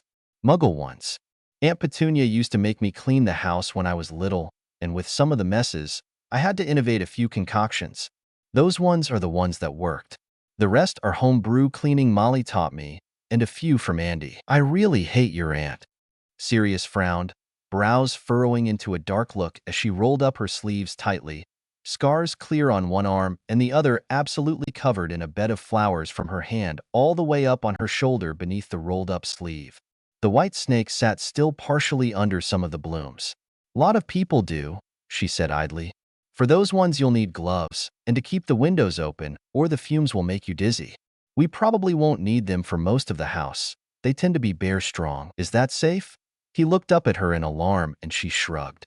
Long as you're not inhaling it or putting it in your mouth or anywhere near your face or skin. Really. Brill for cleaning tubs and wash basins or scrubbing away grout and grease. Just needs a rinse or wipe down after. She leaned down to rifle through one of the boxes to pull out bundles of cleaning cloths. They would be doing things the Muggle way, besides the notably witchy cleaning brews or wood treatment salves. Mostly because of the strange ambient magic the house seemed steeped in and partially because Mimsy was rather intense about cleaning a place before sleeping in it, as noted by the temporary places they'd stayed at when they first arrived. Once she'd done her initial cleanup, she wasn't quite as fierce about it. I'd say do the rooms before the corridors. Teddy, you'll guide Patty, won't you? Given that Sirius was functionally useless and clueless with most cleaning routines, Teddy beamed as he grabbed his own armful of supplies. Course, he replied sunnily, bumping against her, and she shot him a grin before she set a radio on top of the rest of the things he was holding. Invaders Must Die is in there, she told him. Skepta and Dizzy are in the other 2 slots. Ace, and all these vinegar bottles? Sirius asked. Vinegar has a multitude of cleaning uses. The first thing she did was open the windows and aggressively clean them until they were sparkling and pretty before setting down a coat of brew that would deter any pests thinking to try to come in through the open windows. The next thing, cleaning and dusting the whole place, including retouching some of the larger pieces. The cot to the side she pursed her lips at. She dragged to toss it down and then set to cleaning the frame of it. She would get new bedding for it. She pulled some things down with the intention of either repainting it or otherwise having more space to let it dry from a closer clean. Those things she set to the corner. Teddy would know what it meant if they got to the room the loft entry was in. Cleaning the floor and then attacking the walls was next, and she had larger cleaning utensils for the job, cleaning up dust and cobwebs and dirt accumulated. The latex suit she folded and put into one of the drawers of a cabinet, along with the chains and like. She would toss it later, she decided, but for now she didn't want Teddy or Patty seeing it, lest they get terrible prank ideas. The wood floor wasn't in the worst shape, but she had a compact buffer that suited well for the job at hand, so she prepped the floor and got on. At points she had to stop and wait for it to settle. She went down to get at the pieces that had been in the loft beforehand to separate and clean and paint. She was a steady, speedy hand, and she knew several tricks and enchantments to aid the process and speed it up. She didn't cast inside the property but had done it beforehand, so it wouldn't overly agitate the already present miasma of magic too much. It also turned the floor upstairs into a much quicker job, consolidating several steps tidily without skipping out important processes. The finish was also a Wixen brew, and would last much longer than any Muggle one and dried a lot faster, so she was able to start bringing things back up. She measured the cot frame and briefly left to acquire a bed for it. Why do only part of the loft in terms of cleaning when it was a relatively smaller space and easier to finish up altogether? She also brought back pink lemonade from a shop she stopped at to share with the boys, and a few other things before fighting a foam bed up into the loft, and then going down to bring up long strips of thick pale fabric and foam to fill in the exposed ceiling that made angles of the walls. Attaching pale yellow fabric on was also a much shorter process than it would have been otherwise, and once that was done, she brought up a very deep sapphire blue rug and rolled it out. It was pleasantly plush and forgiving, and she briefly took off her trainers to press a socked foot down onto it. Lovely. She started hauling furniture back up, some with the help of Teddy, and the old toys that she'd thoroughly cleaned and touched up. And, since she found several play balls, she'd bought more when she was out and pulled them all together in a wide-woven basket at the foot of the bed with its clean new sheets and quilt and duvet in a pleasingly soft fabric. There was someone up here after all, and regardless if they were a ghost or shade, they tended to be different from the silvery things of back home, some being shockingly solid. It didn't feel malicious or unkind like some of the other lingering presences she felt scattered around, but the image of some old toys and an old dusty cot in this dark, musty loft set a bad taste in her mouth. She pulled out the sad little yellow bulb to replace with a brighter one with a gentling shade and added children's soft, glowing nightlights in the room. She waved off Teddy and Patty both when they called for lunch earlier in her cleanup endeavor and continued what she was doing, putting plush animals down and moving furniture as she liked before finally making her way back down and closing it back up. She wasn't particularly hungry, but ate the bacon buddy they left for her before venturing back to the first floor. The Warwicks had gotten to most of it already, and the slow pace was mostly just Teddy trying to teach Patty how to use Muggle cleaning equipment. She paused at one of the rooms, the acrid scent of fire smoke curling in the back of her throat for a moment. She sneezed and rocked her head to the side. There were 4 particular ghosts attached to the room itself, but where they were at the moment she didn't know. Suppose they were all waiting for them. 3 of them, she knew with absolute certainty, were children. She stepped into the room curiously, peering around.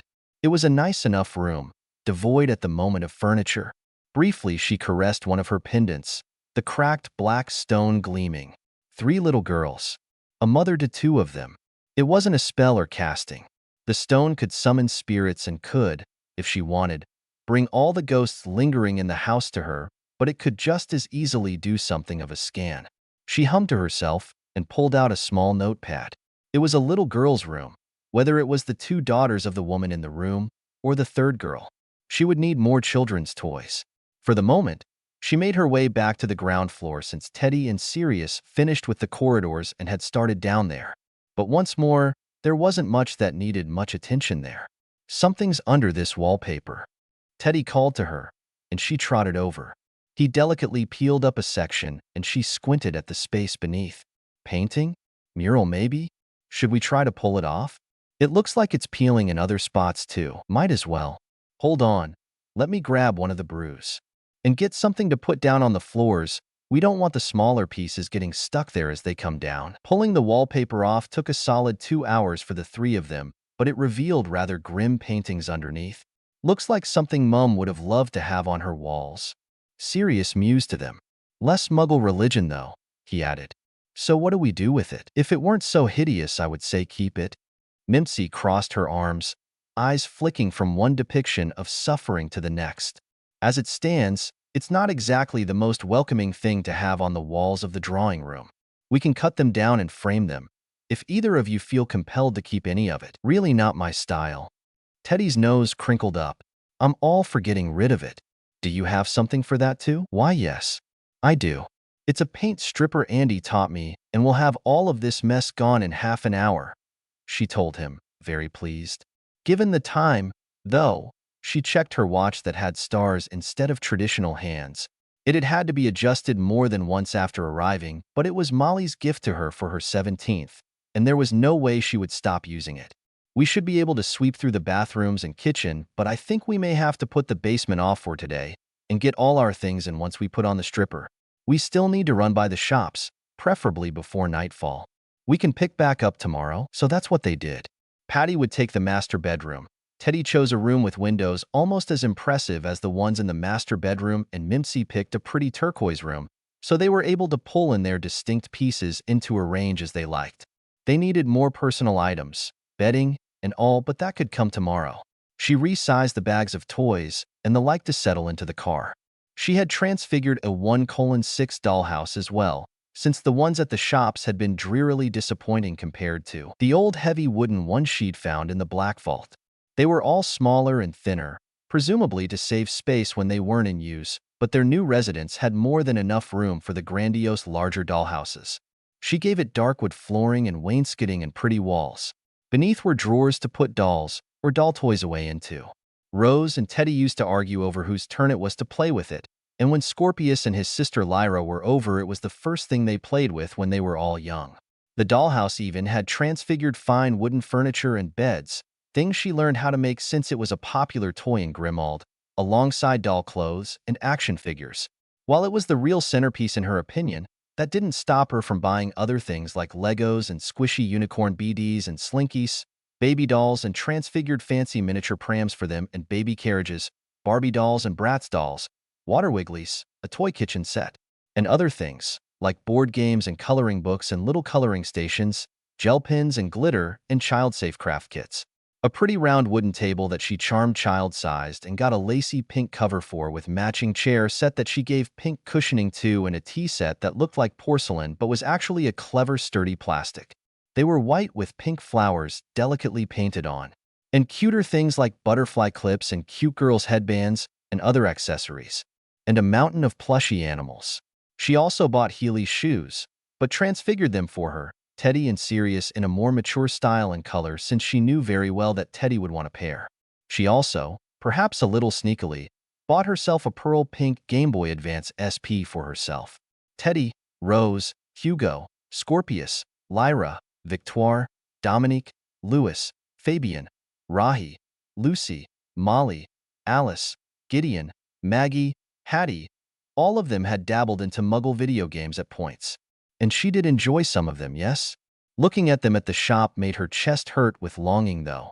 She missed them all. She couldn't imagine how much Teddy was hurting from it. Mimsy had absolutely spoiled the children that came to Grimald. Whether it was a visit with their parents, or because they or their guardians briefly moved in with her so she wouldn't be so lonesome in the house. And, in Draco's case, to get away from his family manor and stay somewhere private and secure. What's all that about? You scampered off when Ted and I went looking at football things. They call it soccer here, you know, and I just don't understand why. You bought, what are these, children's toys? Patty rambled, and she hummed. And when did you get a cargo trailer? What do you need that for? Some of the ghosts there are children. 3 girls at least in one of the rooms, she explained. Whoever is in the loft as well, but I didn't read that room. I don't think a child exactly when they died, but it certainly looks like they spent their entire childhood there. As for the extra cargo room, I couldn't fit everything in here with all of the groceries. Besides, it leaves me plenty of room for the cat carriers. They're just going to be sitting in your car as we make up the house. Why even bring them? He whinged, and she rolled her eyes as she was turned away. So they can get used to the magic around the property. They might be protected with the familiar bonds, but that doesn't mean it doesn't rankle them a bit. I've already told you this. Why do you need 3 of them anyways? 1 is more than enough, isn't it? It's safer to stabilize through 3 familiars.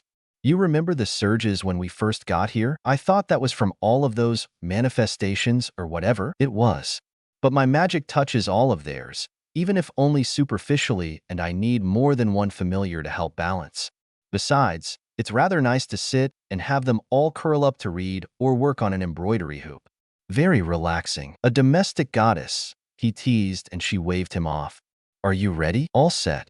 Teddy's with me today. Then I can put Smudge up front with me. It didn't take long to go from their rental suite to Westchester, and she briefly pampered her familiars before starting to unload her car, and then the cargo trailer behind it.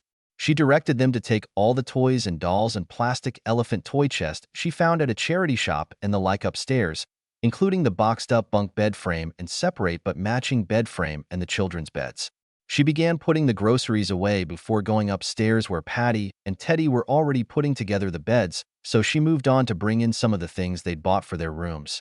Teddy had red tartan bedding, a handful of rolled-up posters with tack to put them up, and rather plain furniture altogether, boxy and streamlined.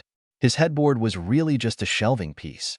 He made up for it with other things, like the posters, the telly he had, a guitar, and some form of PlayStation and DVD player with assorted discs for both, and a rack to put them in. He'd already asked her to sew him some beanbag chairs for the friends he would no doubt make at the Muggle school he would be attending.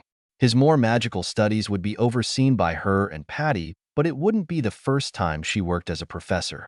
He also had his own a cooler they'd enchanted to work as a small icebox, and weights. His rug was round and red beneath those things. She made his bed but left the other things for him to set about as he wanted. Patty's bed was huge and had dark fret all across it, which, while delightful to touch as she made the bed, it quickly became apparent that her small stature and the largeness of the bed made it a little difficult to maneuver. His bed sat on a platform that was entirely hidden by the bedding, but his headboard was tufted dark brown faux leather. He also had a large shoe shelf for the excessively expensive footwear he'd begun to collect, alongside shoe care materials and items, and he left his flooring bare but polished beautifully.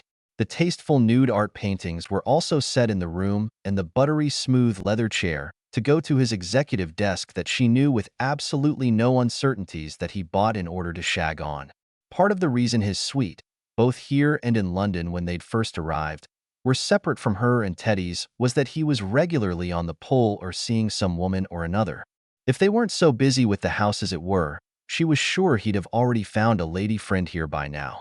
She also hung his also very expensive silk taffeta curtains that she might have had to drag the chair over to stand on, but that she did put up by herself. His monogram towel set was neatly folded and set on his squat dresser, and his own set of weights. She checked on Patty and Teddy again, only to find that they, Teddy probably, had made the beds in the girls' room with the microfiber bedding in pastel yellow, pink, and purple, and had put down the soft rug, brought in the toys, and were, at current, sitting at the small table and putting together a 1,000-piece puzzle. To be fair, she did wrestle with Patty's bedding longer than she would ever care to admit, and bringing in his many shoe boxes did take some amount of time as well without using spells. She left them to do as they would, going to her own room. She had a canopy 4-poster bed that had come into the room in parts with finely carved posts for the Rococo-style bed. She'd had one not dissimilar in Grimald. Her bed wasn't as big as Patty's, but it was sizable on its own, and the frame was stained dark. Her bedding was bamboo, soft and a mix of peachy pink and dark teal, and she had plenty of pillows. The drapes were cut longer so they puddled on the soft cream-white pile rug. The inner liner satiny pink, just a shade or so darker than the pinks in her bedding, while the main outer drapes were heavy navy blue velvet. She tied them to the posts neatly and admired her bed for a moment before putting together the black cat tree, and her peach pink and dark wood chaise lounge soon had an incredibly soft faux fur throw blanket thrown onto it, and some heart-shaped pillows she'd sewn in the same blue as the velvet drapes. The dark blue blackout curtains over the windows had much thinner gauzy pink layered underneath. An end table sat next to her chaise lounge with a heavy glass top held up by a statuette of a snake coiling around a rock. Another find from the open market they'd been to. A rolling book cart was stationed close to the chaise, and her personal transfigured recreation of a vanity cabinet foldaway. The one she'd seen was fuzzy with metallic silver lining. She chose a wood facade instead and a sateen pink inner lining behind the glass shelves that she gave a lip just in case, and trifold mirror inside. The vanity storage stool was also done in sateen. She was more used to seeing the large, heavy Victorian and even Art Deco vanities, or the more modern Muggle ones, rectangular and minimal, so the design of this one had caught her eye immediately. It was even on wheels. She had a fair amount of beauty brews and products, and while she didn't think they would all fit in the Muggle version, she had charmed the drawer extendable. She'd taken the closet door off previously, and now she hung up the same heavy pooling drapes over it and then pulled it to one side. She had a dresser in the closet, one that also had extendable drawers. She also had a rolling small clothes rack with a shoe tray at the bottom stood next to it. She moved along to another room, peering around at it. It was her designated workroom. Sewing machines, fabric pools, stuffing, custom-made dressing forms, and adjustable ones too. Drawers of buttons, zippers, hooks and eyes and patches and other embellishments. Books and folders and binders full of sewing patterns she'd come across, whether it was for clothes or plush animals or pillows, blankets, patchwork quilts, and smaller things like embroidery hoops, quilting items, a separate desk entirely for other sorts of handicraft things. She wouldn't quite call herself a dressmaker, not like the shops had back home, but she had done commissions after she was well and comfortable in the craft. It was nice, pleasant, and calming, and the domestic nature of the work let her avoid rabid or reverential reporters and fans and enemies that more public endeavors would typically allow. When it had gotten out that she was making clothes, though, the more collector types and starry-eyed sorts starting paying stupid amounts of gold in order to have a woman who in peace. It, perhaps, didn't help that Hermione had shown up to ministry galas in commission dresses with daughters, Lucy and Molly, in similarly themed pieces, or the clothes she'd make for the other children. Percy usually wore plain suits and overrobes, but did get matching bow ties or ties. Well, she was an informal dressmaker anyways. A few months of helping Madame Malkin and then Monsieur Twill and Diagon didn't mean she was their protégé, no matter what the rags claimed. They just agreed to help her learn more in exchange for her shiny name and fame attached to their shops. Ron had snorted at this explanation and gave a pointed look at the dress she was pinning and finishing up for Rose that Malkin and Twill had both helped her to design as a favor that was, admittedly, perhaps extremely lavish, but it was what Rose wanted for her birthday, Ron, honestly. And so what if they have a cuppa and smoke every week to bitch and complain about demanding or entitled customers? Draco, that doesn't mean anything. And yes, of course they've complained about his awful wife and her terrible attitude. Why couldn't she be more like Daphne? Daphne was mellow. Yes, of course they were invited to festivities, Mione, Why wouldn't they be? No, she wasn't their protege. How many times did she have to repeat herself? Her hand wandered to her other pendant, but she stopped herself, and she turned from the room. She kept copies of her albums in a moleskin bag that had come with her along with her emergency supply bag. And thanks Cersei the overeager elder wand could and would blatantly shrug off things considered impossible to do them anyways. It meant she could duplicate and conjure things she really shouldn't be able to.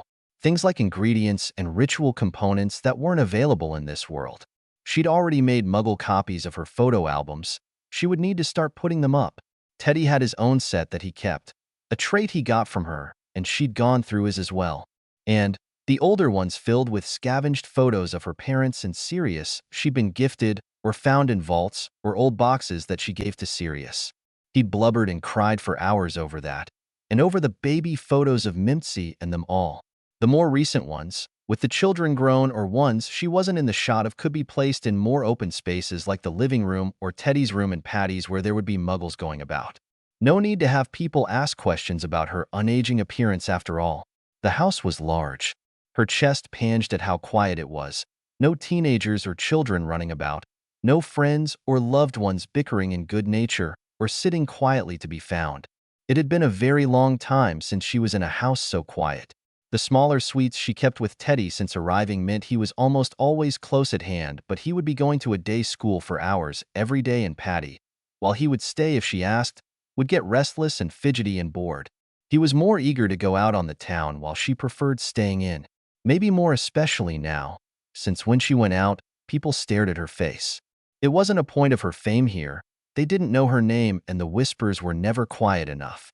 She wasn't some zoo attraction, and she was more than content to stay in. Her new familiars were company, but nothing filled her heart more than a full house. Maybe some of the less unpleasant ghosts would add some noise to the place if she could befriend them. Perhaps a voice achingly similar to Molly piped in. Perhaps she might settle down herself and have her own brood. This time she really did clutch at her small locket.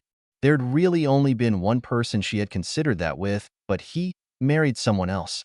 And as much as she didn't like the thought of being the other woman, or of infidelity, the marriage was one of convenience, and frankly, Astoria and Draco only married because they had a contract to fill. Once Scorpius hit his magical majority, they would be able to separate, which they would. They could hardly stand to so much as be in the same room together. Astoria loathed Draco because the marriage ripped her away from her own sweetheart, and because she had to marry a man at all. Draco had already confessed years after Scorpius and Lyra were born that he'd been drawing up a courting process for Mimosa, and he even before the final battle. Partially an optimistic, desperate hope they'd both live and something to live for in the worst of times, but mostly because he had planned to wed her sometime soon. And then that ugly, binding contract that Draco must have signed when he was maybe 10 at most and Astoria even younger. One that wasn't explained at all to them until after the war had well and truly ended. It was an unsightly tradition, and used for those who felt their children might stray from the path of marrying for good political or financial connections. The use of it was banned nowadays, but it didn't do much for those who already were bound up in them. It was a quiet, open secret in Grimmauld that once Draco was free, there would very soon be a new batch of children and a new missus. Or there would have been. She closed her eyes and rested against the wall. "Mimsy, come play these board games with us," came the excited call, and she straightened up, taking a steadying breath and curling a smile onto her face. Weird," Patty murmured to her. "I can see two different things." "Really?" she whispered back, peering at the ghost in front of them. "I see a stately woman with pretty red hair and a bad eye." "I see that, yeah, but I can also see an absolutely scrumptious-looking thing with a skirt short enough to see her suspenders." "Teddy, I only see the older bird." "Either way, I'm hardly going to try to shoo a ghost away that doesn't seem malicious. And the house is rather large. Some compensated help would be nice." "Right." Sirius nodded, turning to trot back to where the woman waited. "Ms. O'Hara, if you'd like, we would very gladly accept your services. When would be most convenient for you to begin?" O'Hara seemed to be an icebreaker for some of the other ghosts, because not long after she had shown herself, she could sometimes hear childish giggles from the closed girl's room, and a boy also came about. There was that smog-like magic settled into his ghostly energy, one attached to the house, and she wondered why that was and what it meant. Tate had sharp dark eyes and, bizarrely, didn't seem to yet realize he was dead. He was playing console games with Teddy when Mimsy started dragging the finished beanbag chairs to his room, and she blinked down at him. Besides the smog feeling, he was connected faintly to her room. She imagined that once he realized and accepted he was dead that the connection would become stronger. Ah, wicked. Cheers, Mimsy, they look brill. Teddy paused the game to hop up and help her. Oh, man's Tate there, he introduced brightly. Tate, my godmother and cousin, Mimosa. Lo. Call me Mimi or Mimsy, please. He offered a polite smile back, sat cross-legged on the floor though his eyes trailed the scar on her face and then the scars and tattoos on her arms. Her sleeves were rolled up. It was a pretty smile he had, and he was quick to sit himself in the, Teddy specifically requested, Union Jack beanbag Teddy pushed to him. Teddy was of the firm belief that Yanks were inherently impressed or attracted to British things like that and had hammed it up a little. I'm making gateau mocha and zahar torta, she told them as Teddy pulled in the third beanbag that she dragged over. She'd had to make her own biscuits and order digestives from some online service with the computer Teddy now had sitting at his desk. With no chisperfles around to short-circuit electrical things, there was no need to much adapt them to magic use. Besides, who knew what the property's magic would do if it could muck about with the muggle items anyways? Those aside, she'd already made a stock of Battenberg cakes, scones, macaroons, kokos, agala, and other goodies to go with tea or coffee, so she was able to move on to other treats and afters to make. They had a heavy trunk charmed and with runes carved into it that made it preserve things put into it in the kitchen for those things, so she could get most of her baking done and not waste anything when she got in the mood to bake or cook. It also helped with extra, since she was used to cooking and baking for more people. And there's already gâteau opera done, if the fancy strikes. Did you need anything else, love? No, thanks. He pressed a kiss to her cheek. Probably come down later for some in, she hummed at the response, patting his cheek and offering a parting wave to the ghost in the room before wandering down to the kitchen. She'd had to buy another book cart for all the cookbooks and recipe sets, and she had commandeered Teddy's computer and printer to add to the collection she was steadily amassing. Cooking and baking were incredibly relaxing, or good for when she was upset or otherwise riled, and much like the handicrafts, kept her busy. The added benefit was, of course, that her housemates and guests all salivated over whatever she put in front of them, and she was a bit proud of herself for it. She'd also bought a portable radio for the kitchen and her workroom both. Once she was done with her current 2 sweets, she turned to making something a little lighter and more refreshing. AM panna was pleasant and healthy and easy to make, mangoes and mint, and it made her mouth water a little to think of. She'd make an entire pitcher, mostly for herself since Patty was still largely sticking to classic black teas and coffee, and Teddy was more hooked on sugary soda pops and water when he wasn't drinking carbonated drinks. The scuff of trainers and lope of teenage boys let her know that it had been some time since she'd last checked on her godson. Mimsy! Arms grabbed her around the waist and spun her around as she went to get the step stool to reach the glass pitchers in the cabinet, and she huffed a little laugh. Teddy, she chided. I'm not a ragdoll, put me down. And then get me one of the pitchers, would you?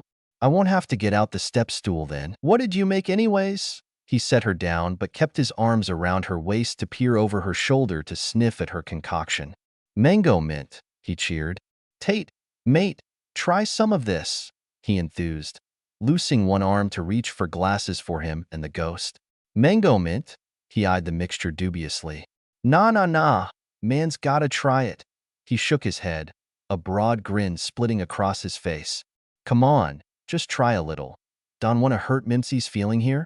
Her favorite. Don't use me to egg on your friends, Teddy, she sighed, neatly twirling herself from his hold to pull over the step stool to get a smaller pitcher than she was originally going to use before Teddy had grabbed the tall glasses.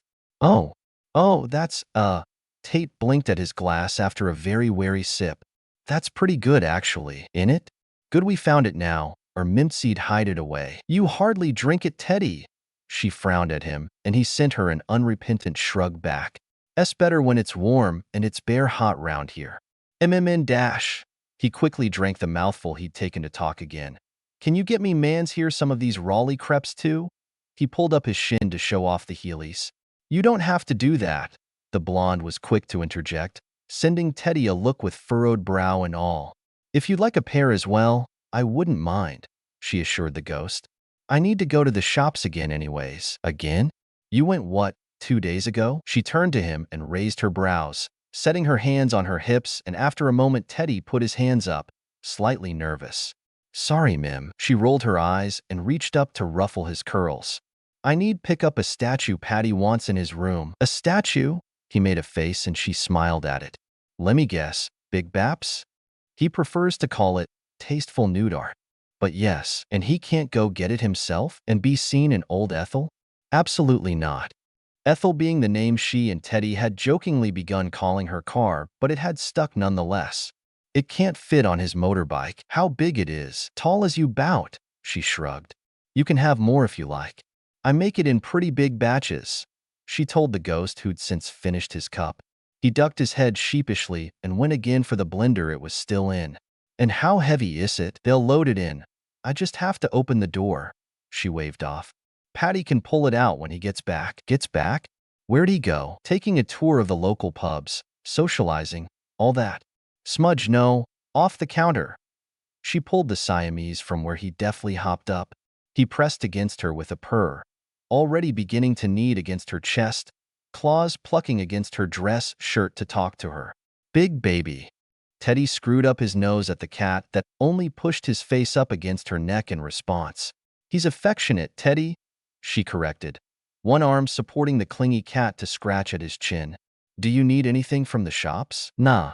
Are you going now? Once I finish sealing up the AAM punna, you'll be all right by yourselves for a little while? We're not 5, Teddy groaned. Come on, let's go back up. He nudged the quiet, watchful ghost, quickly getting another glass, and she rolled her eyes. Oh, Tate, yeah, what color would you like? For the… She pointed down to Teddy's heelys. He glanced down as well and frowned, shrugging uneasily. Anything's fine. Navy blue? Sure. And then the boys were gone and she hummed under her breath. She wasn't sure if it was just certain places, like this one that Shacketh called a hellmouth but Maman Bridget called a dark nexus. Suppose it was same thing in a different light, depending on which culture or religion or belief the manifestations came from. The spirits and shades and ghosts here were solid only, and seemed bound even if they weren't a Wiccan or hedge witch or shaman or other form of magic that was cultivated in this world, or a being or beast. Certainly even muggle ghosts and shades existed back home, but those were usually curse words in tombs and hidden caches meant to deter or trap intruders, some accidentally trapping ghosts of muggles as well, and some not so accidentally doing it. Some were powered off of the emotions shades and ghosts had or fed off their souls. Unless these hellmouths or ghost traps were just a form of that. She shook her head and set down Smudge.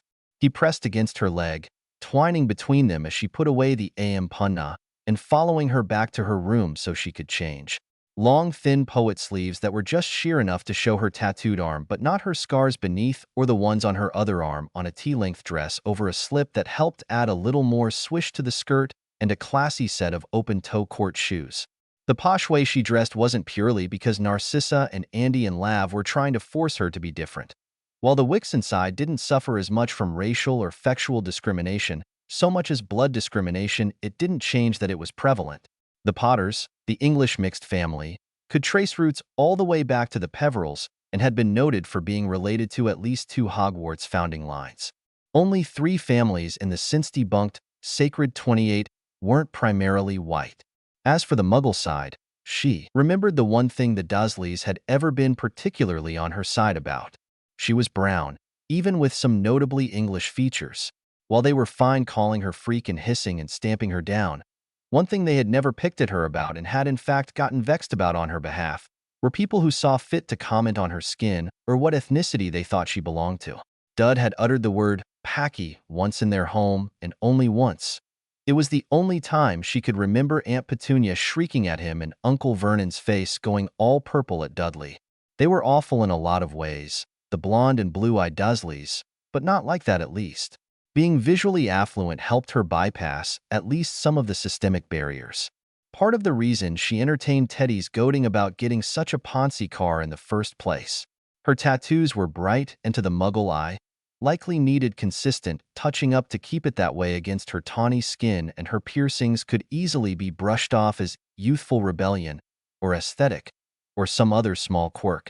What impression people had seeing her only mattered in that it left her unbothered by whispers about her skin and ethnicity and scars. If some of those more outlandish whispers were about crime wives or daughters or new money, or an heiress surviving some horrific accident, which was the closest to the truth she supposed, then it didn't bother her. She went about her errands and found herself done sooner than she had expected.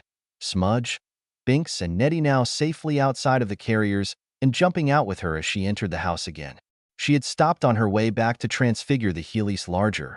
She'd gotten his shoe size before she'd left. The men's sizes were thankfully not too off, but the women's were at least 2 sizes different, which had been an annoying discovery, as had the difference in clothes sizing. Patty would likely be out a few more hours still, she thought as she went to deliver the new Heelys, only to blink in surprise at Teddy and Tate comparing self-harm scars. Nah, man's gotta have him somewhere they won't see. Teddy shook his head, the leg of his basketball shorts pulled up. Knock, knock, she said into the room, startling both boys. Oh, sorry, Mim, Teddy said sheepishly. It wasn't a habit she understood, or one she could really condone given all of her scars usually came from unpleasant or traumatic experiences, but he promised it wasn't often, and it wasn't ever dangerously deep.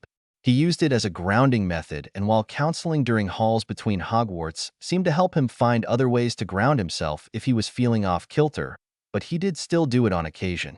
They talked about anger and self-destructive behavior, but the way she used to run headlong into danger, spitting and furious, and uncaring if she ripped herself apart to do it, was a lot different than the overwhelming emotions or emotional numbness he sometimes struggled with. He used breathing exercises or mental ones to ground himself, and did take a monthly potion to help balance in a more emotionally stable state. Teddy would hurt himself, never too much or too dangerous. Nothing a little dittany and plasters couldn't handle. When she was younger, Mimsy was a force of destruction, tearing up whatever would get in her way, and if her body was torn to shreds, that was worth the damage she did to others. They might have pointed her at the bad side, the bigoted, genocidal, murderous side, but that didn't change that she'd been a wild mess of anger, spite, and stupid amounts of magic that could lash out to do stupid amounts of damage. She'd been at her worst when Sirius had died, only a year after Cedric. She'd foregone her 6th year entirely to begin a mad hunt for the Horcruxes she'd shaken Dumbledore down about. In what would have been her 7th year, Hermione and Ron had found her to join her, and by that point, she'd been nearly feral with a swath of Death Eater outer ring and Snatcher deaths on her hands, and a one undesirable poster plastered in every UK magical district.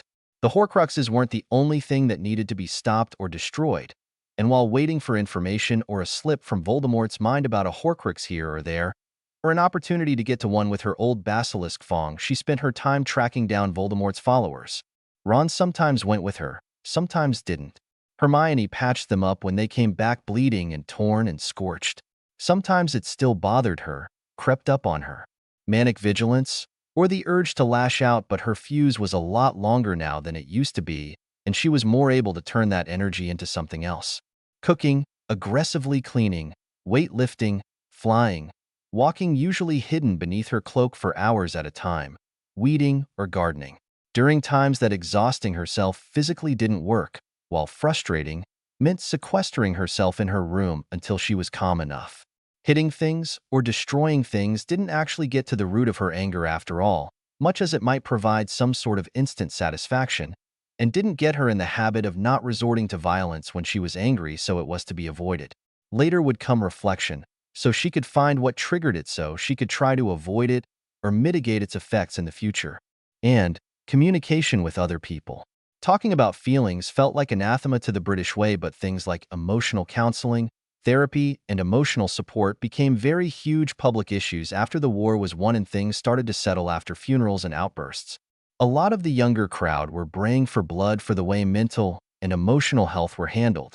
As younger blood came in to replace the huge losses in the ministry, whether it was Dark Lord sympathizers, followers, or conspirators, or those who died in battles, or those ousted for their lackluster or detrimental positions, there came calls for those hurting or even slightly affected to talk things through, and support groups, squibs that worked as mental health specialists pulled back and from them, Muggle research overwashing the outdated and oftentimes demeaning or derisive mental health, help that was widespread among British Wixens beforehand. her own name and face in headlines, and her own interview encouraging people to seek help and understanding for the pain and fear that had filled them all for years, not just from the war, but the war before that as well and the tension it made.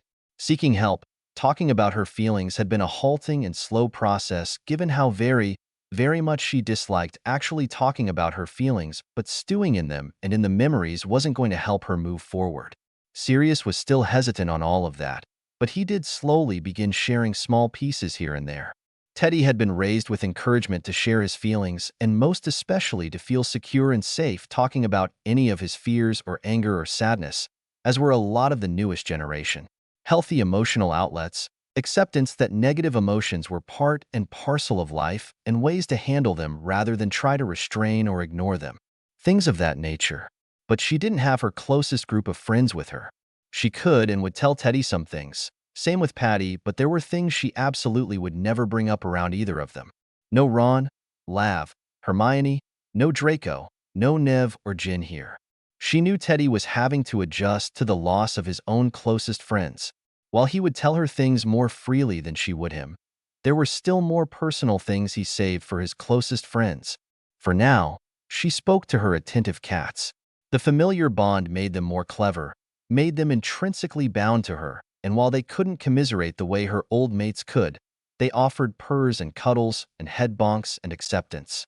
Nettie but against her legs lovingly, and she shook her head. Meditation, especially once she ran out her twitchy energy, had been one of the best ways for her to manage herself, usually in the form of cooking and baking or yoga.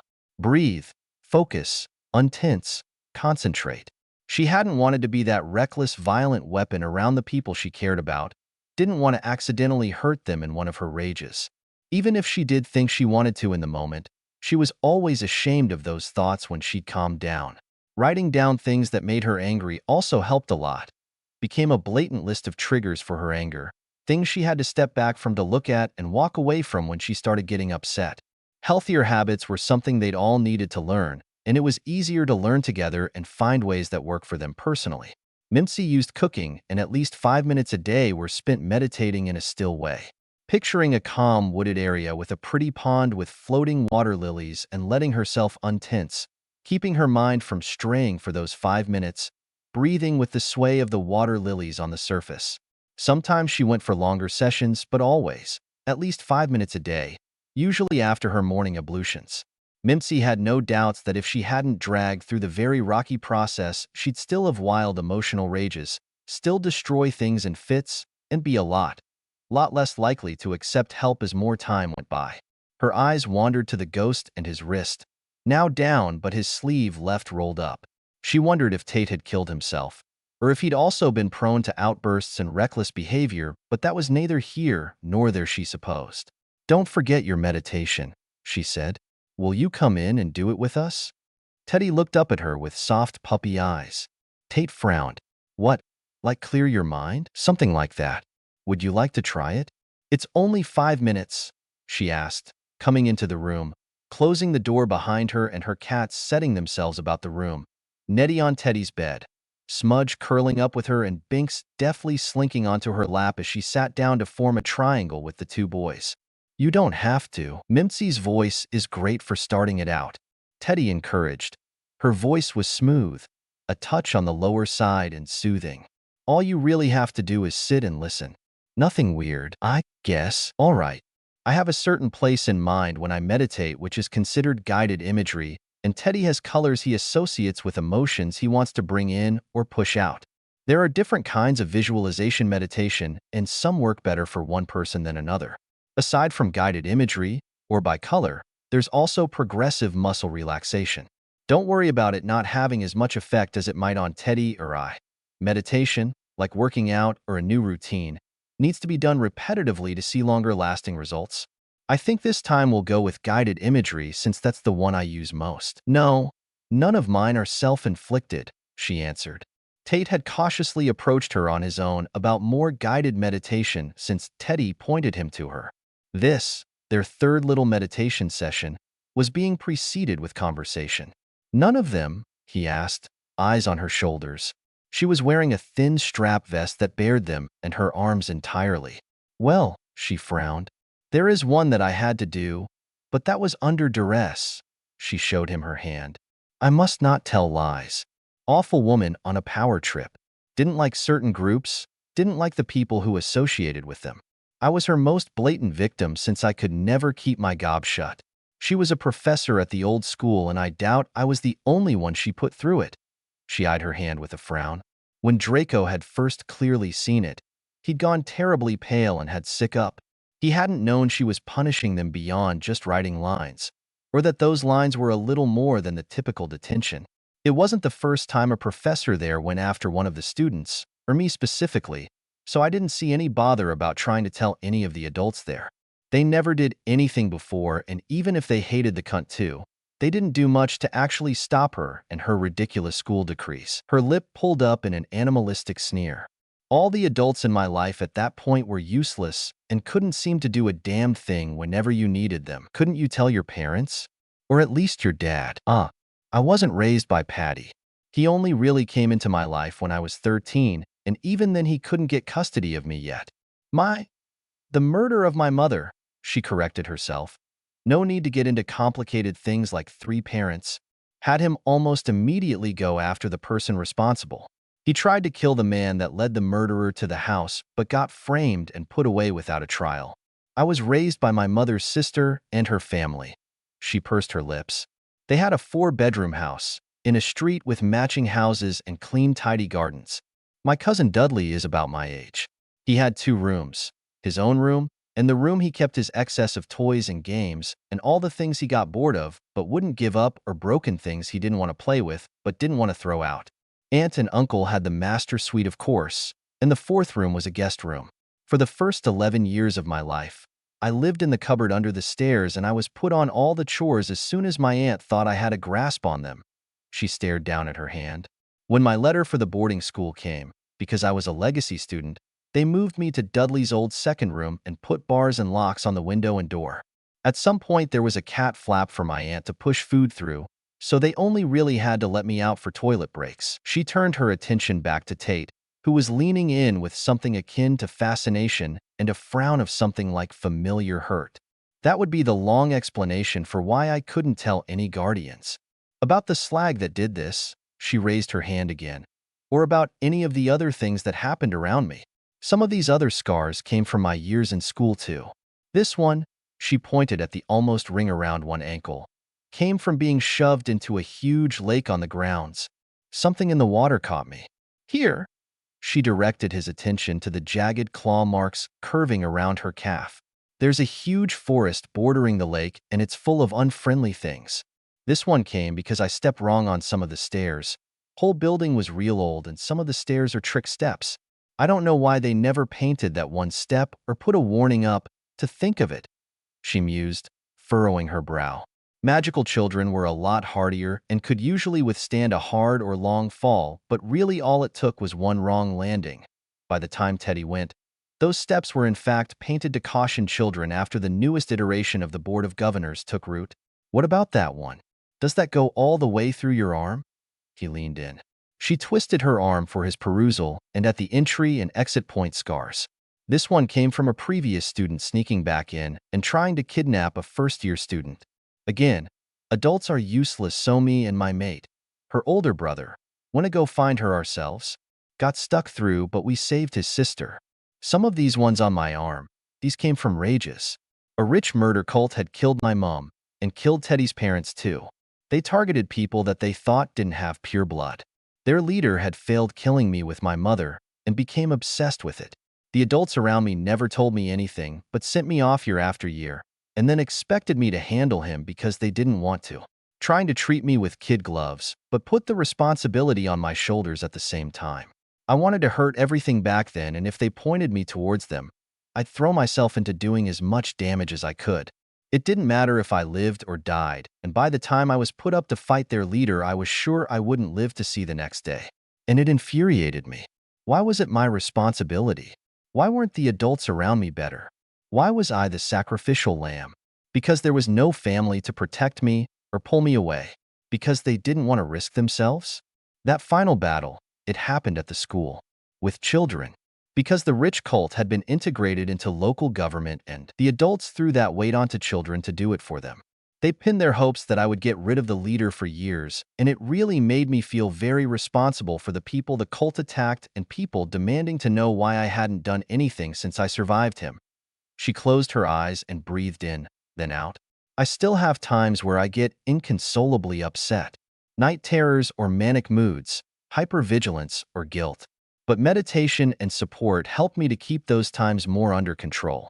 They're still there, but I can work on letting those feelings pass or directing my mind and energy elsewhere, she explained. She wouldn't say she was ashamed, per se, of times that felt like she stepped back in her progress. They weren't actually setbacks. They were just emotions that came, and she had to relax and then focus on letting those feelings pass on by. It had taken her many years to be able to calm down and be able to help herself with meditation, and to instill a sense of meditation into cooking rather than an outlet of anger. She examined Tate. The sludge magic of the house still crept and lingered in him, and most especially in his eyes, dousing emotions and making others stronger. The longer she spent time with him, the more it seemed like the house's ambient magic was using him as an unwitting puppet. And given the more blood-hungry ghosts that lingered in some places, but thankfully not yet showing themselves, she didn't like that the boy was becoming fast friends with Teddy while lugging it around. The sludge became weaker the longer Tate remained in her room with the way she'd carved runes into the doorway, a gentle filtering process that the ambient magic didn't yet seem aware of. Which was good, given how much influence it seemed to hold over the ghost, puppet boy. Slimy, manipulative magics. It wasn't all controlling, it was just a whisper, a nudge, a suggestion.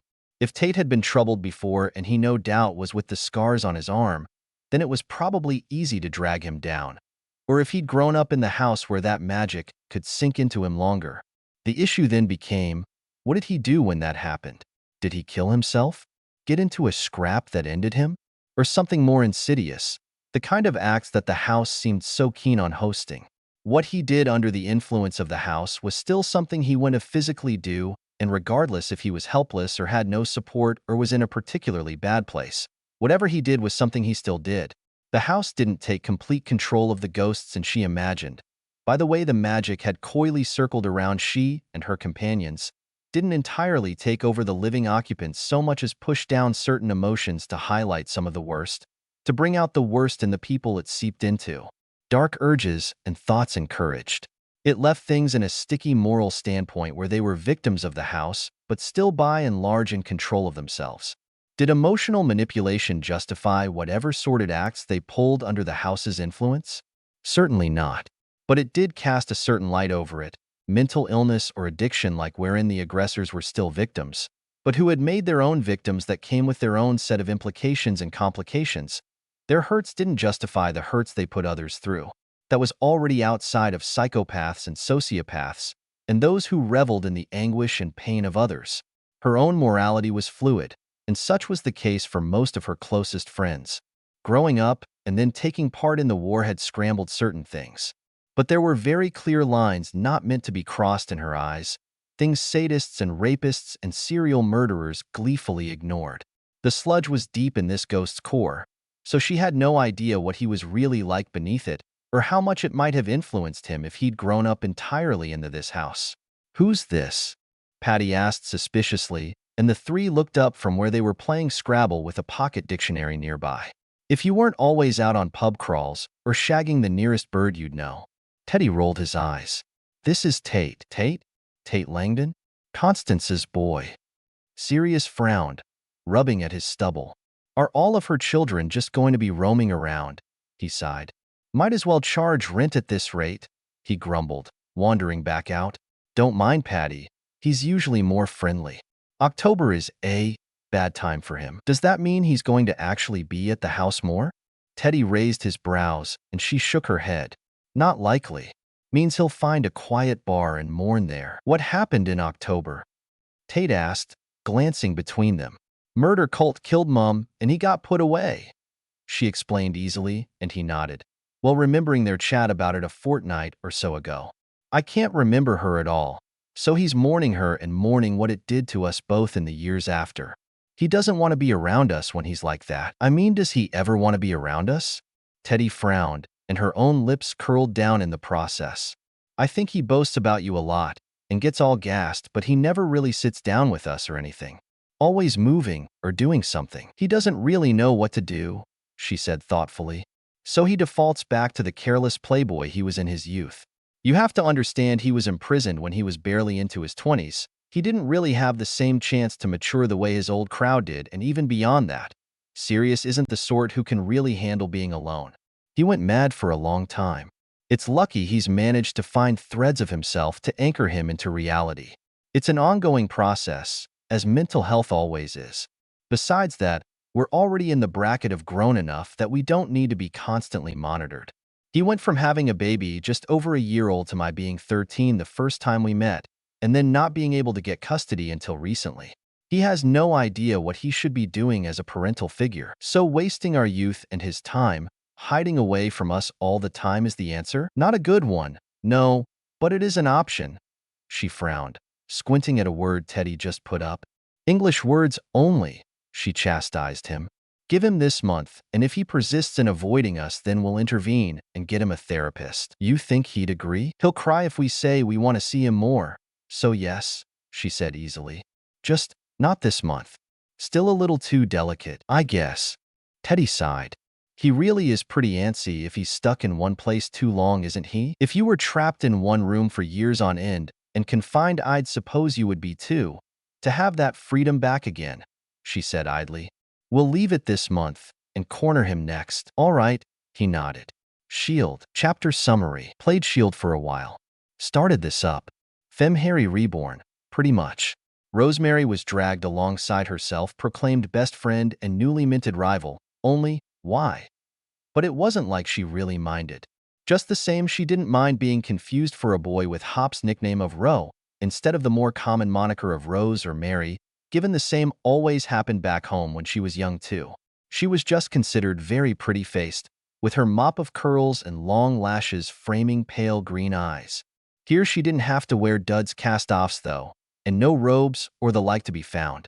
It was still easier, she thought, to shop from both the boy and girl sections, and she did usually frequent the former more than the latter. Jeans, a plain black sleeveless turtleneck over an athletics bra that securely contained and sort of hid the S she was developing, and sturdy ankle boots and a soft loose knitted parka or fuzzy pastel coat over it tended to be her easiest go-to, and she was more often in trousers than skirts or dresses given that Hop, and her tended to run around a lot. Or, he tended to drag her along with him at any rate. She thought he must have been pretty lonely beforehand, given the way he'd latched onto her, but he wasn't bad. A little overzealous sometimes, sure, and maybe a little too obsessed with his brother's champion title, but he was an all-right sort. And at a year and a half younger than her at 13, absolutely raring to go on the gym circuit. Rosemary hadn't really been interested in it at all, but she did like watching the Pokemon battles sometimes. But she really didn't know if Hop was ready for something like that, given that he only had a Wooloo and didn't seem all that interested in catching anything else. Not even a particularly strong Pokemon at that, the bizarre level system that only she could see. When she'd asked Hop about it, he seemed to just lump it in with the rest of her psychic abilities. Another bizarre phenomenon of her new life. No magic as she had known it before. Instead, things like electric rodents and flame-maned horses. Although the fire horses weren't fiery and Galar, their local flavor was more unicorn-like. Except pastel and fairy-typed. But well, it's not like there aren't people willing to trade Pokemon over countries and continents. It was only a real bother when it disallowed certain Pokemon breeds for environmental reasons. She would have loved to have a Seviper or Arbok after all.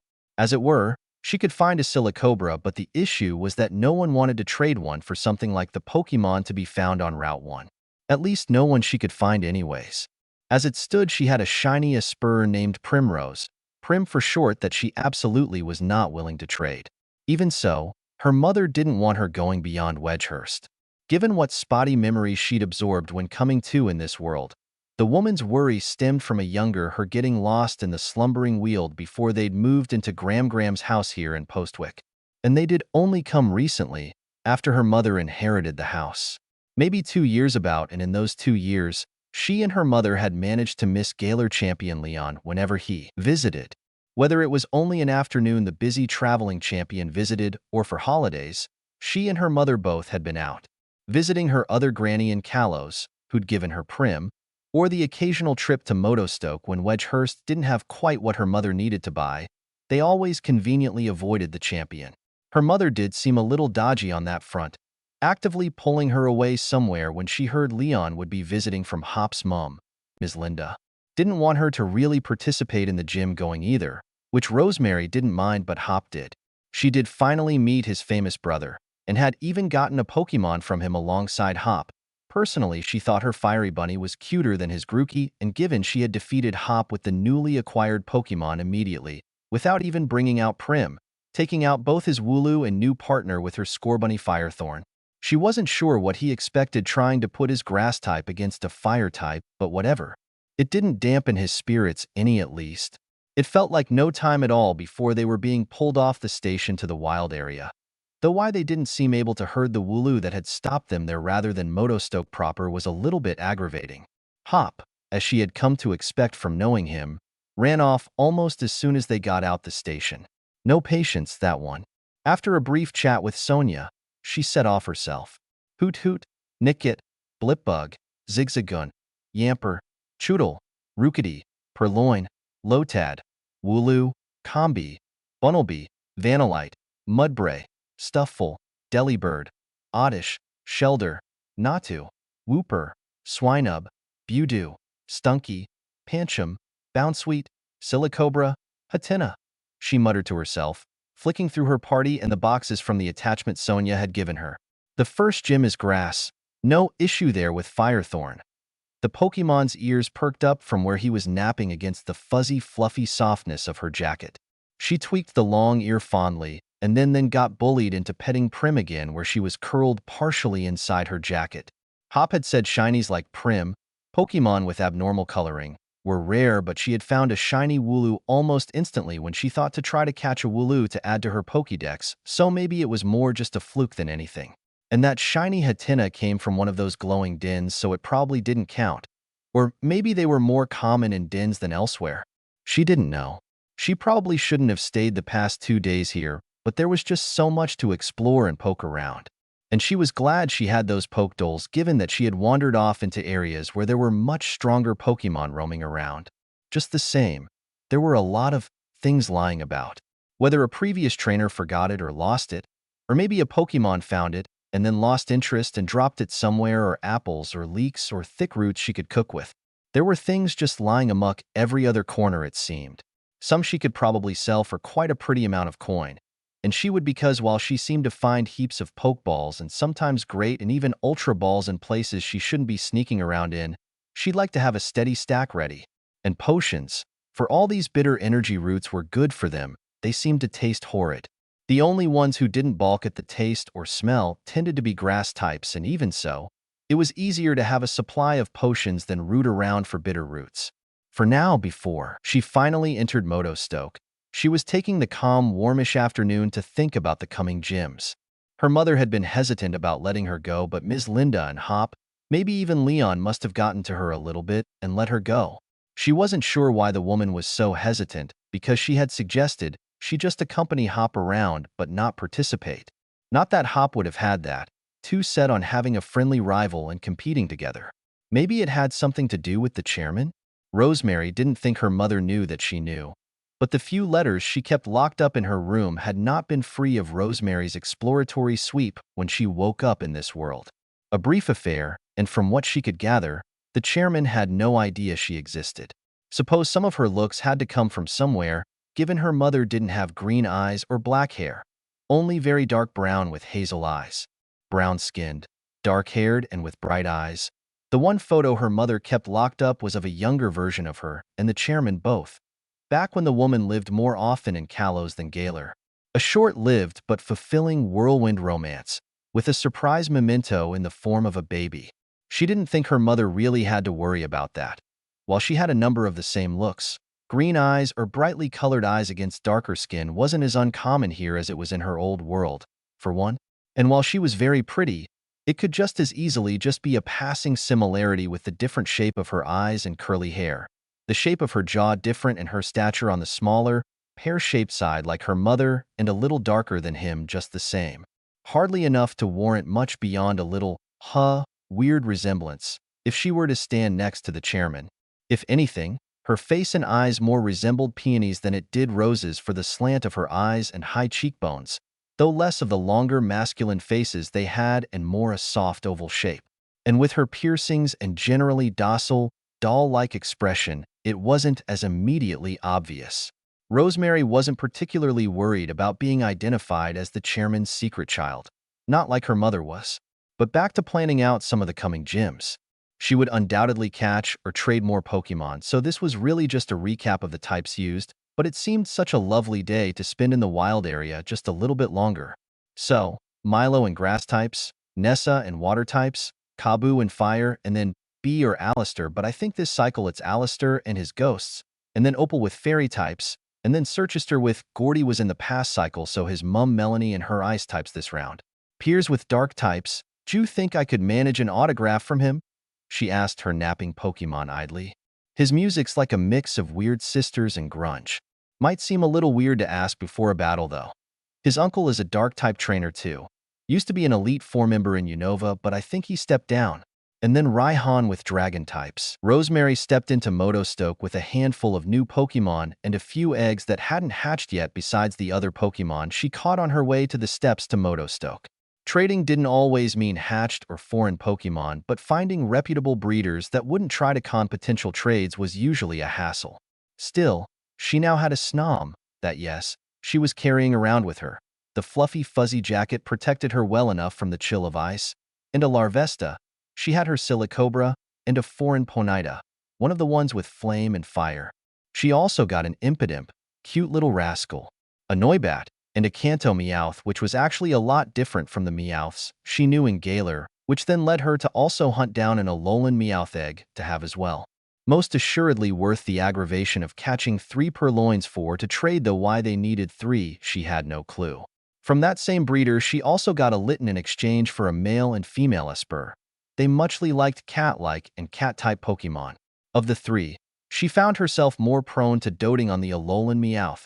Its easy demeanor and lap cat attitude rather charming, and its silver-blue fur rather eye-catching. Kanto Meowth seemed a little more energetic, while the homegrown Galarian were. Well, they were closer to wildcats. Small wildcats, but wildcats nonetheless, and they very notably did not get on very well with the 2 other forms of Meowth. There was also a breeder out in the wild area that she was able to connect through and get herself both a Grookey and Sobble of her own, though she hadn't hatched them yet. As it stood, her party at the moment consisted of Firethorn, her just-evolved Rabbit, Prim the shiny Espurr, a Bounsweet named Zinnia, the Noibat Lilac, Cosmos the Stufful, and the shiny Hatenna, Hella, short for Hellebore. Her Snom, Snowdrop, wasn't actually part of her current team, though she did still sneakily level up in time with the others in party. She was met in Motostoke by Sonia calling her over and giving her a league card sample and Leon's league card. Once Rosemary was done in the Poke Center, Sonia pointed out the giant cog thing and reminded her not to forget to register at the stadium before swanning off to the local boutique. And really she would have gone register, but then her mum called and asked her to pick something up, and a little hop from the station was practically no time at all, but somehow she ended up getting sucked into something else. Hop might be a little cross with her when she finally dragged herself to the stadium, but she did have those passes, and there were plenty wicked Pokemon, supposedly, at the Isle of Armor. She'll just pop in, grab a few, and then register.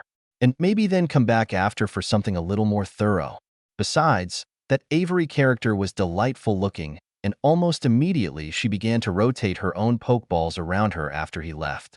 But then a dojo hopeful had stepped back, intimidated by Avery who, well, he seemed very distraught at her own show of psychic powers, and turned away to mutter to himself. Only, not very sneakily.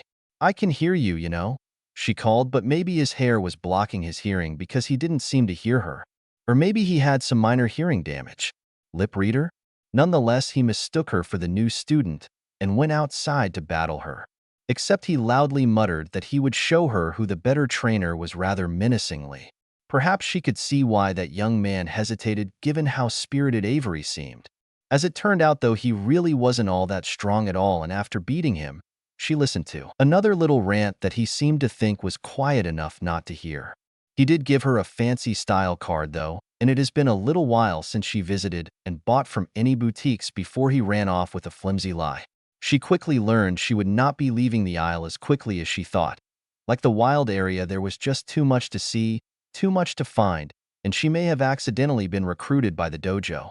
A dojo run by former fighting gym leader and former record-holding champion Mustard at that, and meeting and helping hide after he gave her some bit of tech to muster more experience per fight. Well, the registration starts in a few days. Hop was just too excited to wait. Good that they took the time to mess about in the wild area to try to make their team stronger anyway, she supposed. Seems sort of dumb, I think. She kicked her feet next to Avery, who turned to her, and his flair for dramatics made her giggle. Maybe you have an aspect aside from telekinesis that they're not familiar with? And that aside, telekinesis is a powerful ability and certainly nothing to scoff at. Oh, what do you know? You didn't come from a long line of psychic gym leaders, he grumbled sullenly. Exactly, she spared a rare grin for him. I grew up with mostly everyday folk. Not really sure living with the region's professor and the champion's family constituted exactly every day, but aside from the titles, they really were just regular people. And anyone and everyone else is usually plenty impressed by any sort of psychic power. It's what happened here too, right? People being in awe of your power? And you have such good control of it too, even keeping it up around your hat most times. If your family can't see your talents just because they can do more, they don't sound much like a family at all. Yeah, you can always visit my mum in Postwick, she went on. Her mother tended to worry, but she was a friendly, bright woman, and she would no doubt love to chat with someone as interesting as Avery. Come for holidays too if you want. Your house seems like it would be too stiff, and that's no way to enjoy festivity. She scrunched up her nose. You aren't trying to set me up with your mum, are you? He asked warily, and she snorted, then burst into more giggles. Just because I'm a few years older than you doesn't mean I'm that old. No, you aren't her type, she offered. She knew what it was like to have a family that looked down on her after all, and while clearly Avery's family situation was much different, it no doubt weighed very heavily on Avery. Her mum would get lonely just by herself anyways. Besides, it's just Mum and I, so it would be more fun, I think, if we had someone else with us, she shrugged. Well, I suppose since you seem so insistent. He coughed into his fist slightly, but she could tell he was pleased. You're not so bad, Rosemary. Glad to hear it, she said cheekily. He'd become her newest self-declared rival, and she hoped he would get to be a gym leader and show his family what they were missing out on. Oh, I don't think I thought this through, she mumbled to herself as she checked over her Pokemon. They were largely much stronger than they needed to be. Well, at least she thought to toss her Pokeballs with telekinesis so she could hold both Snowdrop and her Pincurchin Jambu. Only they were so cute and holdable. Maybe I should rotate them more? But I don't want to put Firethorn or Prim away again, she frowned.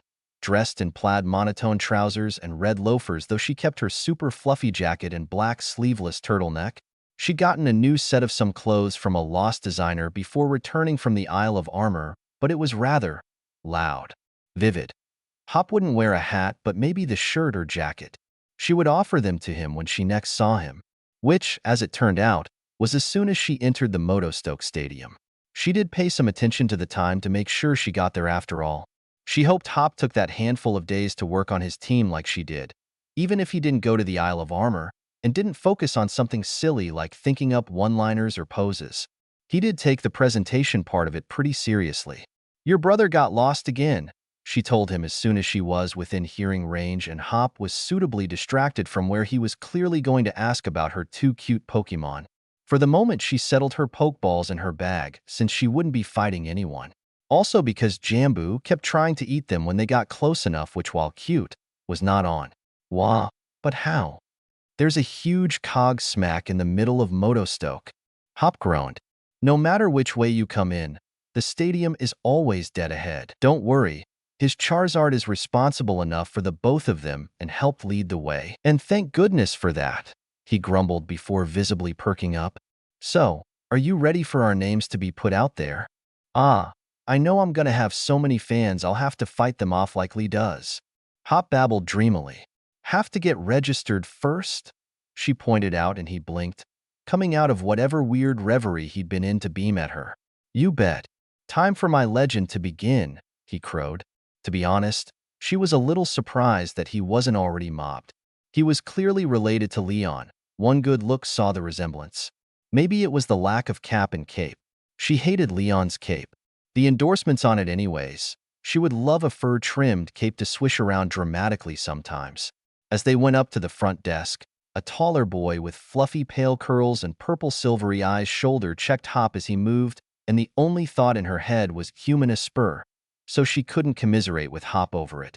Hop heckled the poor desk man for a few moments while he tried to get them signed in, and she pondered what number she wanted to use while Hop had her name put down as Row instead of her full name while she was distracted. Something in her whispered 7. It was such a prominent number in her life before. She ignored that, though, and went for classic 13. She was surprised it hadn't been registered already, but it was no skin off her nose. After that was time to move to the inn, where she was escorted by one of the officials, and, unfortunately, there was a hold-up at the desk. Not that she had noticed at first. Listening to Sonia talking about the heroes and storms and darkest day sounded suspiciously like something prophecy-like, and Rosemary wasn't terribly excited about that. But, she mused, it shouldn't fall to her anyways. There should be reasonably adept adults around from what she'd seen. The ones making a fuss at the front desk and not letting anyone sign in, though. You're from Spikemouth, aren't you? She asked them, recognizing the style and outfits from both last year's cycle and as background dancers and rotating band members from Pierre's more popular videos. And from that symbol, trainers there. Should you be obstructing official registered challengers like this? She asked them and watched them seem to freeze and fidget at her call out. You could get Piers in trouble doing that, you know? Someone makes a complaint about Spikemouth gym trainers harassing or stopping gym challenge goers. Oi, just who do you think you are anyways? One of them grumbled in nervous agitation. Sorry, fair getting in your way. They slunk off. Ah, thank you. The worker sighed before putting on a kind smile, and they got to actually sign into the inn for the night. She pulled out her Pokemon in her room so they could explore it curiously, though Prim was quick to curl up against her under her jacket. Sleep in a strange place usually wasn't so easy for her, which was awful when she'd first woken up, but the warmth and weight of her Pokemon helped to get her to sleep in no time. It was bright and early when Hop found her and slammed into her room to get her, which, of course, startled her Pokemon a fair bit. Oh, she thought. Most of them hadn't met Hop yet. It was a bizarre notion, given he'd quickly made himself a cozy place in her life. What's all this? You certainly got busy out in the wild area, didn't you? He blinked in shock, and she sat up, stretching leisurely.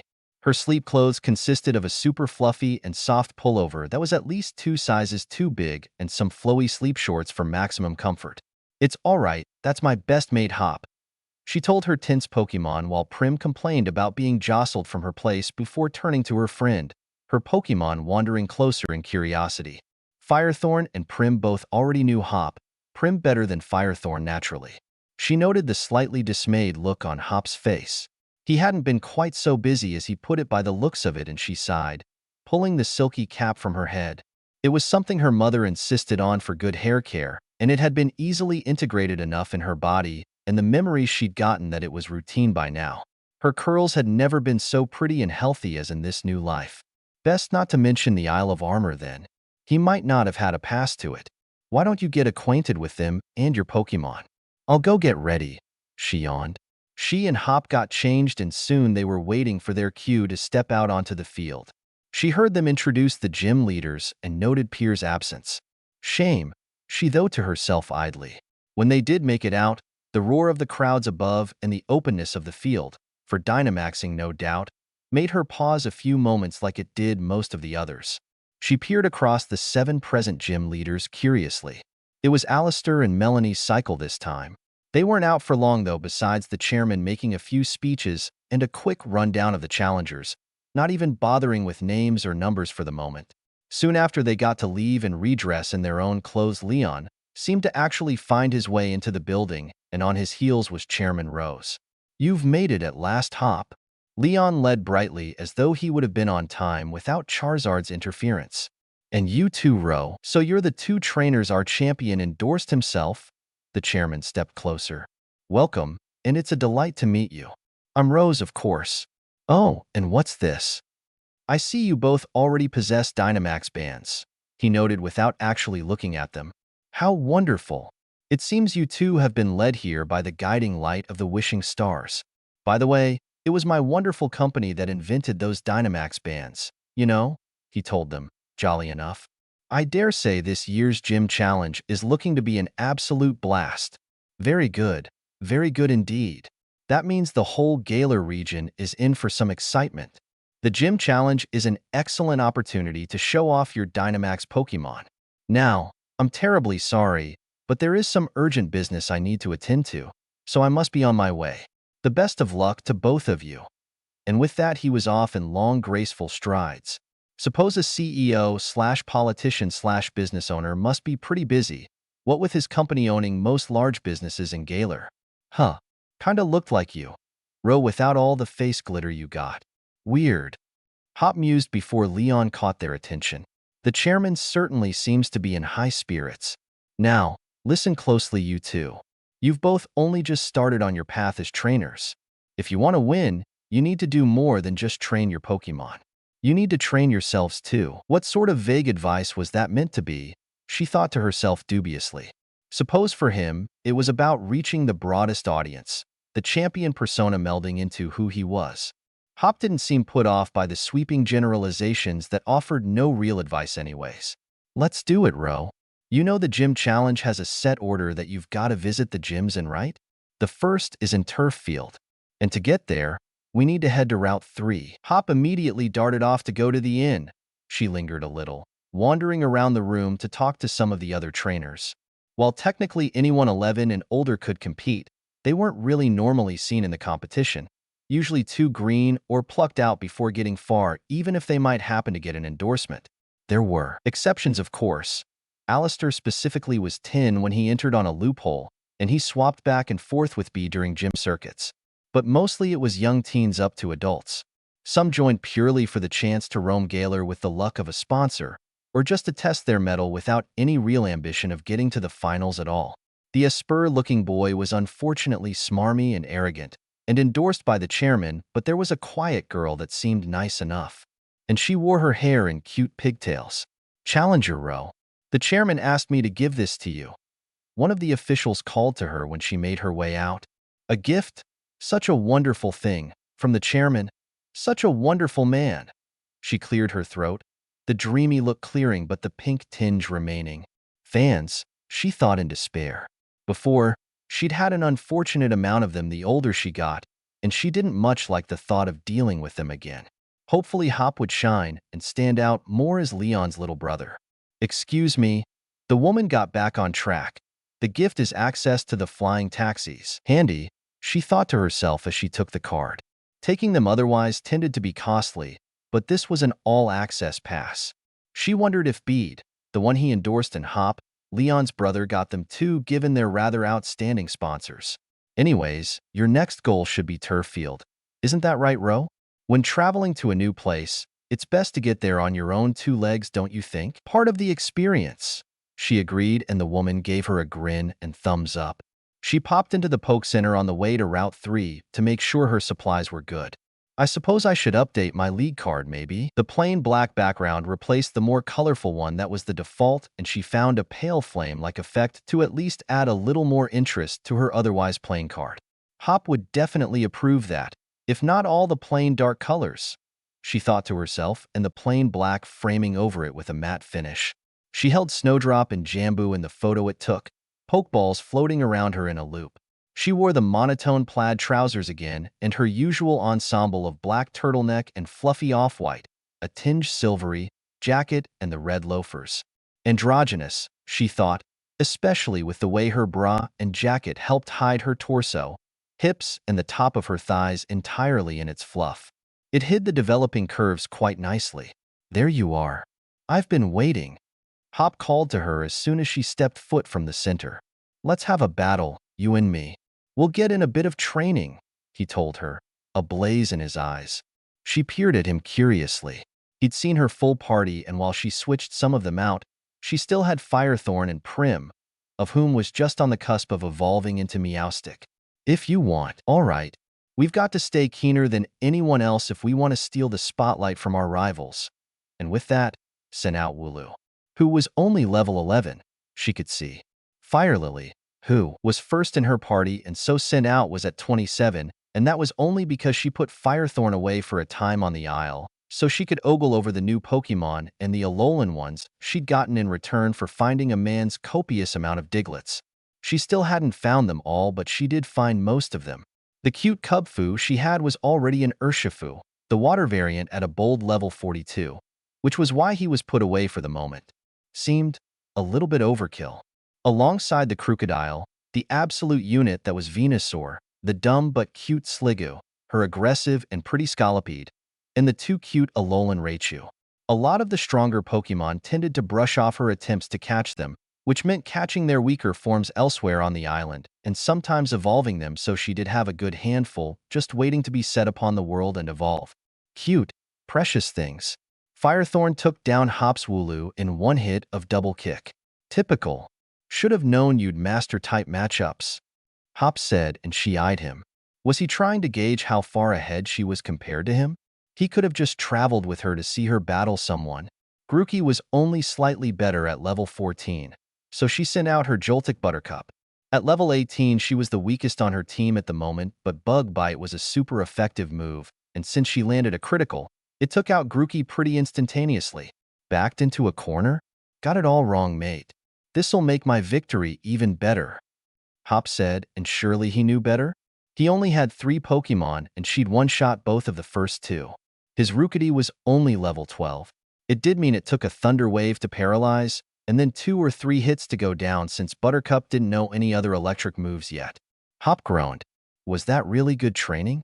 Looks like I'd better keep my guard up. You absolutely trounced me. But he didn't seem to let the loss slow him down much as money was transferred from his account to hers. Just what I'd expect from my rival. You know what? I'll even give you one of my league cards. That's how good I think you did in that battle, he told her, and she didn't bother mentioning that he would have given her one anyways, as she slid her own to him when he passed his to her. Our gym challenge starts right now, from here in Motostoke. Although the first gym leader will have to challenge is in a town far off from here. Still, you'd better believe I'm going to keep on winning my way to the championship match. At least he seemed enthusiastic even in the face of resounding defeat. Hello, Gaylor, he cheered as he turned and ran off. Meet your next champion. From the sleepy town of Postwick. It's me, Hop. Maybe this loss would kick him into gear about training. After all, they haven't even gotten to the first gym yet, so she probably didn't need to spend so much time leveling her Pokemon. Even accidentally, as she snooped around the wild area and Isle of Armor and got herself into all sorts of little kerfuffles. Perhaps, she thought, going to the Isle wasn't the best move. Not that she regretted it or anything, but it seemed to beef up her experience in battling and several of her Pokemon beyond the typical fare of first-time gym goers. The gyms had set power levels they used for fair fights during the gym challenge, unlike other areas where the gyms didn't have a set order, so to speak, but rather changed out their party depending on how many gyms their challenger has defeated before. Here, they started with Milo and ended in Raihan in a distinct power curve, so all challengers faced the same challenges. She wondered how often they needed to replace the Pokemon in their teams so they didn't exceed the limits by defeating challengers, and wondered what happened to them. She knew Milo usually used them to help his farming town and probably set them out for other towns to use for a little fee to upkeep the gym when it wasn't in use. Or how Opal incorporated them into her theater and plays, or passed them to one of her gym trainers. She imagined that their personal Pokemon parties had a tiny bit more variance to them, even if they did specialize in certain typing. Well, whatever. Once she was done in the first gym, she would stop by at the Isle again, and maybe if she could get Hop to stay still and not immediately run off, she could bring him too. Though Avery might not be so amused at having Hop as a rival to be her rival. He seemed the sort to get upset over something silly like that. But, well, to think of it, she was Hop's only friend. Did Avery have any real friends? Some of the other dojo members seemed to think he was unapproachable, even with such oddballs among them. Suppose that bad attitude had been there before she showed up. No doubt he would still have bad days where he would slip back into that bratty attitude, but hopefully the others will be willing to reach out, and Avery now in a place where he would accept their help and support. What did Hop have? His busy champion brother, a distracted, slightly distant mother, and her along with a desperate dream to surpass his famous successful brother. Avery, she knew, would get all in a huff about her having another rival, but she wasn't sure how Hop would feel about it. Of course, they had competition in the other challengers, but even by the end of the 5 days she spent on the Isle, Avery had trained up his Pokemon more than Hop had bothered to, a good 10 levels, and added more Pokemon to his roster than Hop added to his. Which might have had help from the dojo training, but the wild area was easily accessible from Motostoke. He watched and recorded all of Leon's fights. He should know the importance of training Pokemon, especially in such a highly competitive field. Maybe he really would take the thrashing she gave him to heart to get better, though. She hoped so, for his sake at least. Sure, he bounced back easily enough now, but how long would that last if he kept losing? At least the first few gyms weren't that hard, she thought. People still confuse me for a woman pretty often. Avery commiserated with her when she returned to the Isle after defeating Milo, and after the grueling physical session Mustard put them all through in celebration of her victory. Of course, several of them were angry men that blamed me as though I used a tract on them. He scoffed and she hummed. I don't particularly mind it most times. As soon as I speak, or they have a longer look at my face, they can usually tell. I don't mind being thought of as a boy, really. She hummed. The people who matter know I'm a girl, and it's not like I can't see where they're coming from. Most times it's an honest mistake, or, if they're a bit more observant, they might think I'm trans. I'm not, she clarified. But most times the misgendering isn't malicious, and personally, it's not something that bothers me. Only bothers me when people say sexist things about how I look like a girl, as though being a girl is an insult itself. Or, her nose scrunched up, people who act like they have the right to tell me to be more ladylike. Ugh, I know those feelings. Cut your hair. You're a boy, types. I hadn't thought people like that were still around when I first set out on my own. What does hair have to do with being a man or woman anyways? You've seen Pelly in there. His braids are longer than my hair, but he's built like a Macamp. It was never about the hair. He shook his head.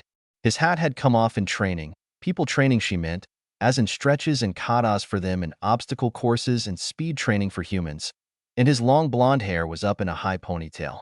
And he did start wearing his dojo uniform, though he kept the fantastical purple and colorful shirt beneath it. In fact, she had yet to actually see him in casual clothes. She cleaned her piercings before putting them back in as they relaxed a little in downtime. Why all of those anyways? HM? I just like them, I suppose.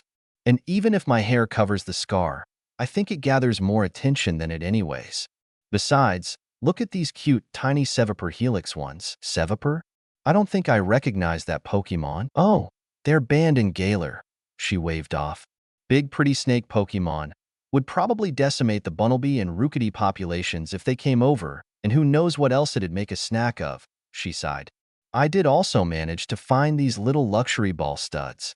Oh, I know your ears aren't pierced, but I found these and thought of you. She dug around in her pack to pull out little spoons in neochrome. She presented them to Avery, who blinked in shock before taking them delicately. His reaction made her frown, though. He was acting as though a nice little present, just something she bought on a whim, was something precious. What kind of family life did he have before? She knew he was disowned for not having a full spectrum of psychic powers, but how had he been treated beforehand, when he was still with them? I had been thinking of piercing my ears anyways. He fumbled over his words, practically cradling them. She didn't comment on it. If anyone had done it when she was younger, and still around the Dursleys, she would have withdrawn so fast it'd make whoever asked head spin. She had her ears rather cluttered between the industrial bar, lobe, upper lobe, tragus and anti-tragus, conch, snug, orbital, forward helix, outer conch, and the regular conch. Her face wasn't free either. Third eye, eyebrow hoop, bridge, nostril, septum, and snake bites. Frenulum piercing and middle tongue piercing in her mouth, though she'd had to use her power to really make sure it was safe. Muggle oral piercings could be dangerous after all. She also had a belly button piercing and a set of 3 hip piercings in a slanted line mirroring at her hips. Once she was old enough, she would get her nipples done too. and a Nefertiti in the hood of her clit. She would also be getting tattoos. Her drive for going under the needle stemmed from Ginny, who'd gone full punk alt during her Holyhead Harpy's career, shaving half her head and covered in piercings and tattoos and, of course, as tall and athletic as ever. While she and Jin worked better as friends, they were still close after their mutual breakup, and even if Rosemary didn't go as far as she did, she was still fairly done up. Her mum had been a little confused about her seemingly new and sudden interest in this life, but had supported her nonetheless. Well, she sighed, best get back in before he sends out the slowpokes again. Avery shuddered at that, and they quickly got up.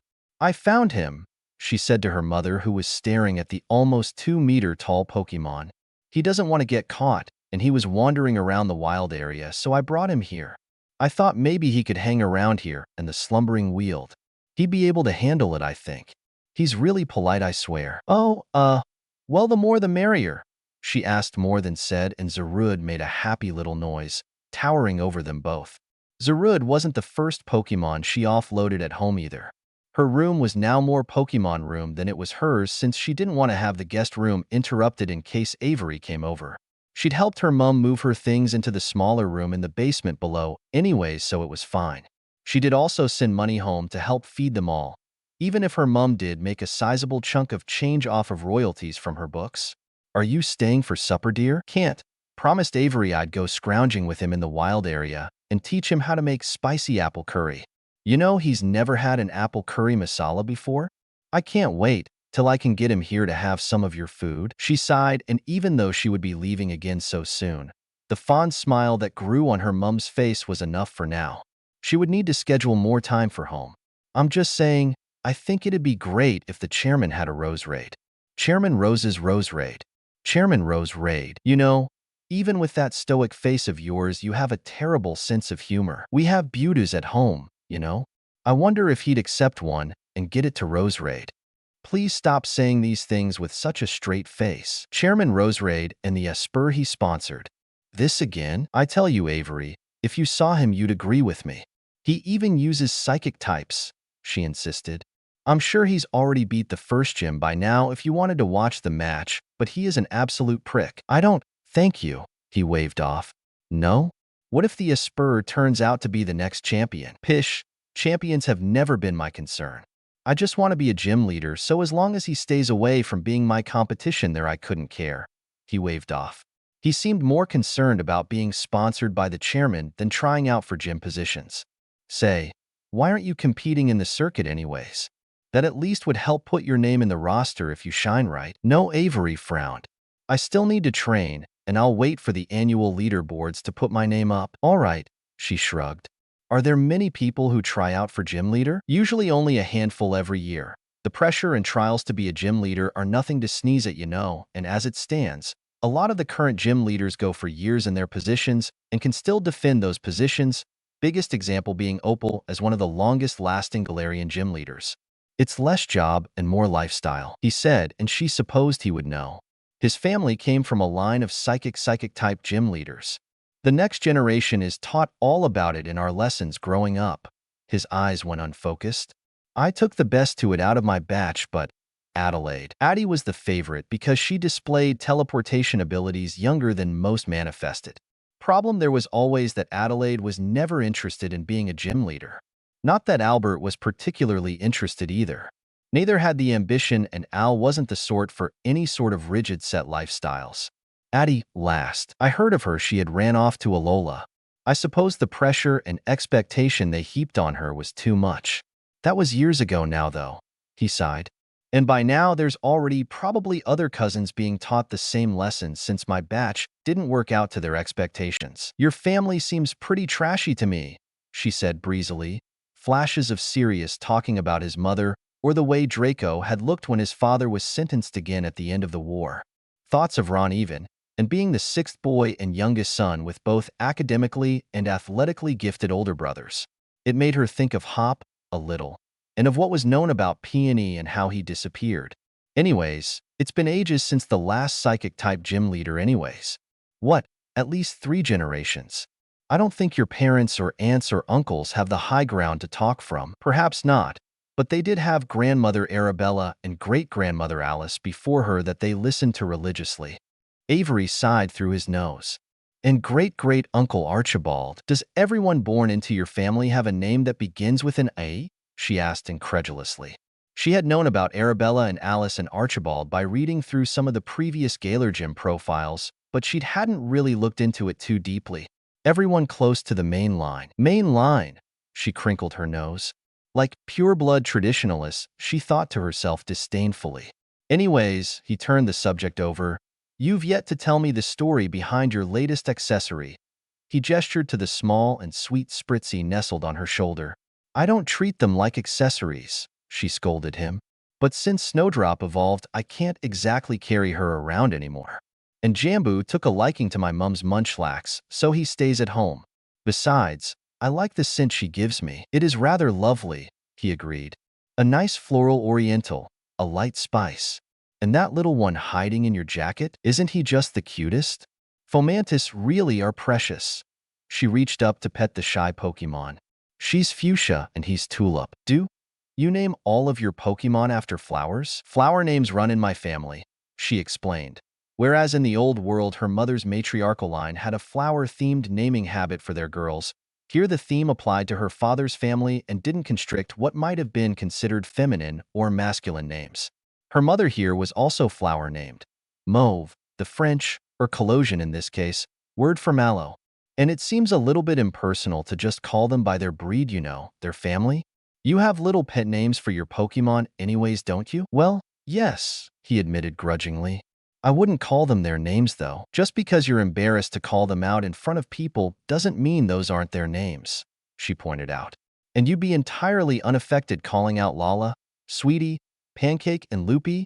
He challenged, and she stared at him. After a moment, he sighed in defeat. Right, of course you would. With that same unflinching stoic look on your face, too, I bet. You're the only person that says I have a stoic face, rather than just blank or empty or doll-like. Stoic, cool, a perfectly calm and collected poker face, he said, and she tilted her head to the side. It's really just my face, she said. I'm aware.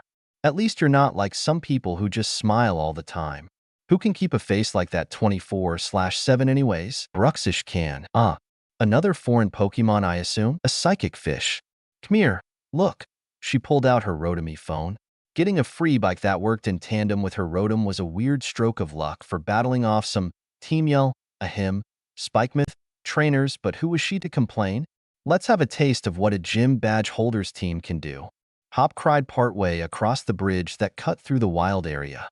She wasn't sure what exactly he expected from the battle, but his Pokemon were stronger this time. Unfortunately, not strong enough.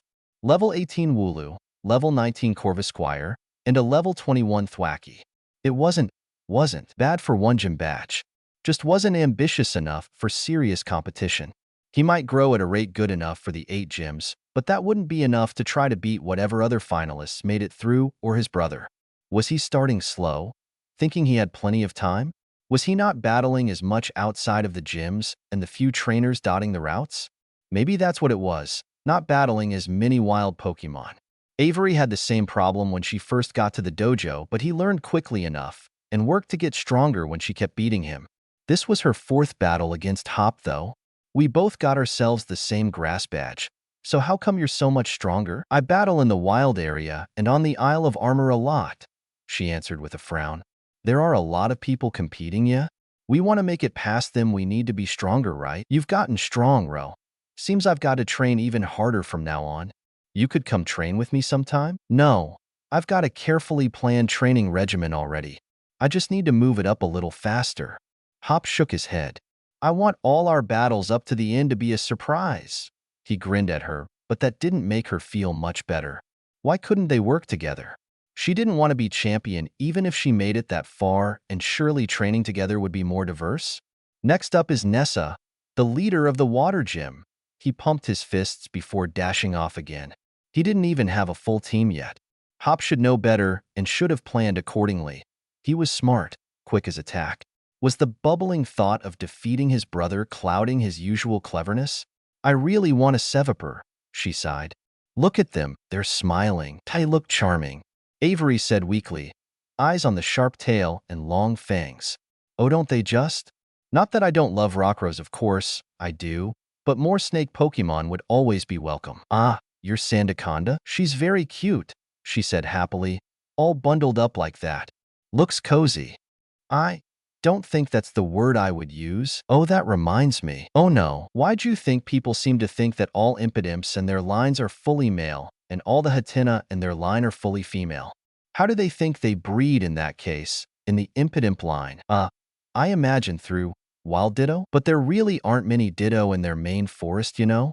And they turn into a copy of those Pokemon anyways, so it would just be another male in that case. Well, this isn't a discussion I ever thought I'd be having. How did your Sandaconda remind you of this again? HM? Oh, sometimes she sneezes really cutely, and when she does and gets all teary-eyed about accidentally blasting sand everywhere, so Hella sometimes pulls her into her hair to comfort hide her. Right. So if it isn't wild Ditto, then what do you think it is? In the case of Hatenna and them, they're technically hermaphrodites. They can create sperm as needed to maintain their population or for breeding purposes, which mostly means they're more gender fluid than most people think. There's been an entire study on it, you know. One of Opal's old gym trainers was a fairy-type researcher, specifically investigating Hatenna and Impidimp evolutionary lines. Oh, okay. And the Impidimps, Morgrams and Grimmsnarls? They are also technically hermaphrodites, but they have stricter conditions for breeding than their psychic neighbors who can get up the duff from other Pokemon in their egg group. They can produce eggs, but it needs to be another from their species that breed with them, since it works with some kind of incredibly specific enzyme to inseminate the egg. Which is why sometimes, yes, wild Dittos have been observed mating with Grimmsnarl. It can copy that special enzyme, and they have a special sort of internal pouch area that acts as a womb that only another from their line can actually get into. Right. I'll add this new information to my list of things I never needed to know, but isn't it interesting? I can't believe people would honestly believe that an all-male species must just magically find wild Dittos all the time while conveniently forgetting that Ditto morph into perfect copies, meaning it would just be another male Pokemon. Besides, the egg takes after mother rule doesn't apply to everything anyways. What? Really? Braviary and Mandibuzz breed, and they don't all just come out as Vullaby, she told him easily. But that's because of some evolutionary tag teaming. Braviary can't produce Rufflet with any other Pokemon in their egg group. They don't get along the best though, so it's really a hit it and quit it. Especially since Mandibuzz's sisters and mothers and aunts tend to create nests together. There have been a few reports of lifelong partnerships between Braviary and Mandibuzz, but that's rather rare. Tauros have the same breeding thing going on with Miltank and Buffalint, though I'm not sure how it managed that last one. Same thing also happens with Mothim and Wormadam. Obviously, the diverging Nidorans breed together too, outside of Nidoqueen, who loses her ability upon evolving. In Tyrogue's case, Hitmontop have been seen popping out eggs, and once or twice a Hitmonlee has as well. The only truly male, as we know it, one is Hitmonchan. But if Braviary and Tauros can't breed in their own lines, then how do they with Ditto? Same way Ditto can breed with Pokemon that are biologically fexless like Magnemite and Bronzong, and including itself, she shrugged. Through some sort of bizarre Ditto way. But, wait, by that argument then that should mean they find wild Dittos to breed with, otherwise there would be none, doesn't it? Not exactly. Some reproduce asexually. Some seem to just grow. Or, in cases like Galark, she tilted her head to the side. Ghost type, she shrugged again. Ghost types can feed off of Eekthother's death energy. Why did it sound like you capitalized the D in death? Before I forget, I ordered something and it finally came. She turned to her bag to pull out a long-sleeved purple shirt with a Bruxish print on the pocket. And this scrunchie with its colors. It matches your gym outfit. Why you don't have to buy these things for me. Avery's face turned a charming red and a watery sheen made his eyes glimmer. No, but I like to, she said easily, handing the items over. Hannibal. Chapter summary. Currently with no actual appearances by Hannibal. Anyways, Will is Dark Femme, Harry's older half-brother. A particularly bad attack made on her means she is swept away to live with him.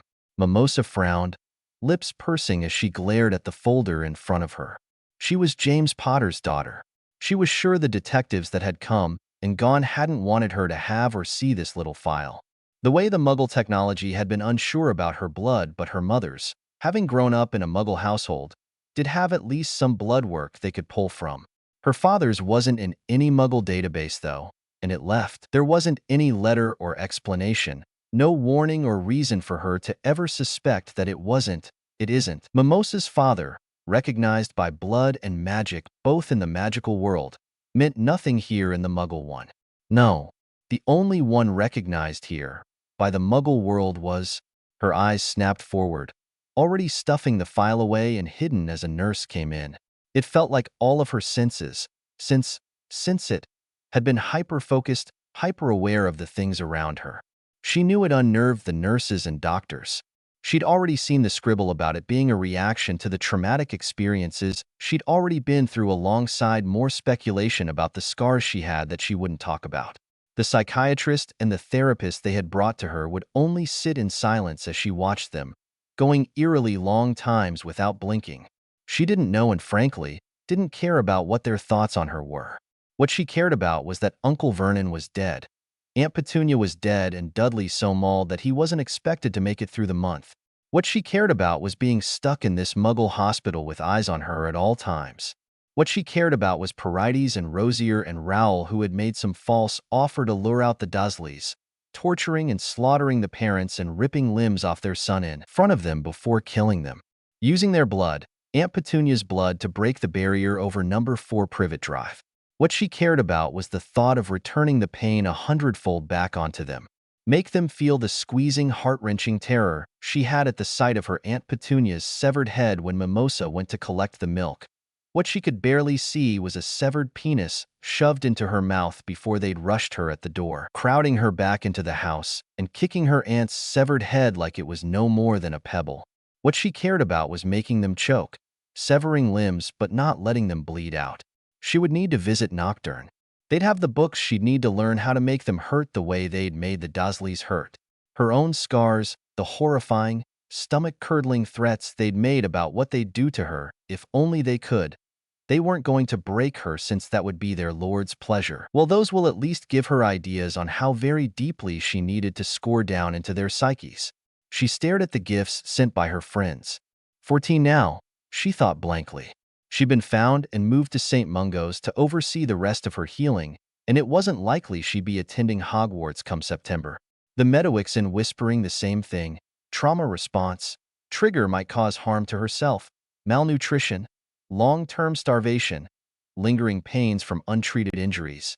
But now there were also ministry workers with solemn faces who'd asked lots of questions about her first, her second, and her third year, until she was upset enough for the lights to flicker and things to rattle and float, and they were ushered away. Eventually, thankfully, she had managed to insist enough about Sirius Black's trial, or lack thereof, that someone must have looked into it, if only to make her shut up about it. Lo and behold, it took 2 weeks for Sirius to burst into her room as he ignored the chides of the Medowixen. His name was cleared. The hunt for Peter Pettigrew was on. Not only that, but he'd whispered to her that Hogwarts was under investigation. Someone had apparently found the link as to why Mimosa Potter was sent to live with Muggles after the horrific attack on her. The first one she meant, the one that killed her parents. That link being Dumbledore himself, and the Board of Governors, or at least certain ones, Sirius told her with a scowl, had jumped on it to try to get an investigation into the safety of the students in an attempt to boot him from headmaster position. The problem was that the rumors and tall tales about the things that happened on the grounds had actually been downplaying the things that had actually happened. Now the whole staff and the Board of Governors were being investigated, and for the rest of summer, the ministry would be combing through Hogwarts. So, there was that, and it was why those investigators had been sniffing around. But then Sirius had been herded away, needing his own appointments and examinations after Azkaban and being on the run both. When she was released to Sirius, things were still hectic. But they settled into Grimmauld awkwardly, and she learned very quickly that living with Sirius was nothing like the Dursleys, which was to be expected, but also nothing like the times she had stayed at the Weasleys either. Sirius, after the first 2 weeks, seemed to become less attentive and often went out to the pub or brought home Muggle women as he seemed to try to make up for lost time and youth. When she would leave, cloak hidden on her, Sirius seemed to think she was off to do dumb teenager things or hang around with some of the local Londoner teens. Didn't question her at all. There was no curfew. Not that he would be there to enforce it, and as far as she could tell, no rules. September loomed closer, and she wondered what they would be doing about schooling since Hogwarts was still functionally shut down and now also down a good chunk of its staff. Sirius didn't seem concerned about that whatsoever, though. Mimosa did take some of those days to visit her friends.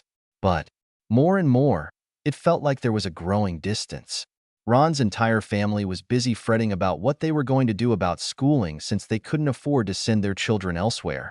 Not to mention they had learned what all Ron and Ginny had been through in their entirety, so they were extra smothering and watchful. When Mimosa was there, Mrs. Weasley was especially tender and gentle, but still completely smothering and frowning more and more whenever she tried to talk to Sirius, who was often passed out, hung over, or already out when Mimosa went over.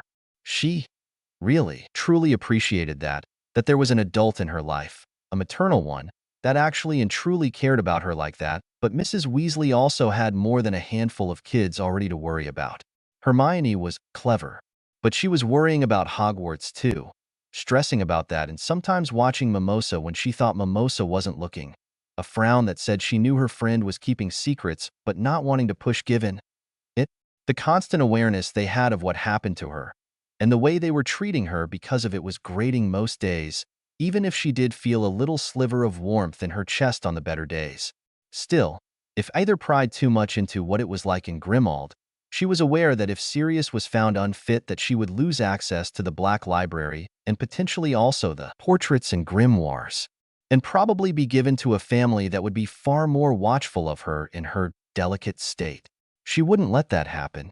It felt almost easy to slowly break off, especially with how frantic things were over the upheaval of Death Eaters attacking the girl who lived and the unsure state of Hogwarts. She had a goal. She just needed the space and freedom to research and practice for that goal. And she knew very well neither Ron or Hermione would be anywhere near all right with what she was planning. That they'd probably tell someone else, and that was trouble she didn't need. It was better this way. It had to be. She was incandescent in her anger, silent but with eyes glowing as she used one of their own burner wands against them. There was a reason she hadn't given names. Being sent to Azkaban would pull them from her entirely, and she wanted to personally dispense punishment to them. Her arm was still bleeding from the ritual Pettigrew had cut her open for. It was good, she thought icily, that she had been so thoroughly using her free time outside studying so voraciously.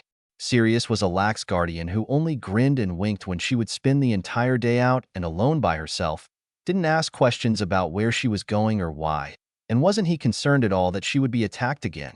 Did he not care? And had easily let her at the Black Library, and, with only some minor cajoling, to the Potter Vault. She couldn't take out any coins until she reached her majority, but anything else? Books, items, enchanted clothes kept in the vault, portraits of Potters past? Free game. It was how she found a few grimoires, and how she awkwardly learned that James and Sirius had blood adopted her as their daughter. Blood and magic, but that it didn't blot out the man her mother had gotten pregnant from. Sirius had been especially nervous and weary when she confronted him about it. That he was, in the eyes of magical society, one of her fathers, and that she by virtue was a pureblood despite her mother being a Muggle-born and her natural father, apparently some nameless Muggle man. Sirius didn't like actually being serious, or hard conversations, and tended to just shut down and sulk and brood for a few days. But it honestly barely bothered her. The grimoires were more important. The portrait of Doria Potternay Black, her grandmother, was more important, and her great-grandmother Anisha more important than Sirius's parenting abilities. Doria Potter was quietly infamous for being a blood ritualist, though it seems that she'd kept that quiet from her son and Sirius. Anisha was more familiar with bone branding, a practice technically banned in India but still privately tended to in certain families, which involved replacing bones to carve runes into them before putting them back. Doria had also been an accomplished freestyle duelist, as improper as that side of dueling was considered. Euphemia Potter's portrait, or as she asked to be called Auntie Effie, who married Mimosa's grandfather Charles's brother Fleamont, had also been surprisingly skilled in another little-known magical talent, legilimency and occlumency, an obscure magical knowledge that had been difficult to find books on.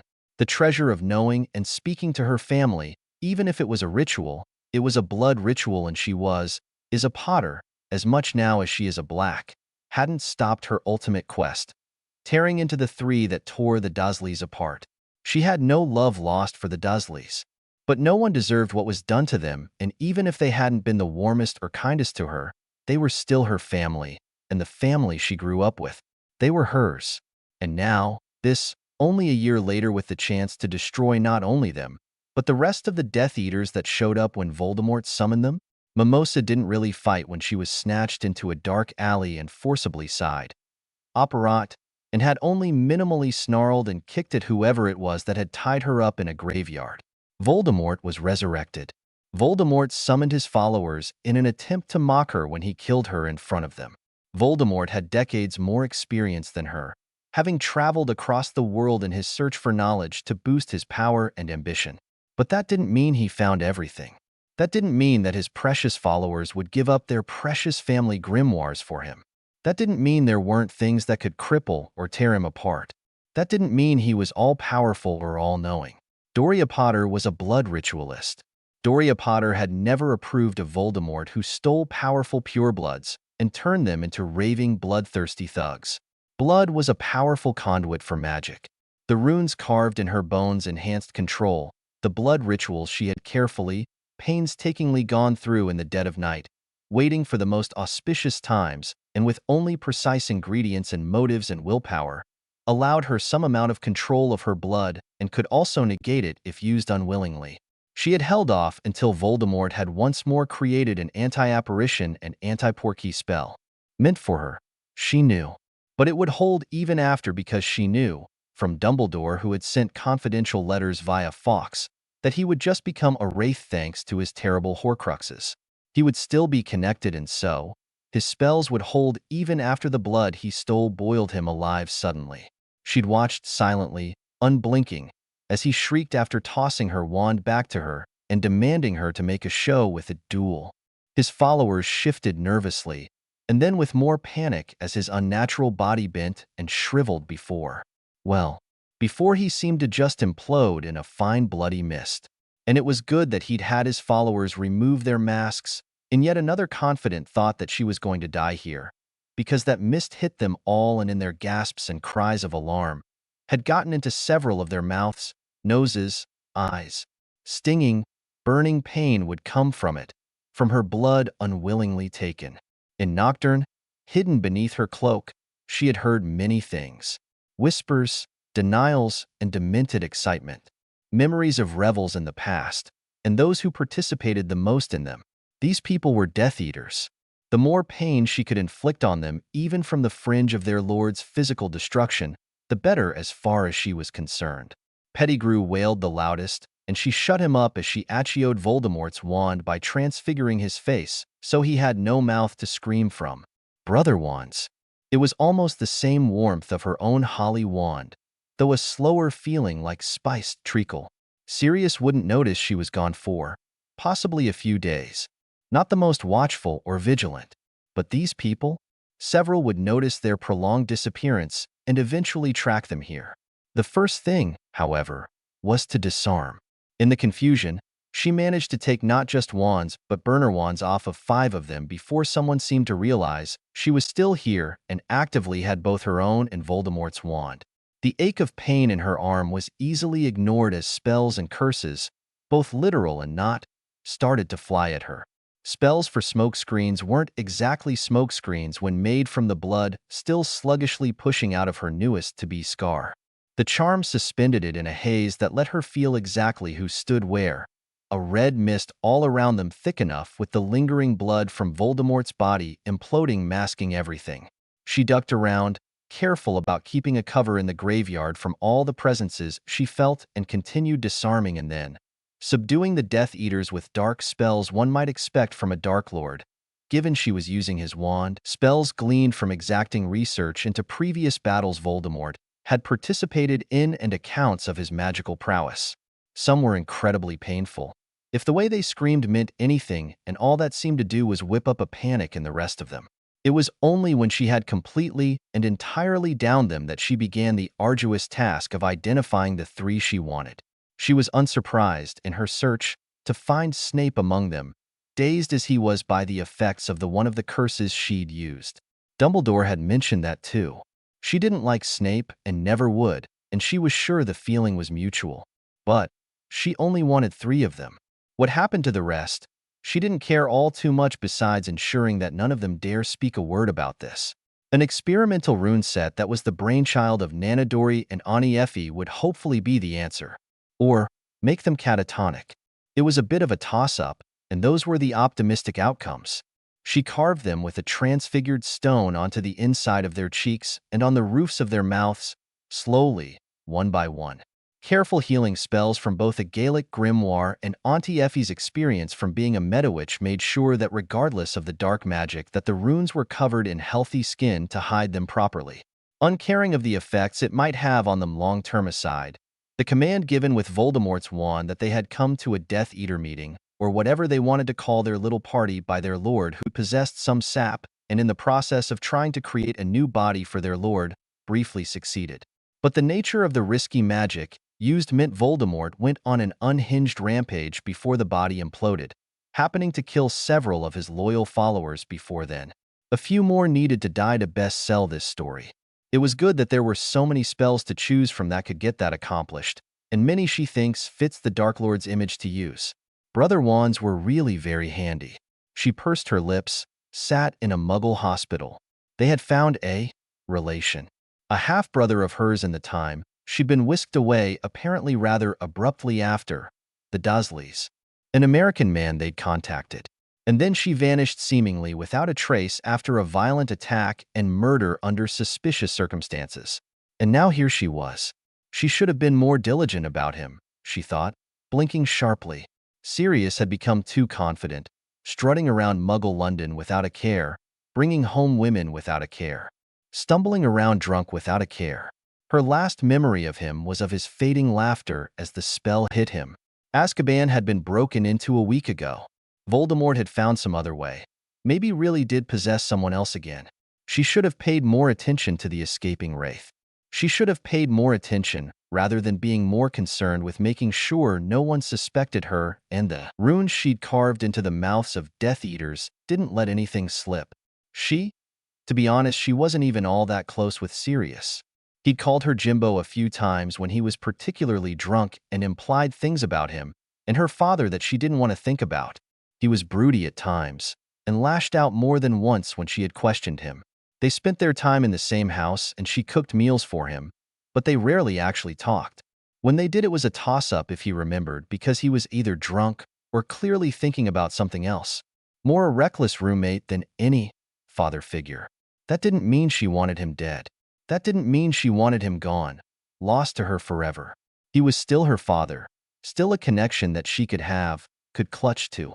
Killing Bellatrix had been cold, and she'd spared the woman no mercy in her torture, face blank and hard despite the tears while she made Bellatrix hurt.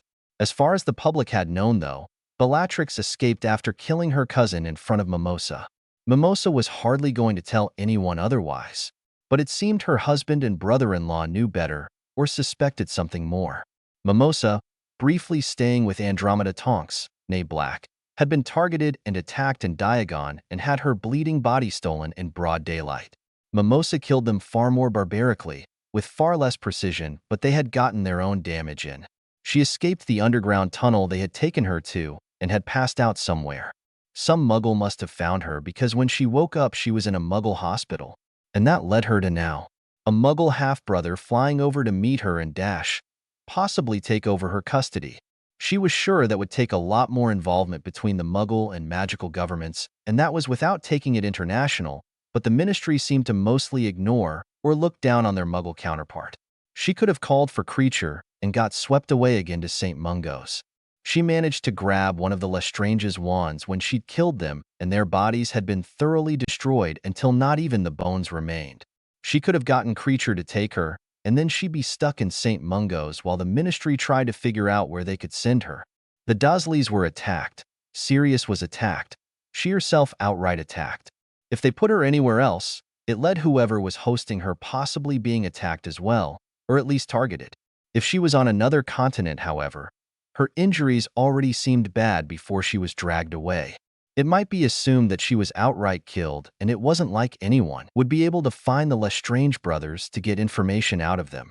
It might give her more time to try to find some way to either go around Voldemort's Horcrux loophole, or it might make him assume that she really was dead now. A twinge in her chest unwillingly pulled up the image of the Weasleys, of Hermione as much as she had carefully distanced herself, of Mrs. and Mr. Tonks and NYM even. But another part of her head brought up the thought of a brother. The closest thing she'd had was Dudley, maybe Ron, but she'd known Dudley her whole life. A real blood brother? Someone who was hers? And, she thought, someone not involved in the Ministry or even Blighty at all. And what if Voldemort found out about him somehow? If she wasn't there to protect him, the way she couldn't for Aunt Petunia, the way she didn't for Sirius, Voldemort would kill him just to get a reaction from her. Her fingers twitched. Her remaining fingers. They, being muggles, had amputated some of them.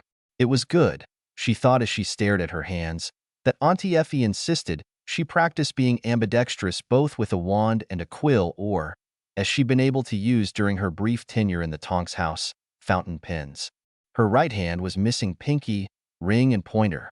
The pinky gone entirely, the ring down to the second knuckle, and the pointed also down to second knuckle, though the rest of her fingers had been broken, and she'd been able to at least cast healing spells on those. Her left was untouched.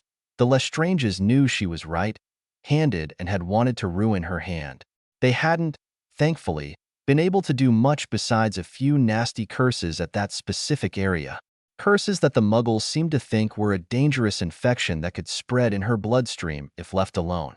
She understood the thought, but now it would be far more difficult to try to either regrow those fingers with a blood ritual or potion, or at least find good prosthesis if she was going to be in the Muggle world and it was already in her files.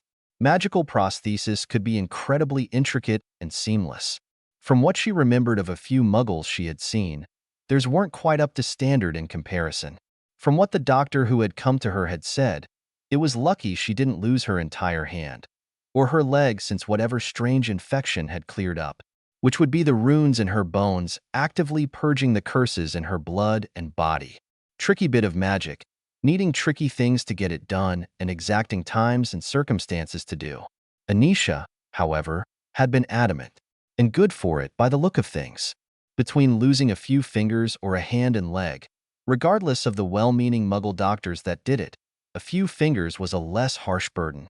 She frowned more at her hands, more than eager to put thoughts of those she'd failed and those she would possibly leave behind away. She had two more fathers, and their looks had passed to her through the ritual they used. Warm amber-brown skin, wild warm black curls, the shoot of white made from where that scar hit her hairline the same way it made some of the eyebrow hairs it touched white, and the lashes it struck through white as it ended on the top of her cheek. The shape of her brows and cheekbones were from the man in her cherished photo album. The shape of her jaw, the long, elegant lashes, the length she had in her legs despite how small she was, even the shape of her ears were like Sirius. The shape of an elegant throat, the soft round lips, those belonged to the woman in that beloved photo album. Anything else seemed to be an amalgamation of them. Or, maybe from the unknown man Lily had been with. Her nose, perhaps. Her jaw wasn't quite the same as Sirius's, though it was close. Her curls looked different to the kind she saw in the photos of James Potter, more defined if no less unruly. The shape of her eyes. She wanted to know if she would see similarities in her half-brother. She wanted to know if she could look at him and see parts of herself in him, and he could see parts of himself in her. If he was hers in a way the pale blonde Dursleys could never have been, more viscerally, visually hers, closer to the way Sirius had been. She wouldn't make the same mistake she had with him regardless if he looked like her. But she was hungry. Hungry the same way she had felt hungry when she had first gone to the Weasley house. The way she'd sometimes get watching Aunt Petunia and Uncle Vernon dote on Dudley. Hungry the way sometimes, some space, hidden secret moments, Aunt Petunia would brush her hair gently or idly offer an unconscious kind touch. Uncle Vernon sometimes patting her head when she brought him something, or the one time letting her and Dudley both take the tiniest sip of whiskey. The glances she and Dudley, sometimes ended up sharing when his parents would rant about hooligans and delinquents on long rides. The occasional way Aunt Petunia protectively put a hand around her shoulders when they went to market, and people stared at her scar when she was young. The Dursleys were no source of great affection or even care, but what scraps were offered she devoured and kept in her heart tightly. She clenched her hands into fists, noting the odd peculiarity of her missing digits. Aunt Petunia was gone, her body horribly desecrated.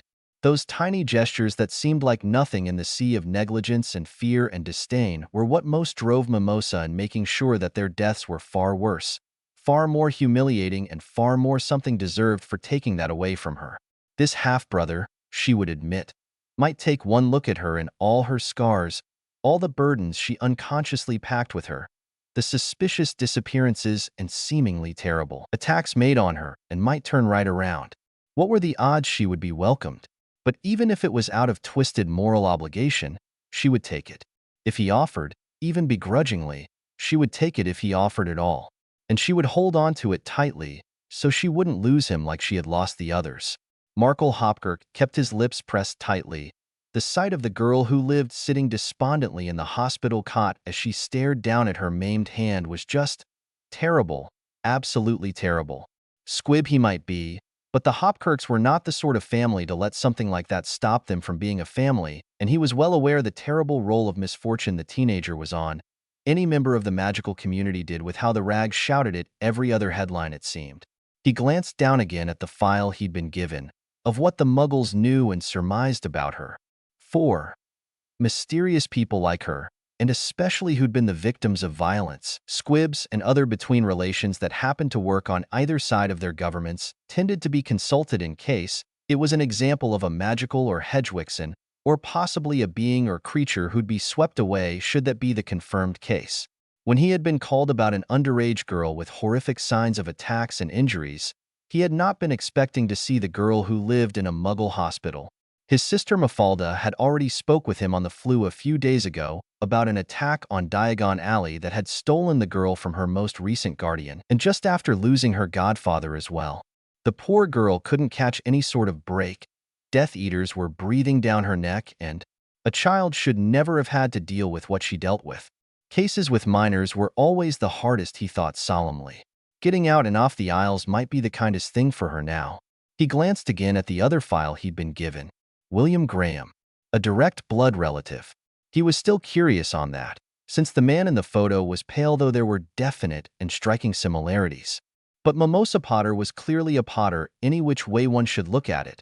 The singular photo of Lily and James that had been found somewhere in the attic of the Dursley house made a child that was clearly the both of them. Perhaps the mother had found someone similar looking to her husband but well, that was hardly Markel's business anyways. The blood tests proved they very clearly were siblings, even if by half, and the man had agreed to come out and across the pond. Whether that would lead to safely smuggling Miss Potter out, however, things were already looking bleak, with the recent stirrings of Death Eater activity and even the leaked confession that Voldemort had recently been even temporarily resurrected by unknown ritual. It was a sweet, spine-chilling relief to know it hadn't lasted, but now the thought that he was there, could potentially come back and back into power at that made a cold sweat dampen his temples, made his hands shake. Squibs, in the eyes of his ilk, were perhaps even worse than Muggles for betraying magic, as though it was somehow a fault in them that they chose. And to think this poor girl had been so openly targeted by those kinds of people not once, not twice, but 3 times in recent years, and that was besides what had apparently been going on in Hogwarts.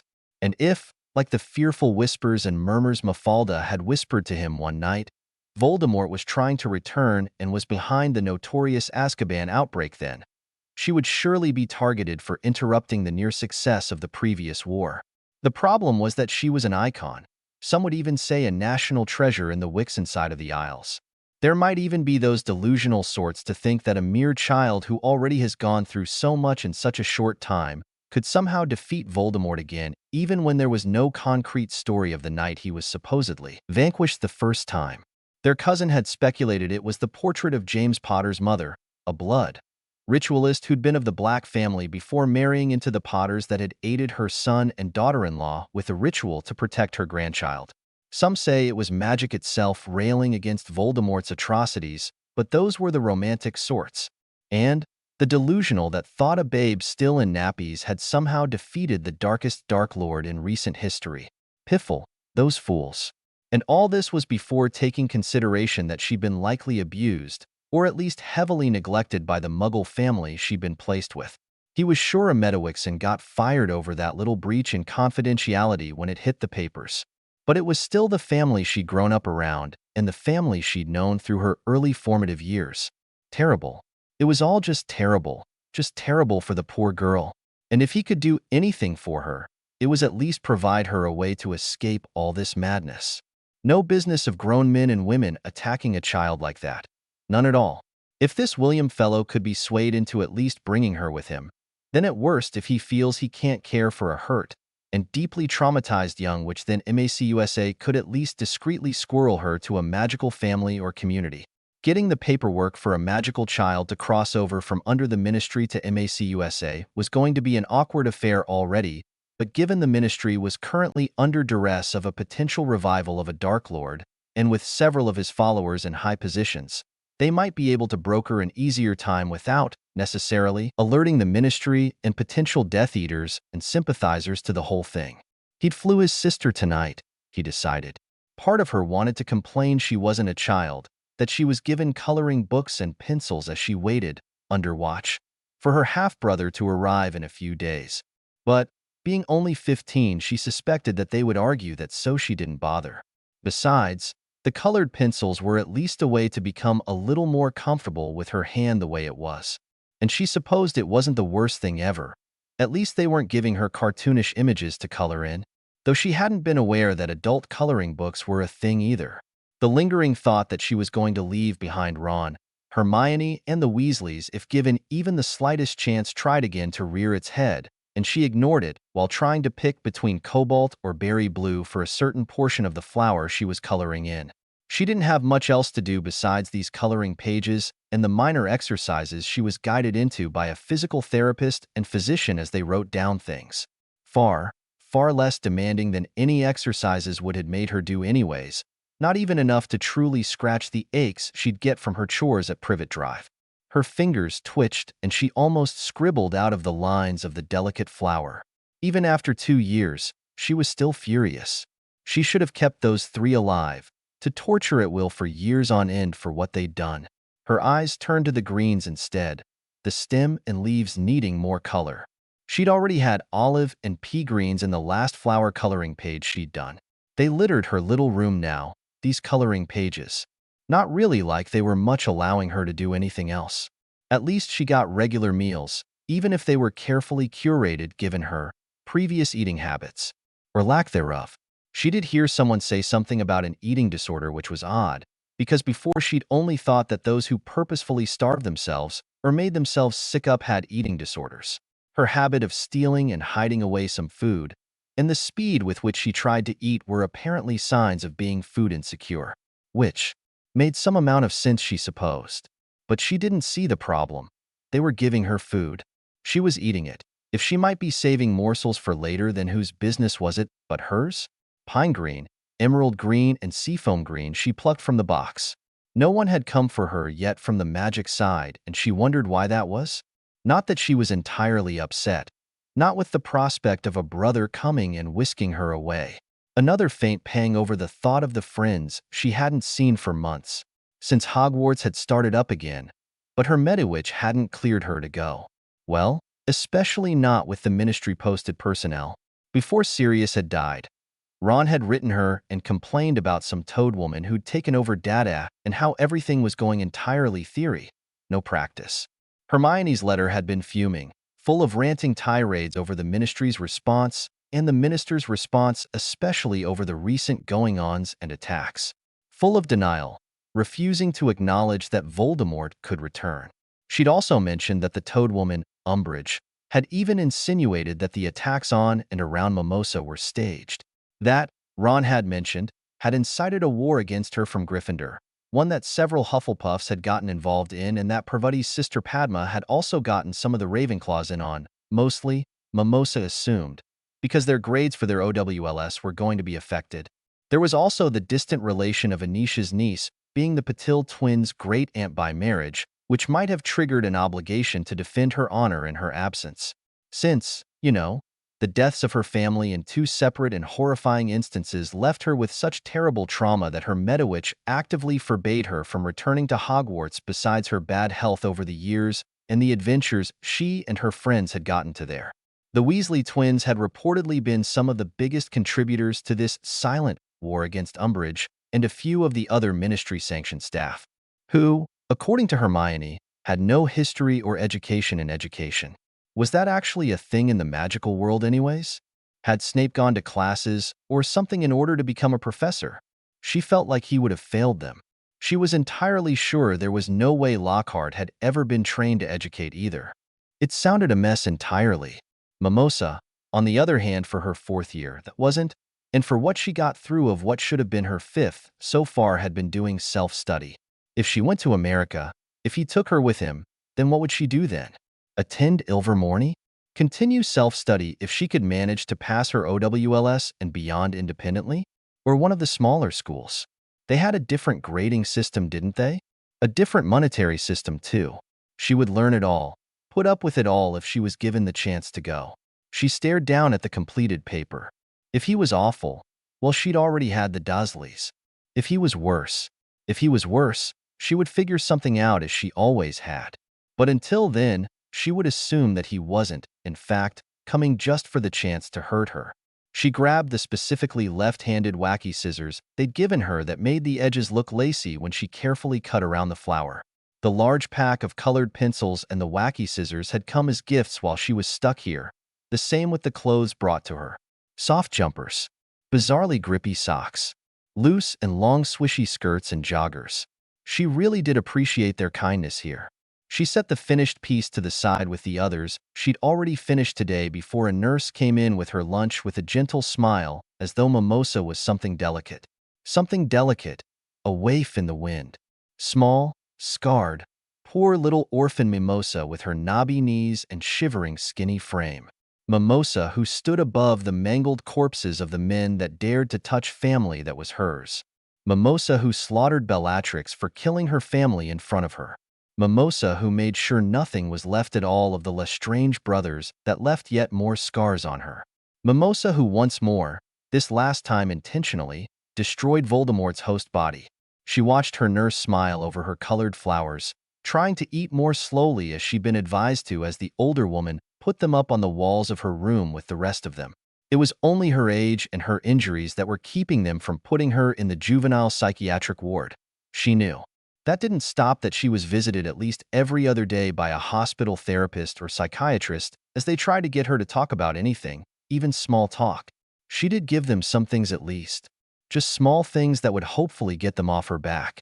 The flowers Aunt Petunia picked out for her garden each year depending on season and popularity, which ones had thorns, and which ones were a nuisance that tried to choke the other flowers out when she was gardening.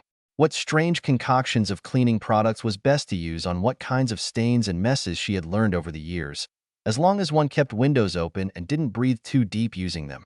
About how when Aunt Petunia found a video game Dudley had smuggled in that had magic superheroes. There was to be no freaky business in the Dursley house, and that included games and shows no matter how Dudley had whinged, and how it was probably the first time Dudley had ever been grounded. At some point, she got so lost in reminiscing, she had accidentally mentioned her cupboard when talking about sneaking some of the toys Dudley had broken and discarded for herself, but thankfully it seemed the old man hadn't pried into it, though he did have a frown and a pucker between his bushy brows.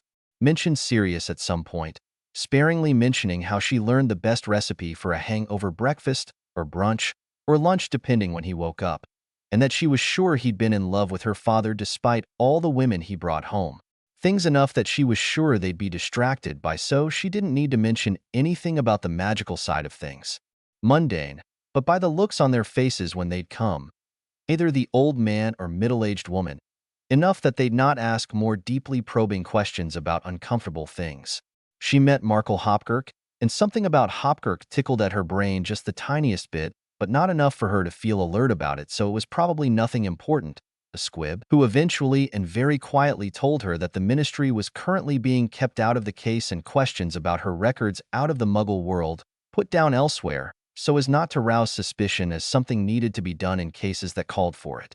Told her that, should things go smoothly with William, his name, her brother's name, to the point she could be transferred over and under MACUSA, that regardless of if it turned out that William, for one reason or another, couldn't care for her, she could remain there and away from the Isles.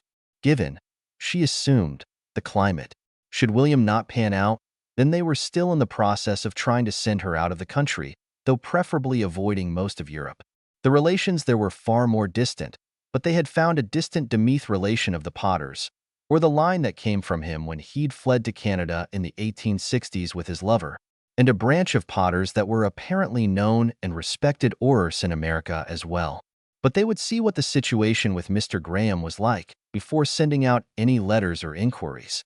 Her arms trembled slightly at the thought, because it was happening. To be honest, it didn't feel real exactly, as much as she'd thought about it. But there were steps being meticulously taken to get her out and away. She ate her lunch quietly, pushed away thoughts of what Hermione or Ron might be feeling knowing she was taken and severely injured when she was, or of Mrs. Tonks or Mr. Tonks or Mrs. Weasley. They might still be targeted, but it would surely only be worse if she were actually near them. She hadn't actually seen them last summer, though she'd again gotten gifts in the post, even some makeup and jewelry from Lavender, and every few weeks they'd send letters.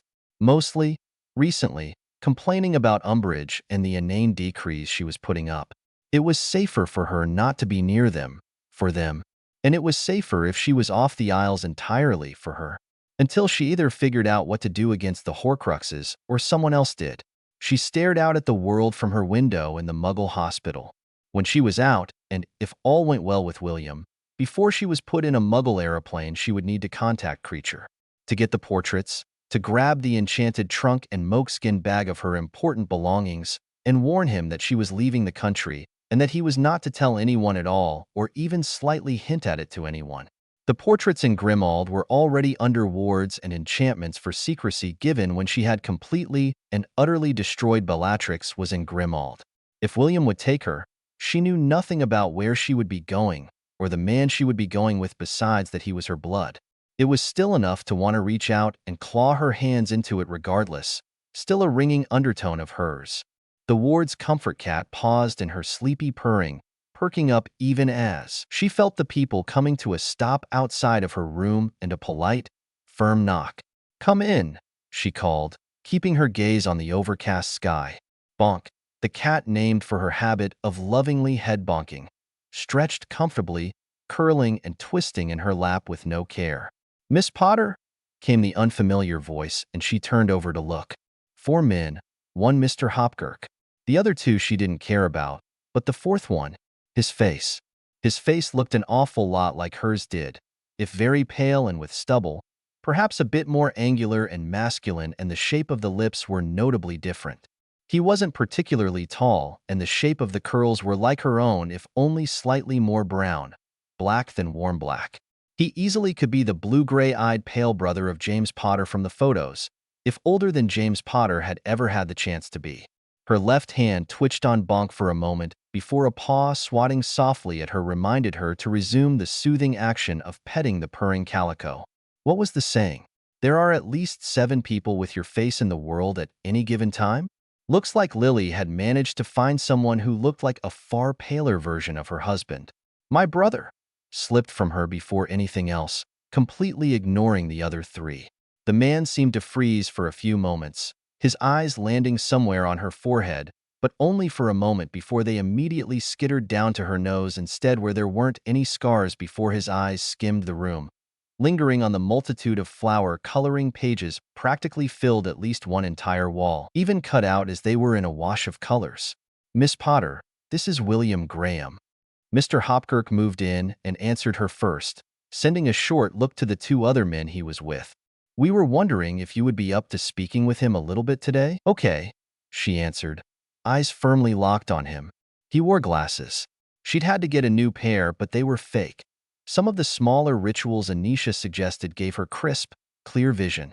Her round donation bin glasses had been thoroughly destroyed by the Lestranges, and she did make them suffer especially for that. It was on a trip with Aunt Petunia she had gotten them, and they also miraculously resembled the glasses James Potter preferred. and since she'd never gotten a proper eye exam, it wasn't like the hospital knew any better. Now she had reading glasses. She'd before found a book that was a little old but was clearly for a magical optometrist with a guide of spells and enchantments for glasses in a shady second-hand bookstore in Nocturne, and she might as well have gotten more use out of the glasses she'd continued to wear. It felt like an important part of her, those glasses, nearly as recognizable as the scar on her forehead. Besides, it was good to have a barrier between her mystifying pale green eyes around the muggles. They seemed all the more glowing against the brown of her skin and the scar and white sliver of her hair. Her appearance, she knew, was striking as much as it was a source of othering her. There weren't a great multitude of styles to have gotten here, but kindly nurses sometimes brought in some store-bought pairs here and there. They weren't round, but now she saw they looked similar to the pair her brother wore. Hers. All right, she felt Mr. Hopkirk nod. Mr. Binst would like to monitor the conversation this time, just in case. Is that okay? He asked her next. She begrudgingly turned her eyes away from her brother to look at Mr. Hopkirk and then the man he'd mentioned. Tan-pressed trousers and a soft-looking cardigan. A lanyard. One of the people from some child custody thing that she'd only had to talk to once before. He very purposefully put out a soothing, harmless aura, but his eyes were clever and observant. I understand, she told them. All right, you can call a nurse in at any time, or end the visit if you feel overwhelmed at all. Mr. Hopkirk assured her. She would do no such thing, but supposed it was nice of them to remind her. She nodded and watched Mr. Hopkirk lead the other extra man out. Mr. Binst moved to the side, taking a chair against the far wall. Please, don't mind me, he smiled. A bland but kindly enough look. William seemed to fidget for a minute before slowly, carefully moving towards the small and uncomfortable-looking little love seat across from the chair she was sitting in. I'm Mimosa, she introduced herself plainly, watching him sit gingerly. Will, he answered softly. You like flowers? He asked awkwardly, and she stroked Bonk as she tilted her head just slightly as his eyes roamed the wall and a half. I'm mostly just going through the coloring book they've given me. There's not much to do here otherwise, she said as she craned to look at them herself. Flowers are fine, I suppose, and I'm all right in a garden. Are you allergic to any flowers? She asked him, and he blinked at that, though his eyes still didn't meet hers. No, not that I've ever noticed. He smiled a little wryly, clearly a little uncomfortable and weary. Whether that was because they were being monitored or not, she had no clue. Were you very surprised to learn about me? She asked next, and he winced a little. I wasn't expecting to learn I had a little sister. And not the way I learned about her. You, he said, a little tersely, eyes flashing towards her forearm where a peak of one of the scars was since she'd rolled up the sleeves to better feel the soft warmth Bonk provided in her lap. Do you like cats? I don't mind them, she shrugged. My doormate used to have one, and so did my old babysitter. Or she bred them, I think. She pursed her lips in thought. To think of it, she was pretty sure Mrs. Fig was breeding half-neasels. Do you? Like cats? I'm more of a dog person. I do like dogs, she nodded. Or, she had liked Fong when she was able to see him, and when Sirius would become Snuffles, even if he wasn't exactly a true dog. Provided they weren't like Ripper, or any of the other dogs Aunt Marge used to breed. Her fingers twitched again. Besides that, she had never had a bad experience with any dogs. Even Fluffy, before he was sent away and after he was no longer guarding something, had seemed a relatively playful, if very slobbery, dog. Hagrid would be devastated. Already he'd been kicked out of Hogwarts grounds. Bonk twisted in her lap in a luxurious stretch, baring her soft belly and tucking her cute paws beneath her chin. Obligingly, she reached and scritched at her belly. Though I think I did end up knowing more about cats than dogs, she mused, her left hand grasping a cute foot and swaying it as Bonk purred like a motor. She noticed the way his hands curled tight on his knees as his gaze lingered on her damaged right hand. You don't need to look. At that, his gaze did actually snap up to meet hers for a moment. You don't need to look at it. I know it makes some people uncomfortable. That's not Dash. He immediately began with a quiet urgency before he winced, slouching again and breaking that eye contact. It's not that. Okay, she nodded easily. Does it make you uncomfortable? He asked her, and she understood what he meant. To have this newest injury, or any of the scars of old ones stared at. I've had this on my forehead since I was still in the pram. She pointed to her forehead and the white streak of hair and white in her eyebrow and lashes. It's not much to get used to staring after so long. Then she reached to tug on a white curl. Aunt Petunia used to buy the pomade they sell for old men who want to hide their gray hair until she thought I was old enough for hair dye though. That and mascara, a little less openly jarring to look at than with that white streak against already unnaturally green eyes and brown skin, even if the scar was still there, and she was still a clear outlier among the pale blonde Dursleys. She'd use the pomade and mascara all the time, and it was only on occasions she'd have something spilled on her, or it rained too heavily that it would begin to run. Shockingly, Dudley had never bothered to try to mock her for it, even if some of the meaner children in primary or his little group of delinquents did. During the summers, she would again begin using the hair dye mascara combo, though she usually continued to use the mascara during schooling to at least cover her eyelashes and eyebrow.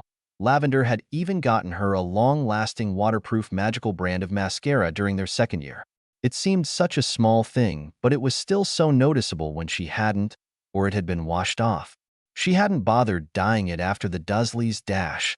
I did dye it pink once, when I was 13, during one of the regularly scheduled girls' night in her dorm that Hermione always summarily refused to join. Well, it was really just a charm to turn it pale pretty pink, and it only lasted a week, but still. Maybe I'll do it again sometime. She might never see Lavender, or Parvati, or Hermione again. Bonk grabbed her hand with her paw, lurching forward and gently chomping on her hand to signal she'd had enough belly scratches, and she obligingly moved her attention to that spot behind her ear, managing to snag the cat's other foot to rock the cat from side to side playfully. He watched her play with the cat silently, and she didn't mind the quiet, so long as he was here. "You live in America, don't you?" she asked him, and he looked to her. The way he spoke seemed like the voices she'd sometimes hear in the news when they had something international or a special guest speaker in whatever radio station Uncle Vernon was listening to at the time. That strange accent. "Is it true their tea is swill?" she asked curiously.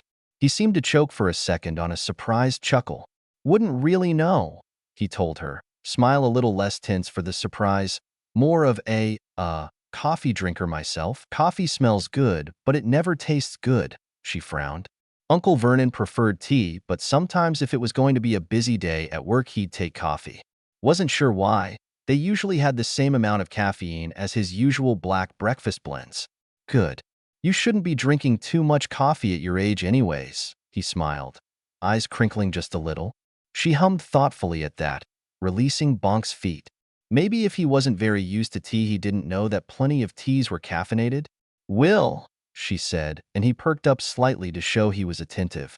"I've never had a brother before. I've never had a sister before," he offered back. Hers. "I'm glad that I'm getting a chance to meet you, even if it's, well, not in the best of ways," she shrugged, finally fully dropping her eyes down to Bonk.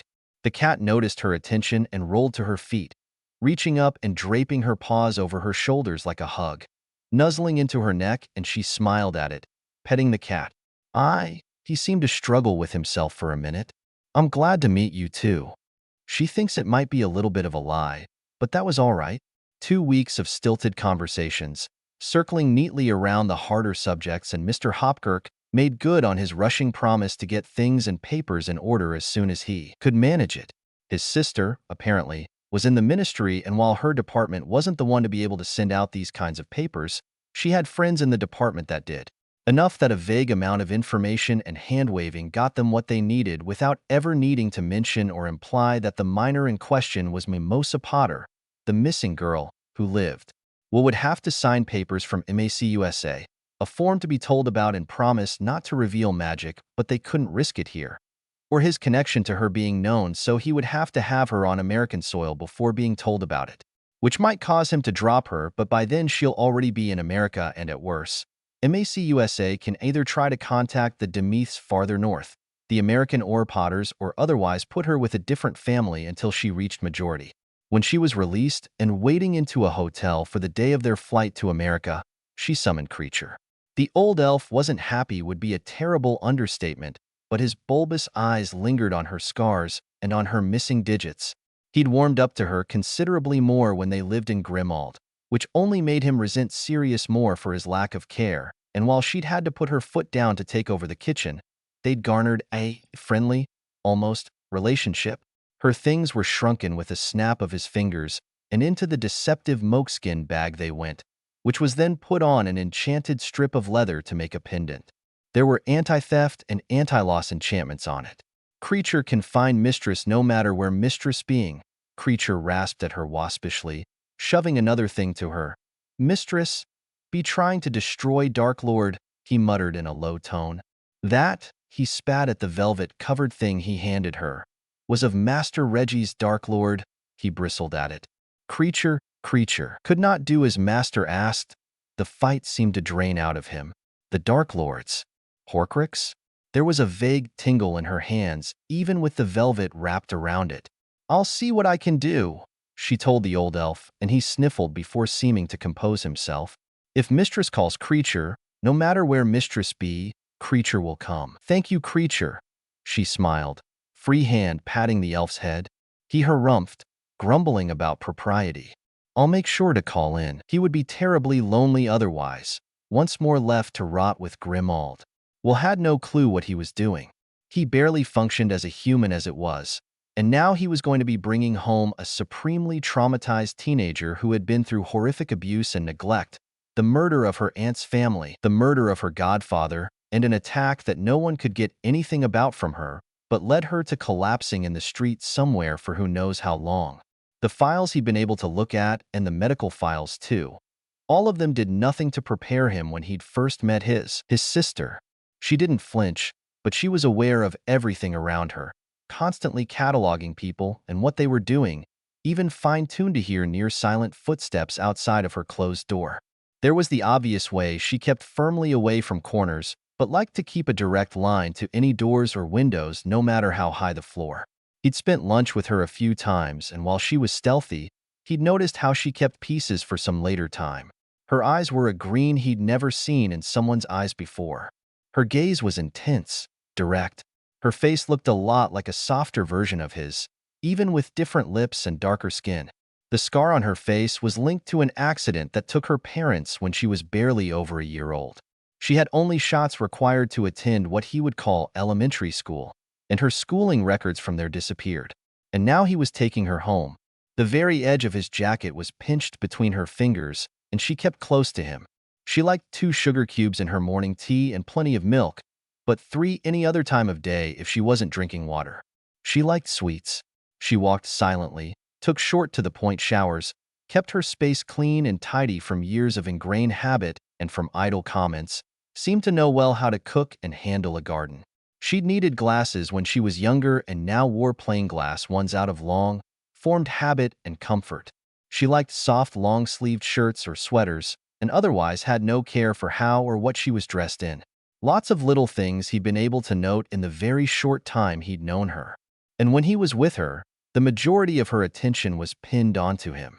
It made him nervous, but made him cringe at the same time. From what the reports had said, she had found her aunt's severed head on the porch, a purposeful taunt before being attacked by the killers. She had also, they speculated, witnessed the death of her godfather in front of her. Of course, she would immediately latch onto and want to keep a close eye on someone she deemed as family, and especially after the experiences she'd had under both of those families, didn't care about what kind of man he was rather than that he was family. This was a mess. It was all a mess. He was a mess. His head was aching. The slight feeling of her hold on his jacket brought him back before he could spiral as she tucked even closer, though she'd been curiously aware of his personal space thus far and hadn't commented or mentioned his lack of eye contact or stilted conversation skills. Whether it was because she had been taught that she wasn't to question people before, or because she was being polite, he wasn't sure. She didn't seem bothered by it anyways, unfazed by most everything happening around her. In that she didn't immediately seem fazed. There were little signs, obvious to anyone looking. She didn't like when he was out of her sight for too long. Considering that the Dursley family had been slaughtered on an outing, it was likely a lingering fear that he might also be attacked given what happened to 2 of her guardians already.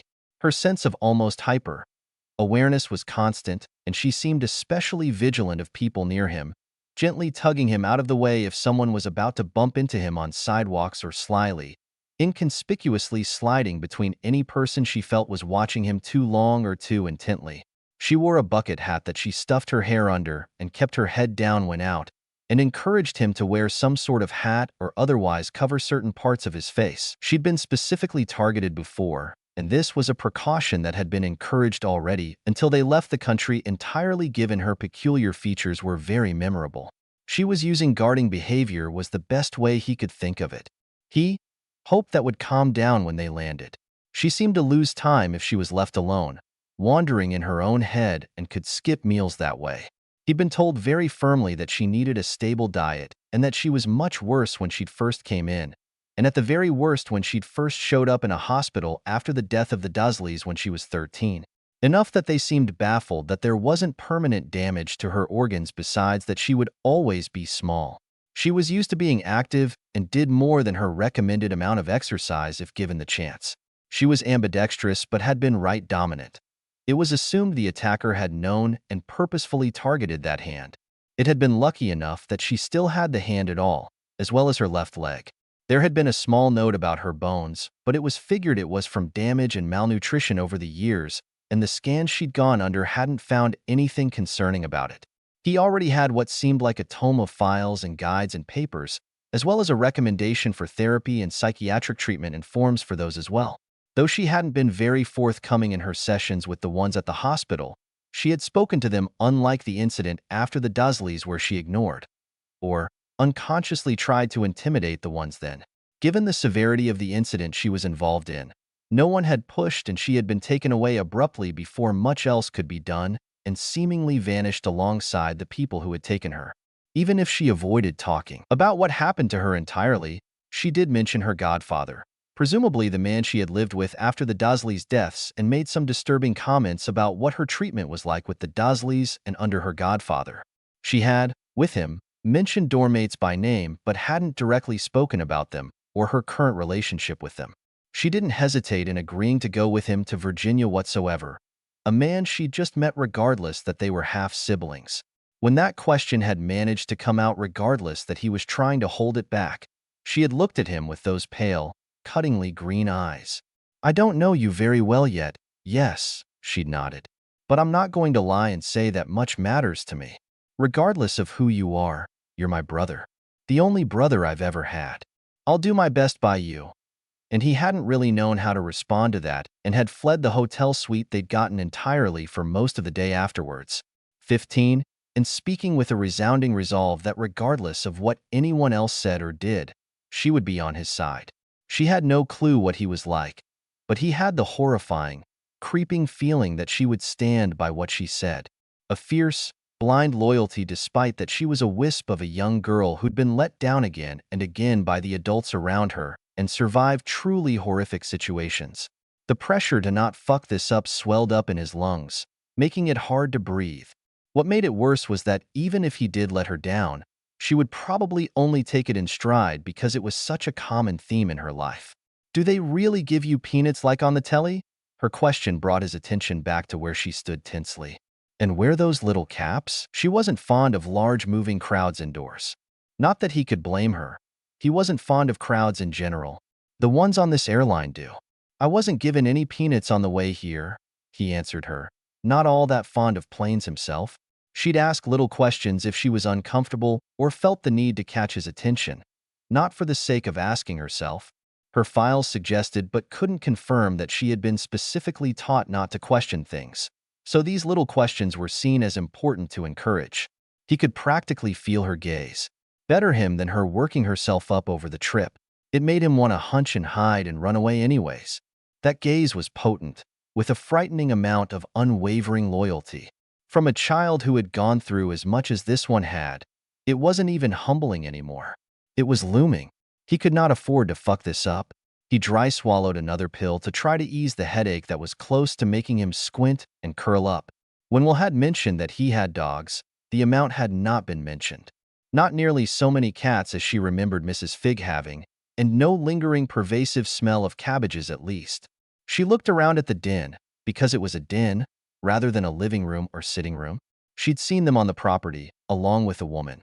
Will hadn't mentioned a partner at all, but Mimosa didn't mind in particular. She could be a silent shadow in the household if need be, though they would need two forms for the muggles and perhaps a bit of a longer conversation if there were two, and one not directly related to her if they weren't married. She hadn't seen a ring at any rate. It didn't look like there was much of what Aunt Petunia would call a feminine touch, but that could be an aesthetic choice just the same. Or, they could be partners that didn't live together outright. The woman hadn't seemed particularly old or young, but she might be a member of his family, though that wasn't quite the tang she had gotten from the woman standing out and away as Will brought her into the house.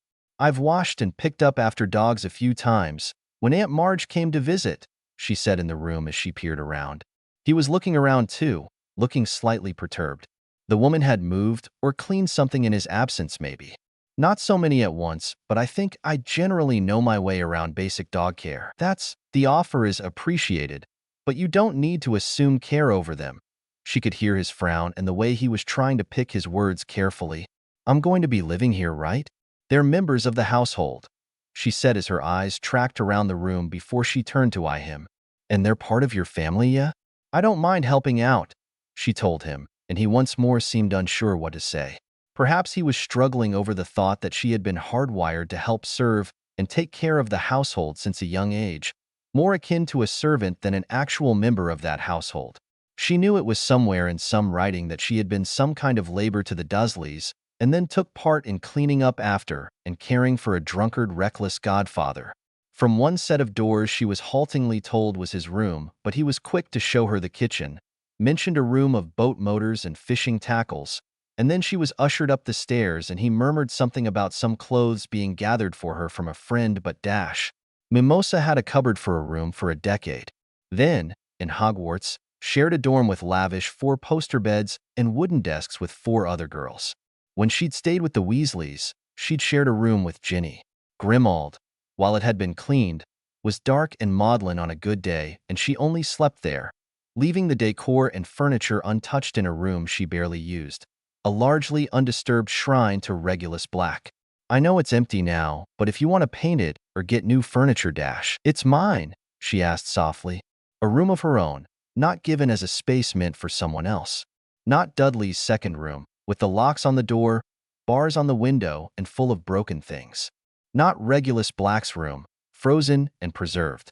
For me, she wouldn't mind settling into a room not totally hers. She was used to it, and his bringing her home had to have been somewhat sudden to have to take account for. It was clean, light, hers. Her space in his home, hers. He remained silent behind her as she wandered around the room. Her room. She would be staying here. Staying here if he didn't wash hands of her when magic was revealed to him, after he signed the forms. If he did decide to do that, his memories, and the memories of that woman outside, and anyone else he told would be modified, and she would be whisked away elsewhere. But for now, and despite the unstable position she was in, this room was hers. Some things were probably, the room entirely probably, mostly prepared by the woman outside. She imagined the soft pillows and blankets were things Lavender would have in her own room, though most of it would probably be pink if it was her. The colors were light, but neutral on purpose. The furniture seemed lightly used, perhaps softly worn, but that was hardly anything she'd fuss over. It was blank but notably welcoming, inviting her to make it into her own space, her own comfort. She was aware when, downstairs, she heard the door open, measured steps coming up, but it seemed to slightly startle her brother. Brother. She had a brother. She turned to regard the woman now that she was closer. Well-dressed, hair well done, nails orderly and neat, blue eyes, pleasantly made-up face. A woman Aunt Petunia would both approve and disapprove of. Well-maintained trim figure, fair-faced.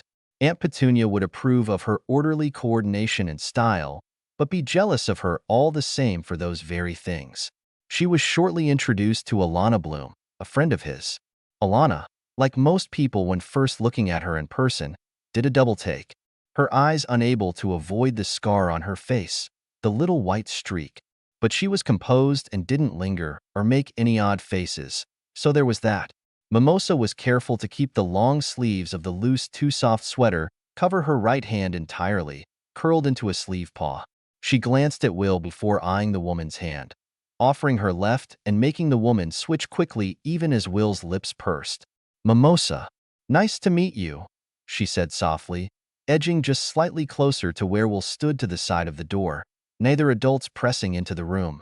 For her sake, they were respecting this new boundary of her room. It was nice. The donated clothes had come from Ms. Bloom and were neatly folded on top of a dresser already. They left her to settle with the implication that she would come down after a shower, given how long it had taken to get to Wolf Trap. Will said he'd only moved into the house recently on their way, but it looked comfortable enough downstairs.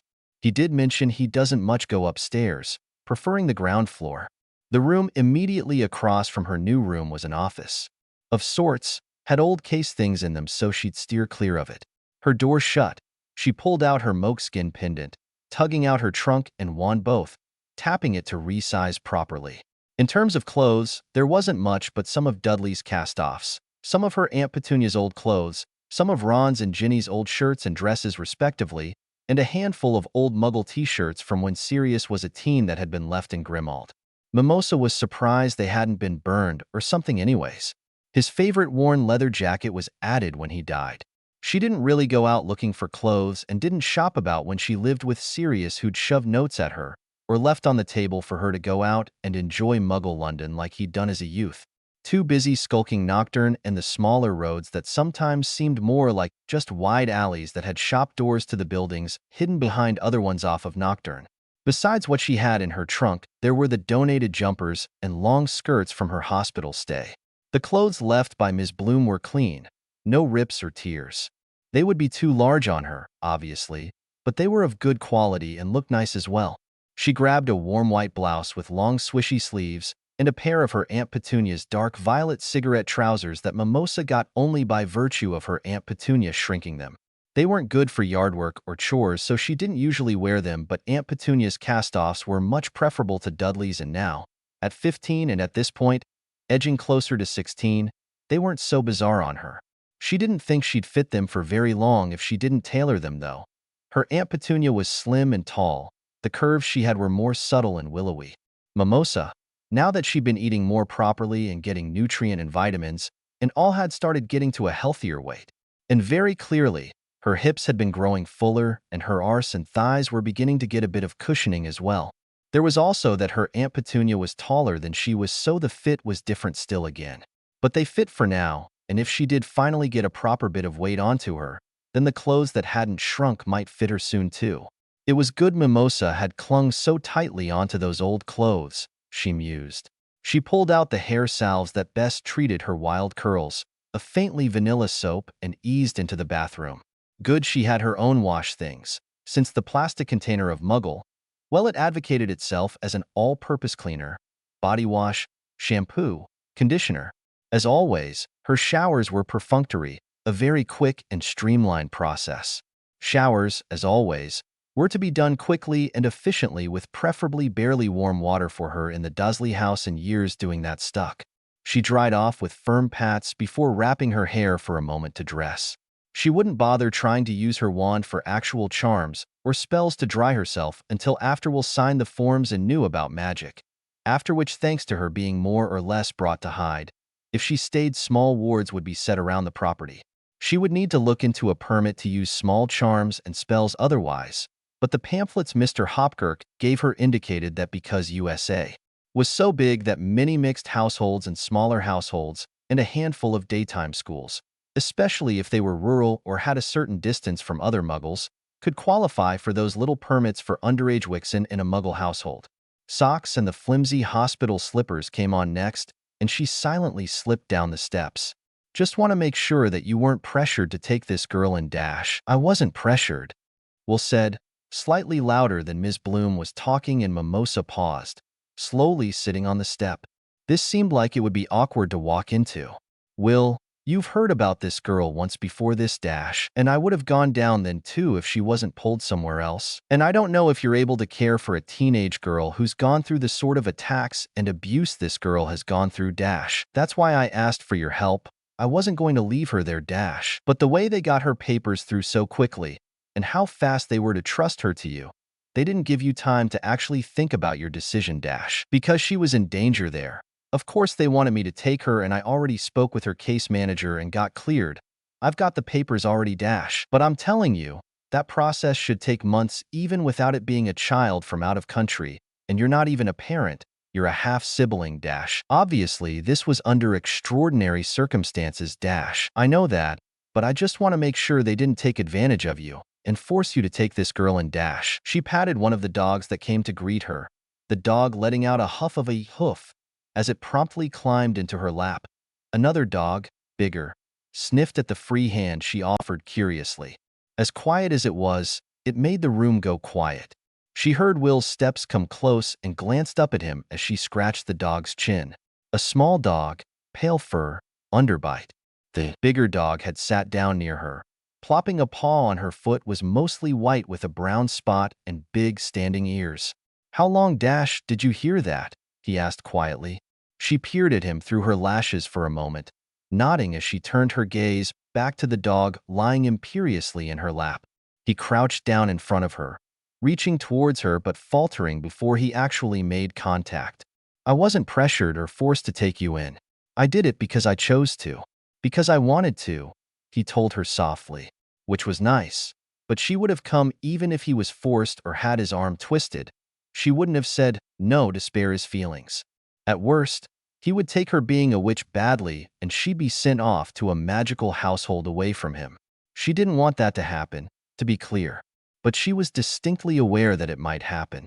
She heard Ms. Bloom wander closer, spotting her, and a slightly startled, slightly guilty look came over her face.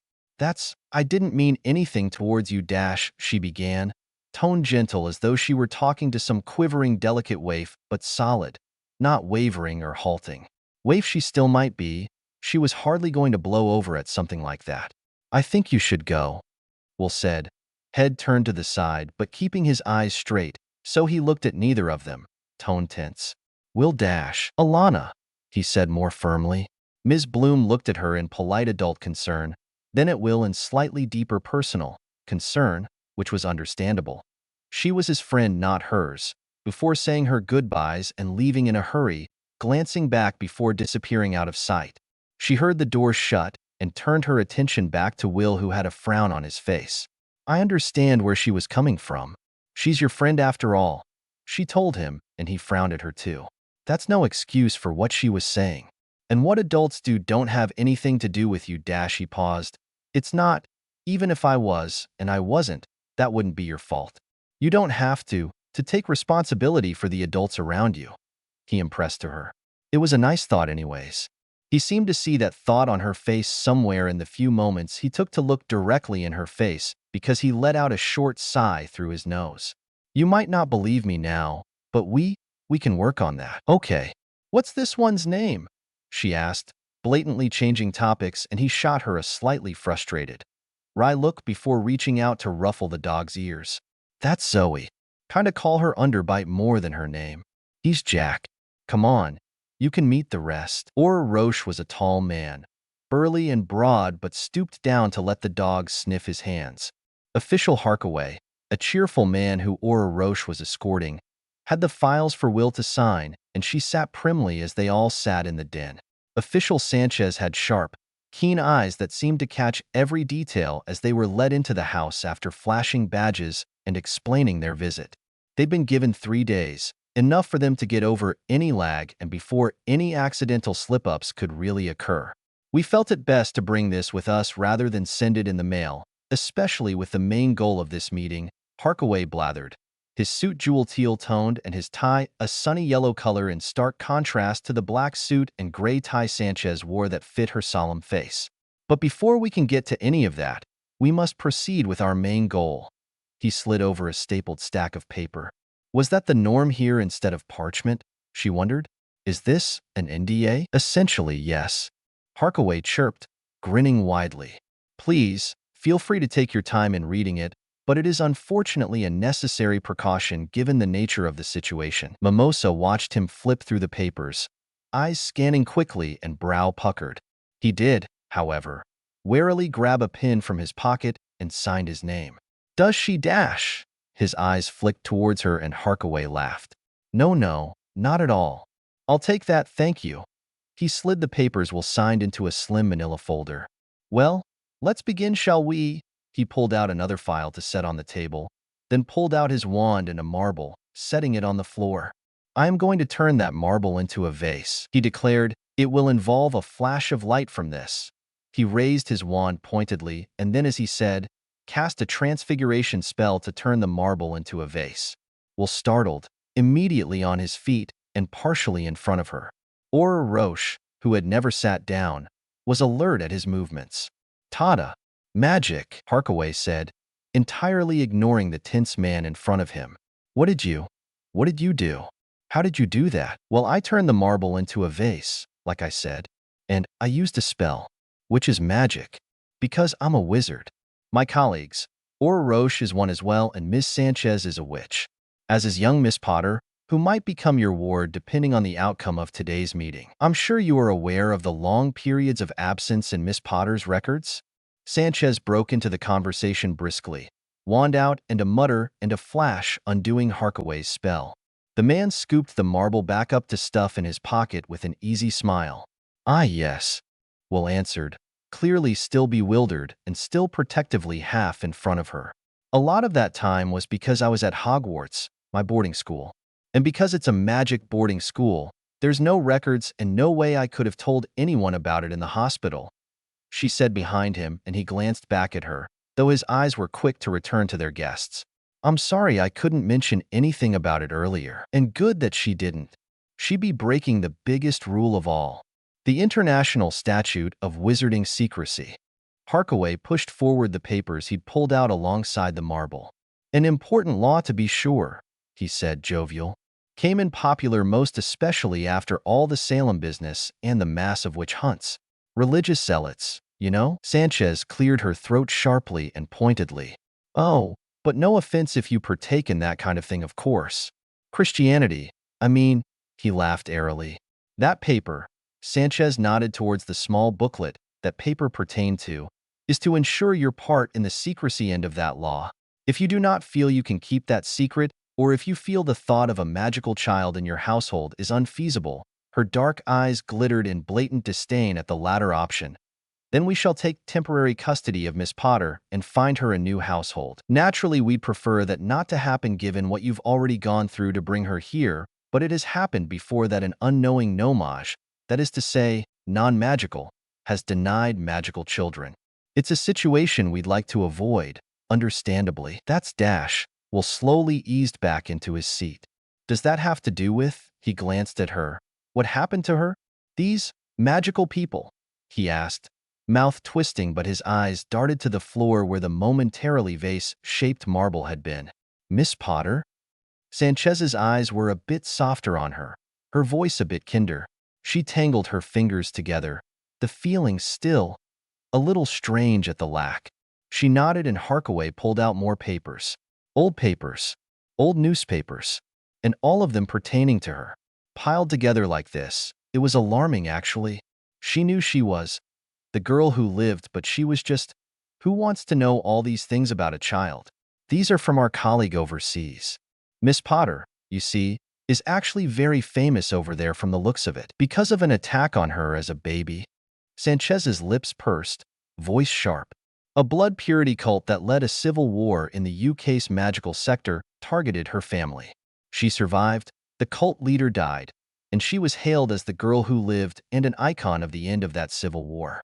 There seems to have been a recent resurgence of those cultists, the most prominent including the assault and murder of the Dursleys, whom she was unlawfully placed with in the first place, the murder of Sirius Black, and most recently, a brazen attack on a public wizarding market street that injured over a dozen bystanders and culminated in the abduction and presumed death of Miss Potter, she said succinctly. And really, for as short a summary as could be, Mimosa couldn't really say it was inaccurate per se. But most of Mimosa's attention was on one particular headline that backed up the woman's words of presumed death. She'd been assumed dead. Mr. Hopkirk had mentioned that it was a possibility that the Wixen side would need to be told she had died to best free her from the growing shadow of Voldemort and his followers, but it was another thing to see blatant evidence of it. Her friends thought she was. Her fingers worried over themselves, hidden in her sleeves. She watched, keen to focus on anything else, as her brother reached forward towards the papers, still looking supremely wary. You know, official Harkaway began conversationally. I'm honestly surprised that there weren't laws against this. I mean, since you're a minor, he said as the papers spread out on the table. Then again, a lot of things seem pretty backwards back there, he shrugged easily. If she was asked about anything else they were saying, she didn't think she'd be able to recall, desperately glancing around the room and stroking the dog that jumped up to rest in her lap again. Eventually they left, a business card left clutched in Will's hand as the silence after however long it took. She couldn't really tell that it was just them again. I wasn't allowed to talk about it, she said softly, not sure what else to say. He'd been told, reminded again that if he felt he was unfit that she could be relocated. But if Voldemort tried to dig deep enough, if he got just the wrong scrap of information, Will might be targeted. And if she was relocated, she couldn't protect him. It doesn't change anything, he said. He scrubbed at his temples. It's just kind of, I thought magic being real was pretty crazy at first too, she sympathized. I mean, it explained a lot of things I guess, me being a witch, but I only really learned about it when I was 11. Aunt Petunia didn't want any freakishness. Magic, she spilled out, nervous and antsy. It's not freakishness. Will turned towards her, brows furrowed and eyes surprisingly sharp. If it's enough that they have their own branches of government and a hidden society and everything, then it's not freaky. It's just different, he said, clearly trying to fit this new worldview in but trying to console her still. Hers pulsed inside her. He might change his mind later when he actually comprehended the breadth of everything that was explained today, but it was too late for that, she thought as she looked at him hungrily. Will didn't see it at least, eyes and frown now looking down at the other packet he'd received. Official Sanchez had explained that it was usually given to the family of Muggleborns and had a list of resources and national hotlines and keywords to use at governmental buildings. Another packet that was specifically a local version that had hidden pockets of stores and the like that could help. The Dursleys had already known about Magic and Violet was a special case anyways, and she'd never asked or heard about Hermione's parents getting something like this. Was it an American thing? As it stood, in about a week a team of ward makers would come to set some wards up. Some were a little more specialized, given the nature of her rushed immigration and that she was a minor. She wasn't sure what else to say, or if she should. Her friends, come on. We'll go to a diner tonight, Will said, already shuffling the packets together and turning to grab his coat.